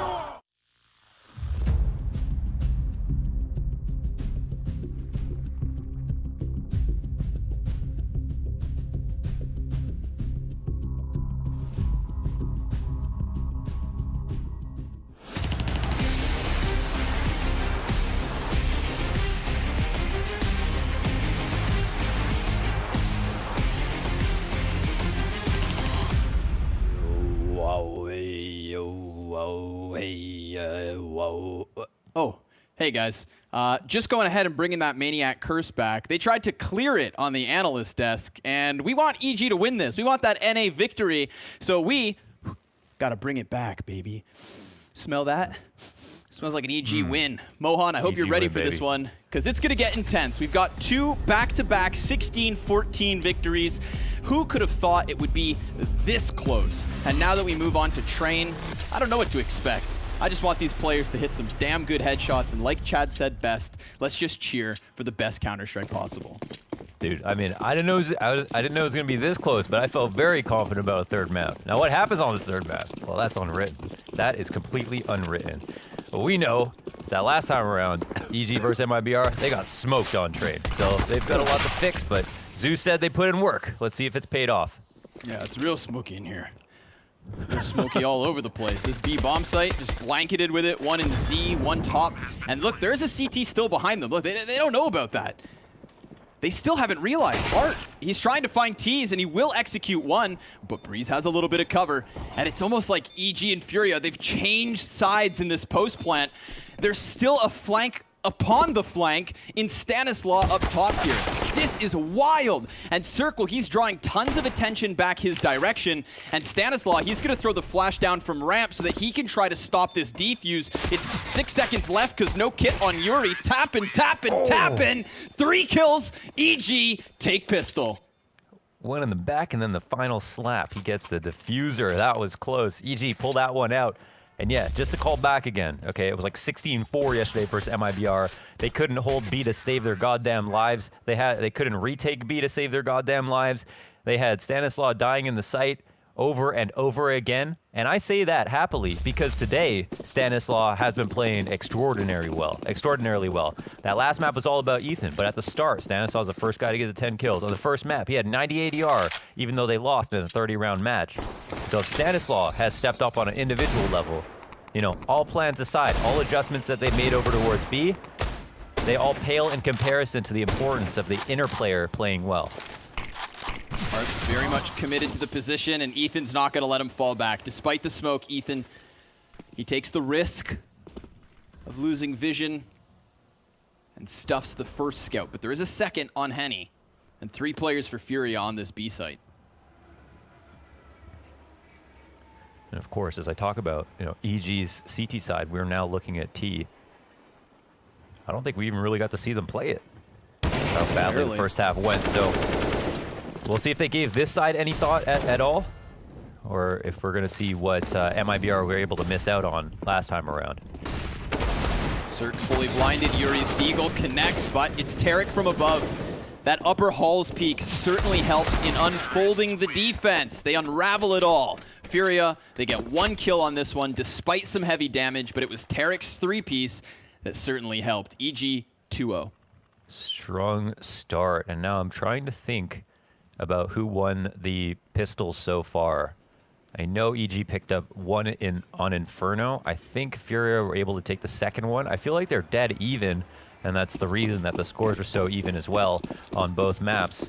But either way, now that we're in map 3, you know, these pistols, they mean the world. They're pretty much dead even 50-50 on win round percentages on these pistol rounds throughout the event. So not going to be surprised if that splits into the second half as well. EG are on for a much easier round. They've survived the treacherous one. Now they can farm. Now they can play Harvest Moon and farm. Uh-oh. Tarek. Oh, hey. What an interaction. And then he chases. Oh my god, the bottle with the Zeus and then the chase into the fire. It was, wow. Oh, man. I like it. Tarek, you know, he made sure to not let him slip back. Cost him half his health, but so be it. Stanislaw, he's gotten out from Ivy, and he is now behind enemy lines. Just as he gets here, he hears Henny's head pop, and there's the shot from Stan. But nobody's noticed Case Dorado until, of course, Cirque takes to the top of Ivy and clears it thoroughly. So 1 pistol kill for Yuri is all FURIA have. Evil geniuses, you know, if that CT side is where a lot of their question marks lie, and let's just, for the sake of an assumption, let's say it will go as poorly as it did last time we saw. Well, they definitely need a strong T start to get this one over the line, and so a 3-0 beginning is great. No, I mean, this is where, you know, you're going to be scared for sure if you're FURIA. They don't know what's changed since yesterday and today.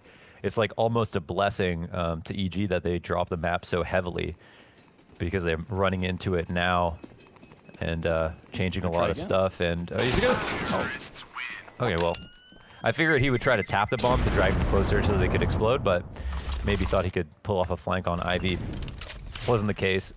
This is a crazy interaction. So many things happening all at once. This is a real Counter-Strike moment.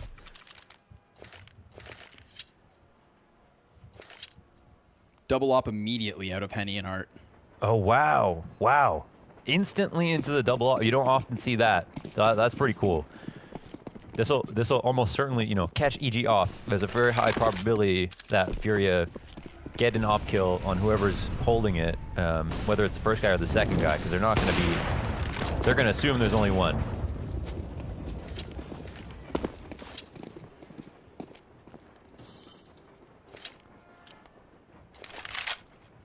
Looks like they've heard that. They've turned their attention towards the box holes. Art's pushing up, and oh!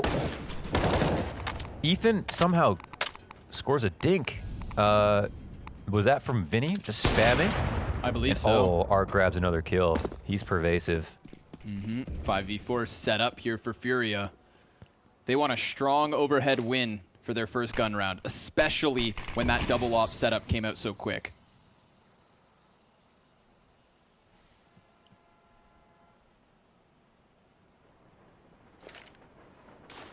They don't have to move at all. Yeah. They could be complete. They could be glued to their positions and still be in an okay spot. Let's find out. Yuri is a little bit distracted. Nobody's held the top shelf. At him. No, Tarek's gone all the way back. All the way into Art. And Yuri on the side of the smoke towards lane cuts off the front runner. Ethan trying to pinch this with Cirque. It will work out well for EG, but Vinny trades it. And Tarek, he's going to creep back behind the oil train as Cirque plants on the same side in a 2 versus 3. A frag and a flash for FURIA's retake attempt, but this big op from Cirque could be the difference maker. He's taken some damage. Does Tarek swing? Does he want to help? He opts not to. And now he could wrap all the way back around, but Henny, he takes that angle. He keeps it posted. Second shot from Henny. Damn, that's a full read. Write him like a post-it note. Yeah, two frags there from Henny, and that's after they allowed Tarek to move up. He hears the footsteps. He moves for a better position. Henny is like, all right, well, maybe someone could reaggress. That's literally all about Henny. That was actually such a great spot for both the op and the rifle after getting this much map control, and we can see why Yuri went unnoticed. He actually passed by when they were wrapping upstairs around Pop, and that's just so smart from him, huh? He's got a big old brain under that cap. Bulbous. How's that frag? Could have been far worse. The one that's sent back the other direction does far more damage versus CSGO and Vinny. But there's a double Ivy play here from EG, so the pinch is possible. You know what, though? That was actually such a cool round from EG, despite being 4v5. Getting that much space on the execute, pretty impressive. I would feel good about it moving into this round as a caller.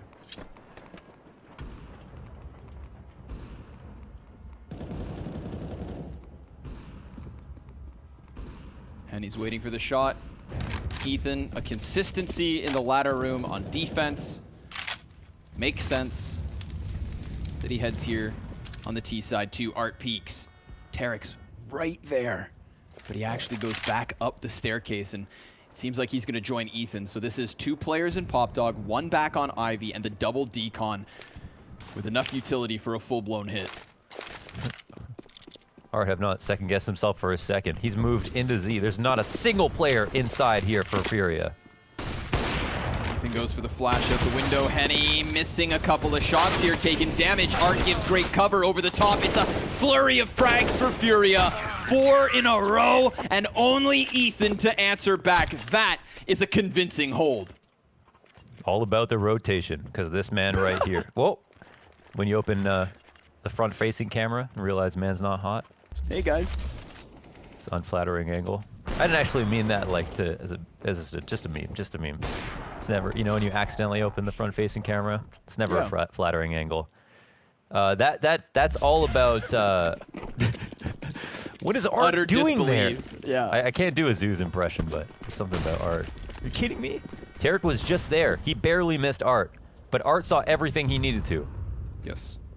He ran through to Z connector like he was running through the hood with gold bars in his pocket. I'm really excited to see if an Ethan versus Vinny fight unfolds on Pop Dog. I believe that'd be a real treat. Ooh, could have been worse.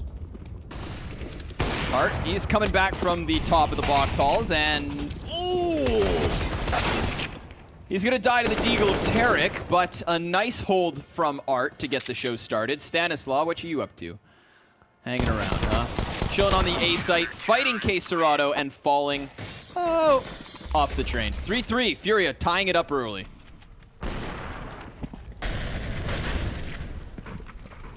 This shot was just nice. Could throw that as a buffer clip in your frag movie. Throw that in with some slow-mo. Yeah. Right before the drop. Yeah. And yeah, 3-3. We're into it. We're really into this game. No free rounds here, it looks like, for EG, despite how clean some of these executes have looked. 5 AKs versus the 2 ops on Henny and Art, and they have been getting value out of these ops. Most certainly have. And Art, well, he's going to have to dig deep for that value because he falls to 45 HP. But nobody goes flying down the ramp as seen last round. Tarek versus Vinny here on ladder. How will this unfold?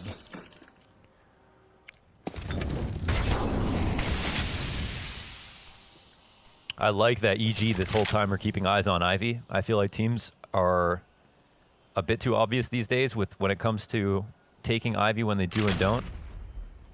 EG a couple of rounds now have just like kept eyes on it. And it being open really, if they want to change from B to A, it changes the whole game on their A take if they can include it. Still, crossing a minute mark, but EG doing some good work so far. Lots of damage on Art. Still pressurized on the split. Very unclear exactly where they're going to go. Vinny, I think, is their main enemy right now because he's holding on to that rotation to go outside. Man, rotation into B. The Ivy split comes out. That it does. It's going to occupy the A players.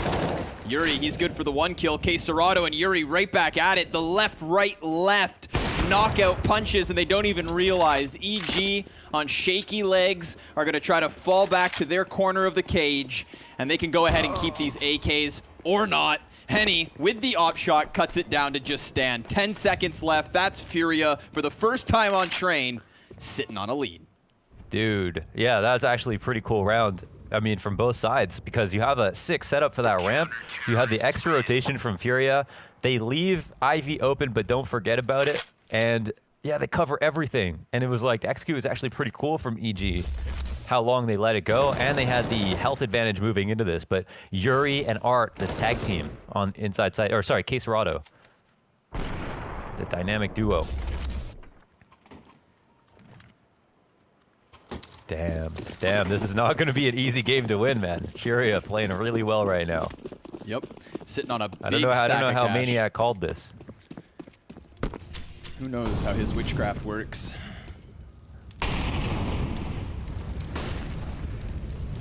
Molotov and a flash. Looks like EG are going to keep the consistency of some Ivy control. But I use the word control quite lightly because Henny peeks into it, knocks one back. Cirque's going to throw the AK over to Tarek. And it's the Deagle as the front runner.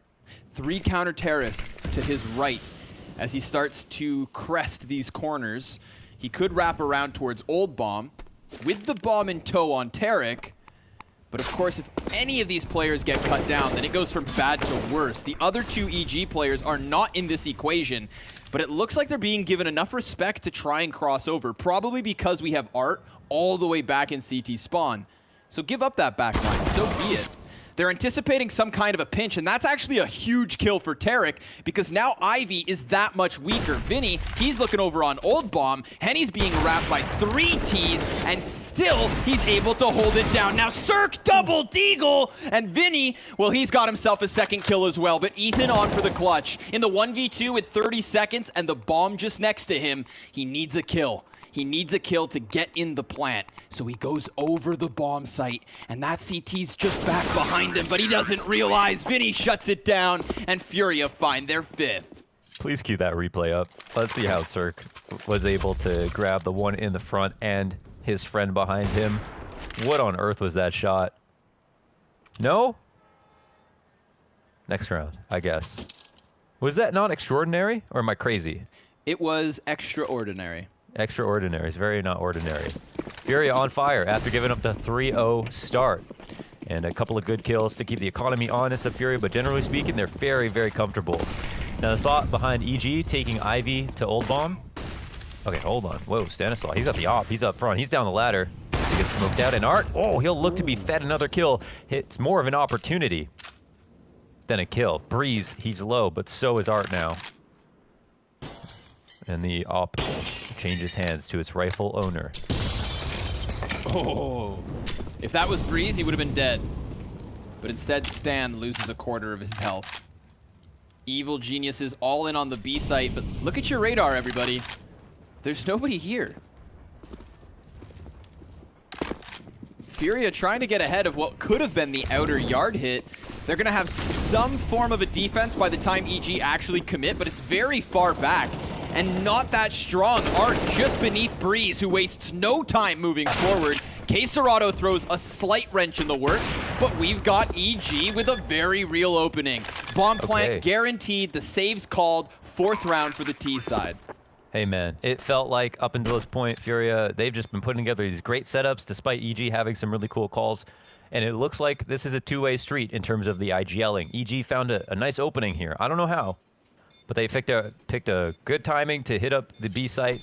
Maybe they threw some stuff last round they didn't hear to make it seem to FURIA like they were going to be a little bit later to go towards B if they tried it or whatever. But either way, it's a great call, it looks like, from EG. Completely open fort set up on the B site. Heavy attention towards A. And the read finally does not pay off.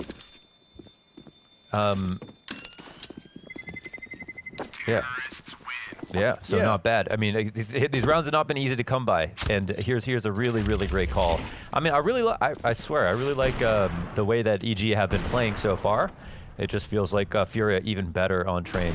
Oh, we'll have this now. I mean, that's just nuts. Wow. Like, not supposed to do that. I do like the call from Evil Geniuses. I like the commitment. I like the speed of which the upper players extend. But I do feel like there is a slight asterisk on that round because of the setup from FURIA. They scrambled to get into that B site, which tells me discomfort. Not everybody was just properly stationed in. Yeah, yeah. Oh yeah, for sure. That's why it was a great call, right?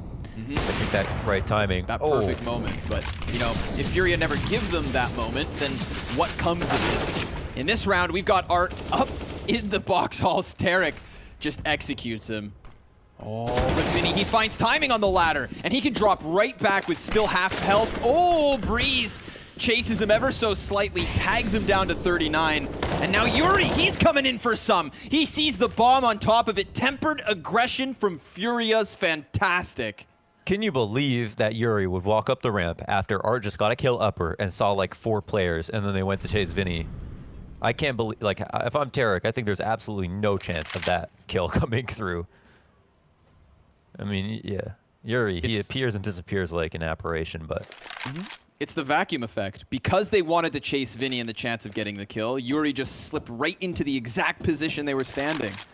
Is it communicated that, like, yo, Vinny's like, yo, you can push up the A ramp, or does Yuri ask? I'd really love to know that, because that would be weird to have that level of communication. But these guys, they synergize. Yuri, well, he hides for the moment. He's going to peek into the lane. Henny gives him the cover, and Breeze blind connects a shot a second, and we are right back into the 2 versus 2. This was a double man advantage, but Breeze makes the difference. Can he continue? His teammate's going to go for the bomb plant. He snaps onto the head of Vinny, gets the job done. Cerrado loses half of his health to the Molotov, trying to just play with the timing there, but he is not rewarded. Not yet. Breeze gunning for the 4th kill in this round. And as the smoke fades, Cerrado comes around the corners. If he clears the back of Oil, then maybe he can best Breeze. Oh, but he gets away with 6 HP. And now that's going to just buy more time for Cirque to lock this down. Cerrado, he realizes he has to give it up. It's EG tying at 5. Hard enough win to grab a round versus in a 1v1 on the B site, let alone 2, let alone giving away that chance to kill Breeze. Close call. Very nice try here from Cerrado. But man, a huge mental victory for EG to win this round after that push came in from Uria. Sometimes it feels like Uria. Breeze, he grabs that kill blind, but then turns it into 2 more afterwards. And staying alive here is the big move of the day. Yeah. What are we looking at with Breeze? He was the bottom of the scoreboard on Vertigo and the second to the bottom on Inferno. And I'm talking about between 50 and 54 and then 59 ADR. That's absent for Breeze. That is an absolute failing grade for Breeze. A slick decision at the end of that last round, of course. We did see a player from FURIA stick around on that bomb site long enough to just grab the op. Despite Breeze still being nearby, he got away with it. And so now we do get a double op setup that otherwise could not have been afforded. Oh, okay. Yeah, nice catch.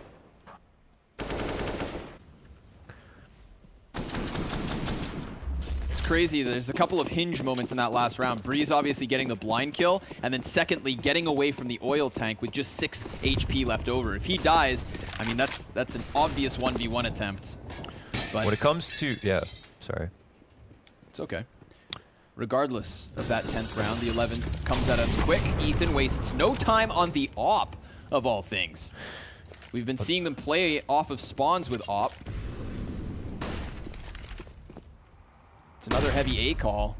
Utility's going to be flying in onto the inner bomb site. Yuri, he's trying to find the better of the timing, cuts down Breeze. There's still 3 Ts on the site itself. Tarek, he's going to try to challenge, but Yuri, now he's going to rush the bomb planter, gets the best of the timing. Stanislaw 1v5 is in T-Con. Just save. Oh, man. I thought, oh, wow, that's so I think Tarek hit the ladder. I want to say, I'm going to throw him a lifeline here. I feel like he hit the ladder, and then he popped up a bit, and then failed his spray. But Yuri's supposed to die, right? And then we could talk about the round. But Yuri getting the 1 kill, that's normal. But he was getting flanked hard. And then I think he turns here. I don't know if we see it from his perspective. Tarek. Oh, maybe he didn't hit the ladder. The replay's not too kind to Tarek on that one. I think he maybe just missed. Nope. Unfortunate. I tried to help you out, man, but I think, ooh, ouch. Fast one, very fast. Smoke pops at the perfect timing, actually. I can't help but feel like Cirque gets that kill. But pluming smoke denies him vision, and he can't regain it fast enough. An opening frag here for the T side. Clap back by Art. Op rings out for the headshot. There's 2 snipers in for the retake attempt. FURIA, they want to keep this 1-round lead. Hell, they want to extend it. CSGO, just eats the flashbang. Breeze crouching underneath his spray. Henny now in from Ivy, the next casualty. Everything's going well for Evil Geniuses. You can see the health on Breeze, Ethan, and Cirque. It could have been a different story, but it's not. Evil Geniuses rapidly hitting that outer yard and taking themselves a 6th. I love the calling so far, man. They're doing so much stuff. They've had so many looks. They've had slow towards box halls. They had IV defaults. They've had wrap splits through CT spawn. Not everything has worked, but we've seen so many different kinds of takes. And this time, they've changed the tempo plus brought it outside very early into the round. This is the round that FURIA have been waiting for so long, but weren't prepared for it because every single time they stacked outside, EG went inner. These are the kind of calls that we applaud Art for making because they're reads. They're reads, right? There's not a lot of information to go off of. It's just good calling because it's like a smart, idea for what you think the other team's going to do. I mean, this game does come down to read sometimes. Yeah, and I mean, Stanislaw, he's got a good read on the match so far. Let's see if he can keep it up. Ooh, Yuri with the aggression up ramp, but what? Oh, how? Drops it to the Mag 7. How does that miss? And now Breeze, gets ripped off of T-Con by the swapping to the opping.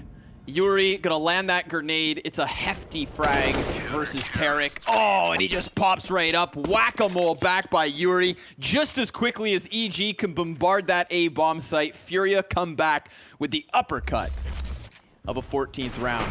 We're gonna take it. Who takes it? Oh, we're seeing it from... this. We're seeing it from Art's POV, but yeah, I'd really like to, That felt like... It landed? That looked like he was aiming at the right spot.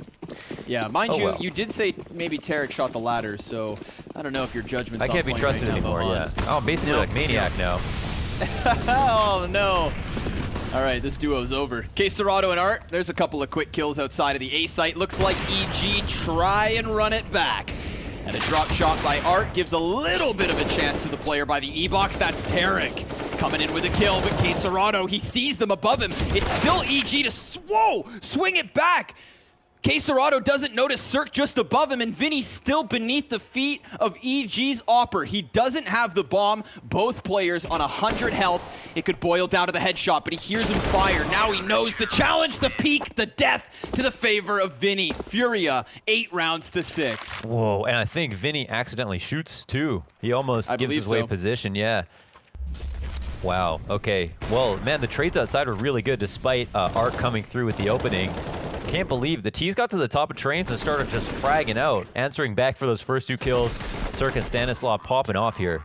Comes down to the one-on-one. FURIA win that fast round outside versus the fast round outside. EG down to their worst buy so far of the half. Mac 10, CZ, Galil. It's a roulette buy.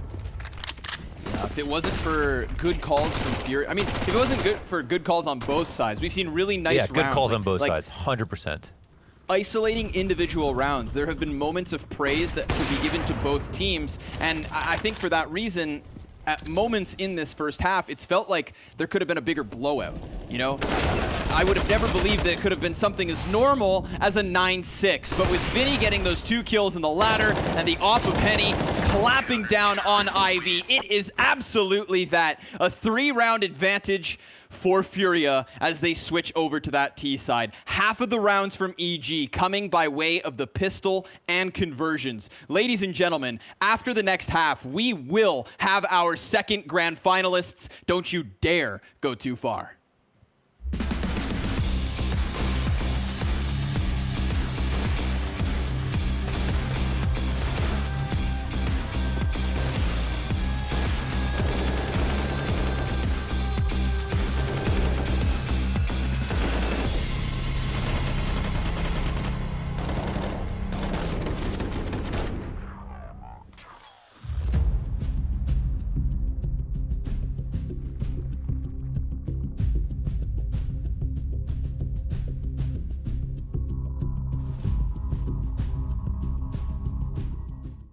You got to draw a line somewhere, I guess. Only good for that 1 week. NBK is going to be in for a bit of a tight time here. Nicely done. Point blank finds one, gets a second, a third, looking for it, and he gets the fourth as well. French CS. So they'll have to wait that one out. Clearly G2 looking to just split this B site at the 30-second mark, but a dig from JKS. And Kenny's gonna just have to hit some heads. He's hanks for them, and it's just the first. He's able to fall back. He's got to put his weapon back together. And he will. It's a good time flashbang, but he knows the magazine's low. Now he's got the knife out. It's a stab onto Issa. Oh my God. And the headshot onto Valda. Hunter's going to help him out from pit, so Alexi B is all alone in a 1 versus 5. Nobody gets out from porch. Nobody gets footing close to that site. And it all goes around Kenny S. Wow. Alexi, the 1-on-3, you'd think he's got no chance. One player back default, one in the pit. It's one of the most dangerous crossfires, even when you have 5 alive. Saw they struggled in that situation. Headshot through the wall. Alexi's out of the round. What a round from Kenny S, though. He's getting back around ramp. He needs clean kills, and he takes down Kenny. Follows up onto Hunter. Wow. 3 frags from him. Let's see if they can get out mid. Again, smoke spam. Great timing coming out of the CTs. OG throwing Alexi B forward, only able to grab another kill, but he's done such a great job. Oh, what? Nexa robs it back. 3 kills, but here comes Valda on the flank, hot on the heels of the mid play. 2v2, and he dodges the op. Kenny sprints into the B side. Yeah? Yeah, wants to get some exits here. Ruin the ratio. Oh my God. He's gonna get them both. Oh, Kenny's gonna die to the bomb. So he's got to come out with a wicked Kenny peek, and it's just gonna feed. I mean, we say Mantu shouldn't get all 3, but Mantu also had 100 HP, and the door's open. Aminek's gonna rush it. Whoa, his teammate it's not there. planted. Oh, 3 seconds. Cover that. There's no way. Aminek robs the round. Close the door. Has to form a miracle to be able to win that. Oh, Once but again, running into the blender versus Fur, Hunter, top of the hut. Finally. Oh, good trade comes out, but Nexa looks to pick up the pieces. 2 up versus 1. Alexi only Mac 10 in hand. Better guns all over the place if he can find them. Don't know how close, though. And quite... Kenny is now moving in for the kill. Interesting, though, to make it a 1v1. He drops off, and Alexi, he loves to take this fight. We saw how patient he was in this moment. Jax pops up behind him, pops his hat right off.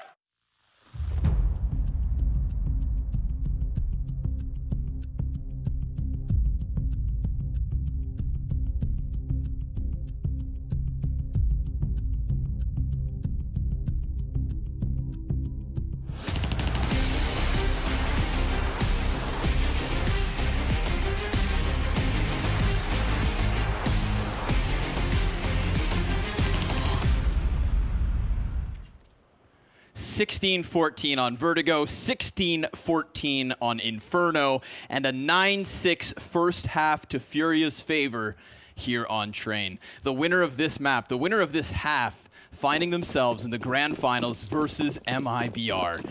It's that second pistol for Furia to try and keep this lead. EG, what are they made of? Flash early to the top of the box halls. Cirque goes for the peak. That's information gained, but no kills, no damage. Lining up the utility. The double smoke, double molly. Cirque, oh, he finds Art. Wait, that was the second piece of utility. Art, he could have technically had been tasked with staying alive long enough. Stan and Cirque trying to lock down this B site, man advantage in for EG. Hot flank as well, but Henny, he gets that headshot, a crucial kill. And more importantly, he confirms that the flank is already near, but there's 2 flankers. Ethan from the top shelf shoots down into Yuri, and Quesarado hasn't been found yet. He quickly gets the first kill, trying to control. He takes the second, and Tarek closes it out. EG finding second pistol. Yo, that was such a good move from Breeze to come running down the ramp to fight them, because otherwise they would have been worried about upper, and that would have blown and compromised that bigger flank that they had coming on. And yeah, Breeze makes that play, which is enormous. He doesn't even have to hit a shot there. He just opens up the situation for somebody else to get a kill. Cirque, of course, and Stanislaw with the first 2 could be equally important to shut down everything. As you mentioned, there was a utility belt still left on Art to help with that execute. So number of things going right there for EG. But let's establish in this half, okay? What happened last time? EG won 4 rounds, none of them in a row, not with a pistol, versus MIBR. and that was all the rounds they got in the entire game. They've already had a better T side, and Stanislaw was a huge reason why they lost on CT side, but he's playing much better today. Yep, but he will be, of course, the front runner for this B site consistently.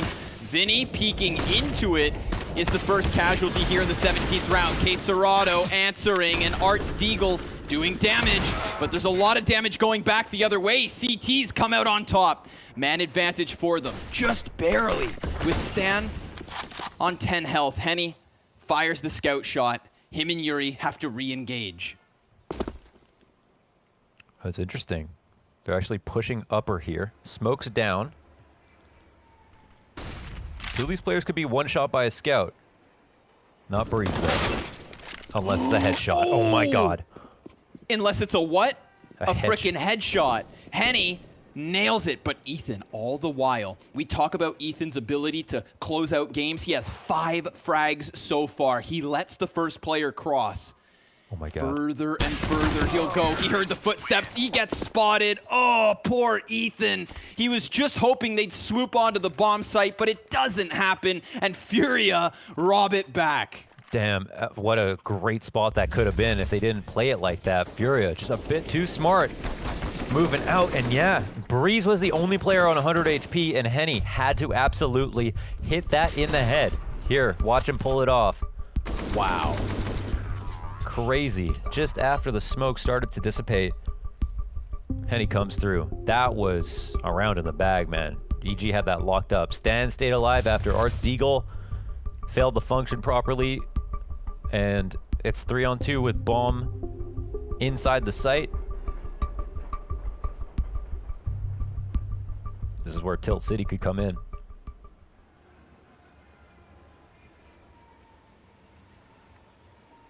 Maniac must be some kind of genius to have figured out EG win this game. Maybe we give Maniac too much credit. You know, maybe it's just as simple as the fact that he's not very good at predictions. And I think we're doing a good job of kind of painting his importance. You know, we've relied on witchcraft to try and explain it, voodoo magic. Who knows? Who knows? Art, Mac 10 up and ready, but Ethan, 5-7, is gonna best him. Despite him only having 4 HP left over, this does seem to call Furia into action, and another pistol pays off. Breeze hitting the headshot into Vinny. Yuri spamming the smoke here. Tarek incredibly close, now known and denied. The man advantage back to the favor of Furia, but a couple of Deagles still looking to knock their heads off. Breeze gets the first, and it's even 2v2. Knock, knock. It's Breeze. And he's still alive in Old Bomb. No one close to him to kill him. Stanislaw in a good position to flank. It's a scary situation for Furia. They want to do a number of things. Get the bomb down, clear out angles, try to get a kill. I don't think they'll be able to do any of those things safely. Breeze will actually give him away. Queserado's close. He doesn't know it. They're both fighting for information as timidly as possible, seeing who can get a freebie. The time ticks down in favor of the CTs. A third. Oh, and Henny, I mean, he knows exactly where he's at. He's going to go ahead and bomb plant. And that kind of puts the pressure back onto EG. But he has been spotted. He has been seen. An AK now in the hands of Stanislaw. That suddenly turns this situation from bad to worse. And Henny, he's looking to wrap back onto the side of T-Con. Remember, bomb is planted on the site. Oh, and it's a one-tap from Stan. Evil geniuses, all thanks to Breeze, bounce right back. With the recovered AK as well, Breeze is the guy who has been all over the place for the past 2 weeks for EG. For him to show up now would be a statement. Everybody had a rough go of it. I wasn't even considering him when I thought about how they could win Train. But he's showing us the aim right now. Locking it down with the Deagle. And it looks like Tilt City population 2. But EG have finally escaped. That felt like the longest round in the world. Didn't it? Yeah, what an intense situation. 2 away from tying up, and they've got Furia just on 3 rifles. Oh, we're going to get a bloodbath back and forth. Oh, hell yeah, we are. Yeah, at this point in the tournament, man, we're in like the final rounds of this boxing match. Both these guys bloodied and bruised, but still punching, still kicking as hard as they can. Man advantage for Evil Geniuses. Breeze making the difference yet again. A 3-kill combo off the top of Ivy Train. K Serrato sent back to the depths of which he came. Evil Geniuses gonna be within 1. The man's already up to 17. He's starting to power up. Now's the time. Ethan handing the torch over.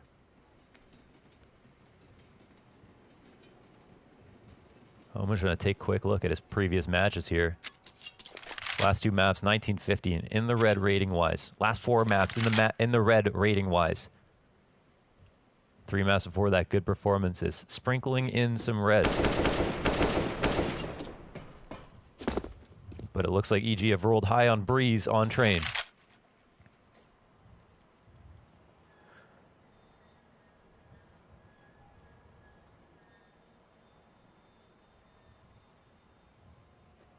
Curious to see if Breeze can be the one-man difference maker, whether he can suck the air right out of Furia's lungs. It's quite an intimate situation. Yeah, Dementor. Yeah. We saw Geary going for the lips, so maybe Furia, maybe Breeze will too. Yeah, he whiffed though. Maybe that's why he's a coach. Kidding, guys. Okay, we had all of MIBR's game plan was directed towards inner. And for EG, they just played inner too lightly. We haven't seen that much pressure being applied to Stanislav quite yet, just a little bit on these first couple of rounds. We'll have to find out about where Furia want to take it. But based on the Zoo's interview, we know that EG have reworked apparently every single thing based on that match. So now we're going to see number 1, is Stanislav going to be playing his positions differently? Are they going to make sure he has good guns? Because he died once with a Deagle, once with a UMP. I want to contextualize all the rounds that he lost. You know, it wasn't necessarily just that, oh, he played badly. He oftentimes had, like, nothing to work with, and they probably didn't expect MIBR to go to B. So are they going to be more prepared for those situations, and is he going to have better guns? Those are my 2 questions. In this situation, he's got all the utility and the guns to work with. He is playing D solo for the meantime, and it looks like Furia might be coming his way. Could be a farm round, though, as there's just a 1 AK on K Serrato. Yeah. Okay, unless the AK gets the kill instantly. I don't even know if Stan was gun peeking. right forward. They don't waste any time moving in. Another headshot from K Serrato. A one-man army. Fast entry, no immediate rotate. Ethan, he's going to take down that one picked up AK-47. Remember, it is just K Serrato with the armor, so everybody else just Glocks and aim punch. He tries to throw the second AK over Yuri, trying to fumble it. Now he's burning. K Serrato, he's got 3 kills, but Henny, he's got the flank. He sees them both, and he sprays into their heads. Furia robbing it back. The flank. He comes through in Z. He picks up a gun on his way in. One of the bodies dropped by K Serrato at the beginning of the round. The AK recovered. It was 3 Glocks, 4 Glocks, and K Serrato. Just as he's spotted as well, just as he's seen, Henny didn't have 1 more second in that moment. And he didn't have it's not some half armor, right? No armor, yeah. He could have, if he got turned on, only got the 1 kill by itself, he still probably would have died. The bomb was not planted for him either. Oh, yes. More of that. A round that's not supposed to happen. You know, it doesn't matter. Even if you're on EG's camp, you got to appreciate a round like that just to keep this one extra spicy. The double headshot Z flank.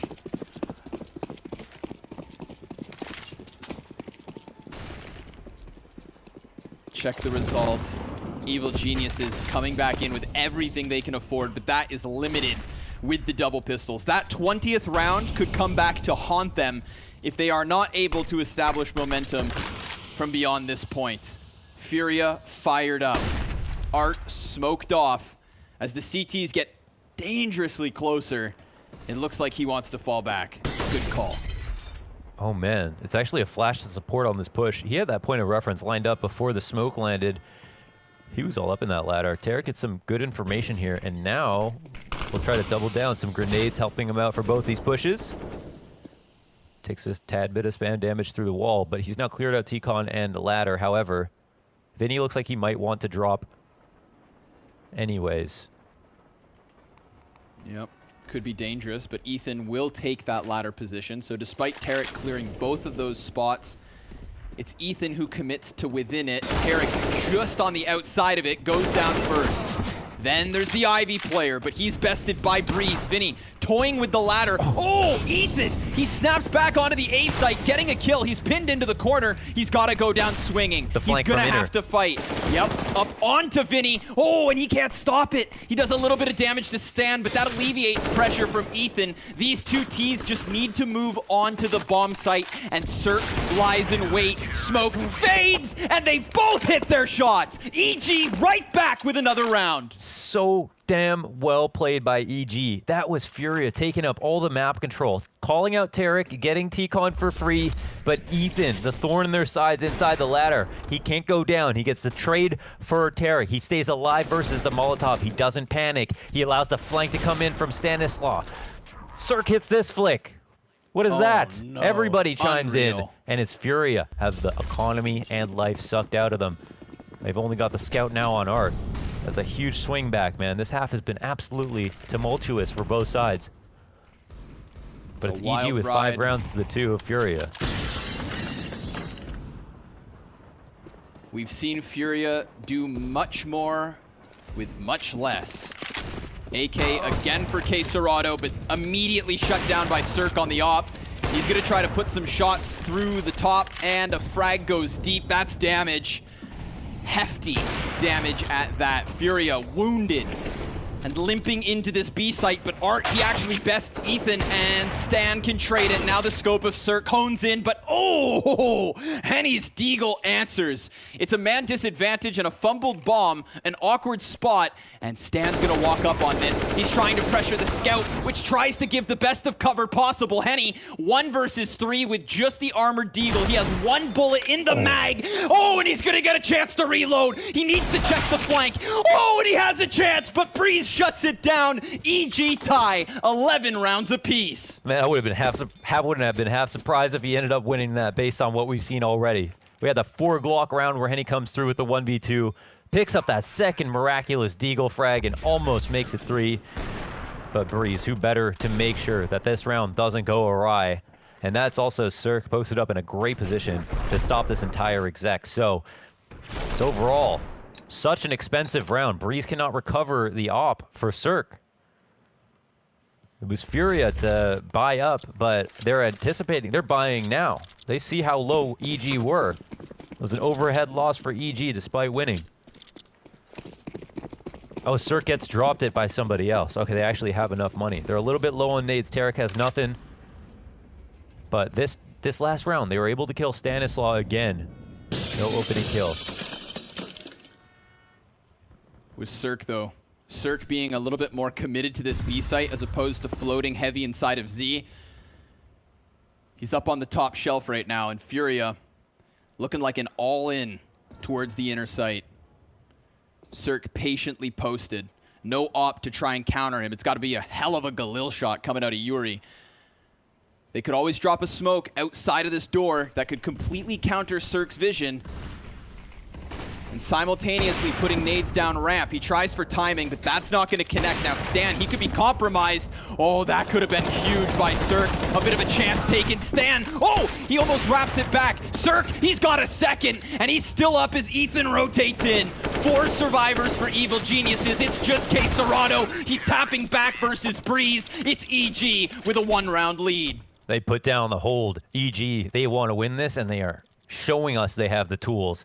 On CG side, they put Furia back on the save. Furia smelled blood in the water. They put together the buy when they tried to, but they tested Cirque, and Cirque passed the test.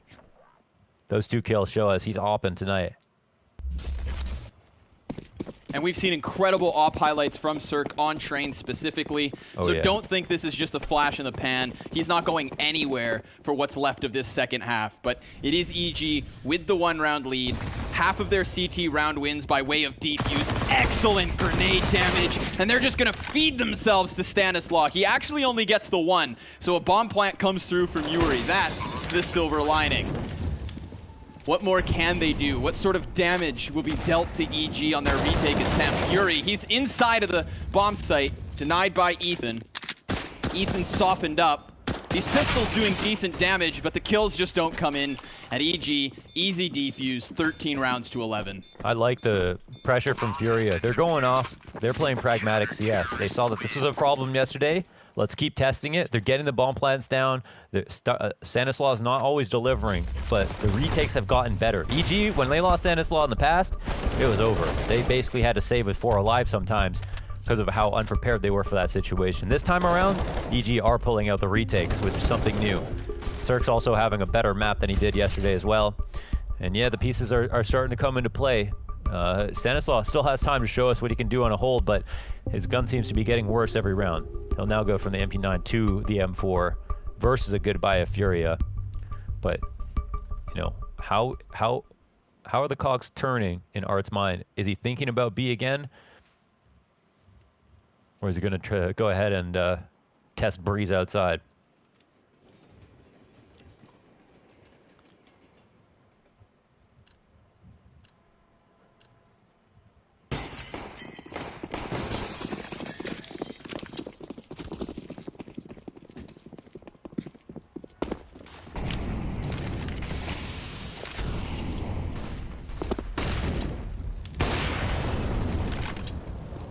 So Cirque gives that warning shot over the bow, falls back, met by the Molotov. Both teams just kind of puffing their chests up there in the box halls, but neither actually taking it as real estate. Looks like we've got heavy utility over the top of the outer yard. Yuri, he has slipped past the defense thus far and could even wrap around to the back of the bomb plant. There is a player up high in Ethan, and he gets called out. Yuri, immediate headshot. He hears the pin pulled over on Ivy. It's a clean sweep coming in for Furia. Breeze has got an answer. 2 kills.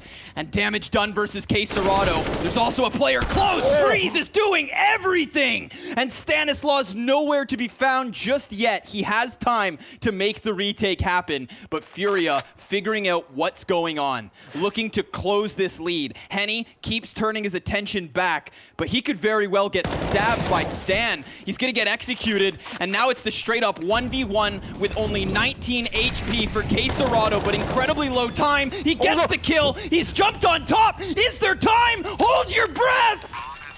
Oh, EG, take it.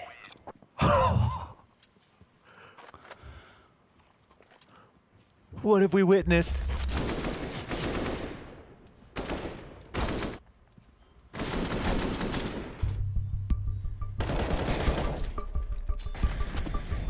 Suck on that. He gets him, trying to jump back into Z. I would love to know how much time was left.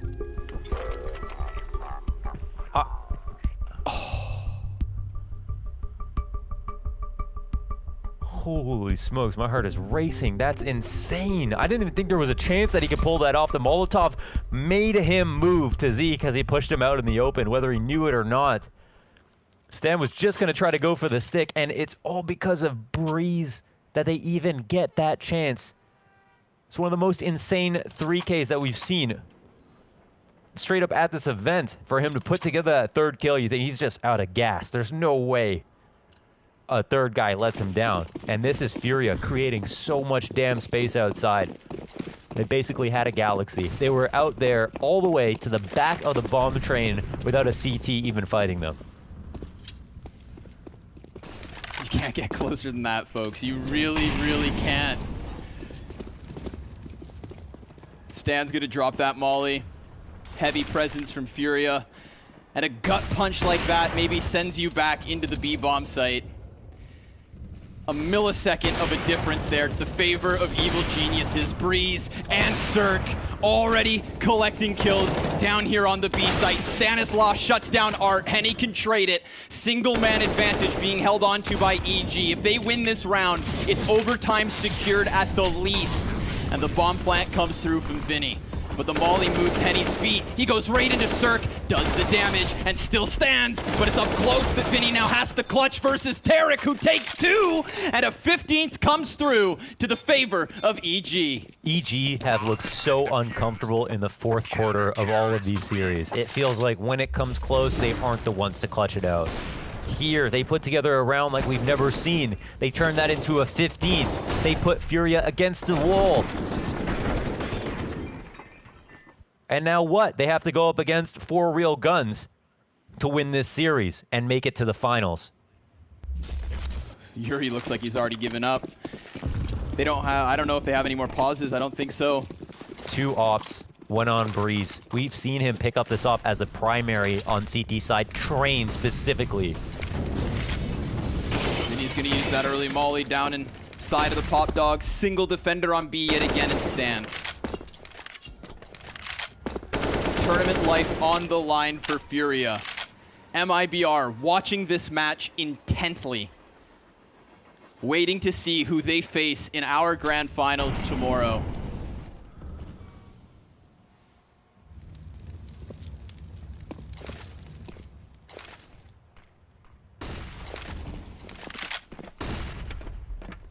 With the tension thick as can be, it looks like this is the commitment. The wraparound from Ivy versus Cirque. He's gonna get smoked off his initial angle, throws down the Molotov, and this keeps Furia at bay. Oh no, they blocked their own smoke, but Art's still able to make the most of it. It's a man advantage for Furia.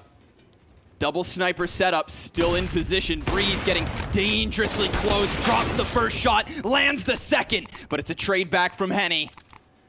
Tarek's still on site with a teammate next to him. Stanislaw trying to sweep this from B. Now actually opens a route or a rotate, but with 30 seconds, they're gonna have to commit. Tarek, he falls, and Furia keep on fighting. Okay, they stay afloat. If it's only just a life raft, they're still above water.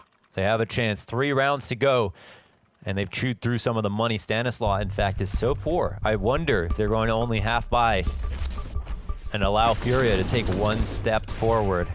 Ethan drops an important trade here. Breeze misses his first shot on that shoulder peak, grabs a second, but is in a tradable spot, and the trade go down favorably outside. Now, if we look that last round, that miraculous round that Stanislaw was able to clutch it out with Breeze's 3K, largely, for the most part, Furia were the better team. Yuri made so much space. Yuri got the entries. Bomb got planted with enough time to spare. 2v5 to be able to close it out. So we could see why Furia want to try it again. That was EG's time to strike. Now we could take it to full 30 once again. Pistols to even out the money. Just a little curb purchase. Spending the extra allowance, double scout, double deagle, USP on Stan, only 1 set of Kevlar, not a single helmet. And it looks like Furia, they're gonna take this one quickly onto the A site. Good call, seeing as there's lackluster nades, but there's a gap. Ethan, he finds a gap in the smoke, and now there's an incredibly quick flank coming down ladder already. Art, he dies to the deagle. Evil geniuses, not like this. Breeze, he's got another, and it's Furia. Oh, taking more damage to the scouts. Quesarado, he's gonna try to claw it back, but both of these remaining members on Furia have 29 HP each. Flash goes high. Henny, not wide until the time is right. 2 versus 2. Quesarado walks close, and it looks like they've kept themselves alive, unless big boy Cert comes bewildering into the A site. There's the first shot. The second player's right there. He's trying to tap it. He takes it. Evil geniuses to the grand finals to meet MIBR. To the house with the pistol to end it off. I can't believe it. What a the round to end on. perseverance, like that, the miraculous run that could have been for Furia, trying to claw it back after the gut-wrenching defeat to the Brazilian brethren. They come this close, but this far. Evil geniuses, count your blessings. Every single one of them better kiss Stan on the hand. A ridiculous defuse, an amazing series, and now we have our 2 finalists crowned. That match goes down tomorrow. Of course, we've got the analysts with the breakdown after the break.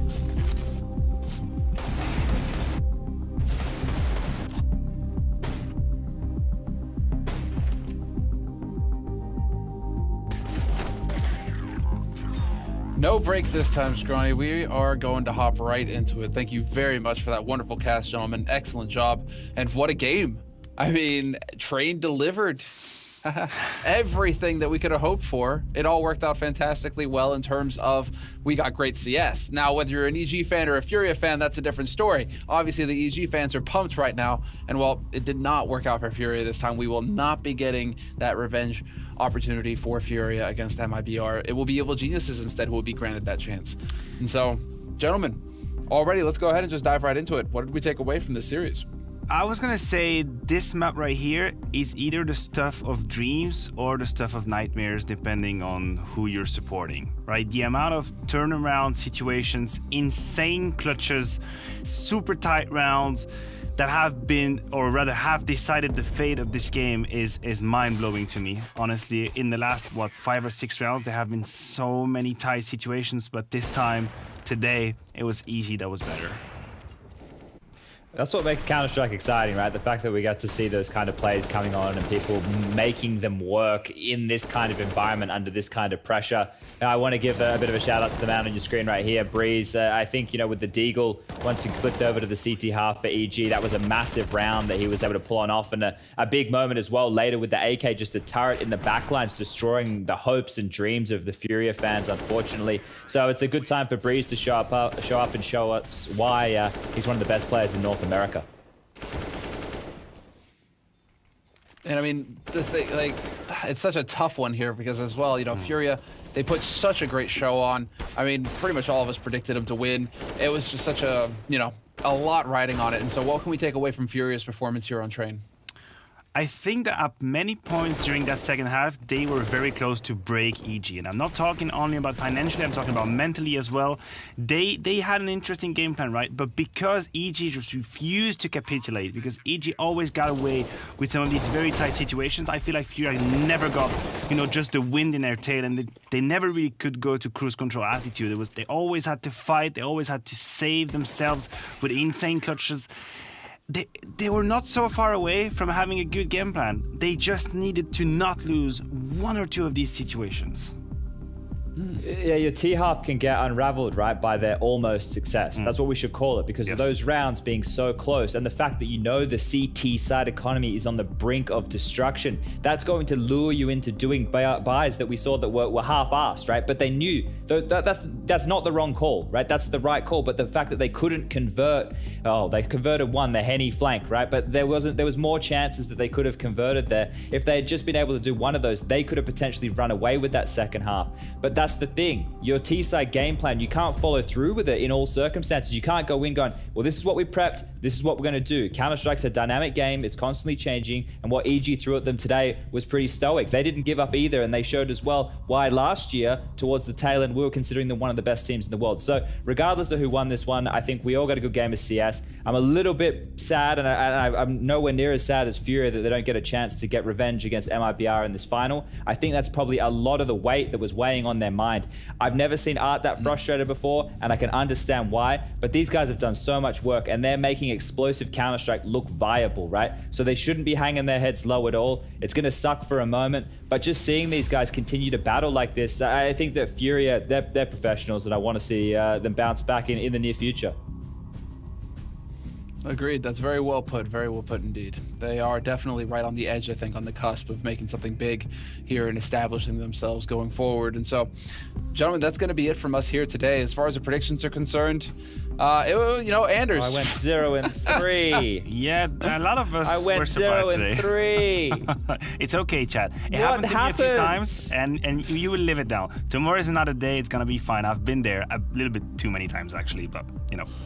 Yeah, a few too many times. I think I'm gonna take a leaf out of Andrew's book and just start betting the opposite of Maniac at this point. I can hook you up with my predictions for tomorrow. I know we said we did something special. Good. Just no, just let's keep them private. All right, good. I think we do keep him private this time. All right, no putting it in the group chat. No, just send him off to Mikkel alone and just leave it like that. Let's keep it interesting for the last day here, because this is a big one. What's coming up tomorrow? The culmination of the Blast Spring Series finals. This is it. The European bracket will have the lower bracket final, and the winner of that will go on to face off against Complexity in the grand final. And then, of course, for North America, starting at a different time. If you're used to the starts that we've had so far with North American matches, it's been around 11:30 CET. We're pushing it back an hour to give that team, well, a little bit of time to prepare on the NA side and to give us a little room on the EU side. So just be aware, and a good way of staying on top of things is to follow the Blast Premier social. So go check out the Twitter, Instagram. It'll keep you posted on all the updates here at the tournament. If you want to get involved with the fan cams and show up on stream like the Brazilian fans did there for FURIA, check out the social. You'll find the info there. But that's going to be it from us. Thank you so much, gentlemen, for joining me here on the desk. And, well, we'll see you all tomorrow for some more amazing CS.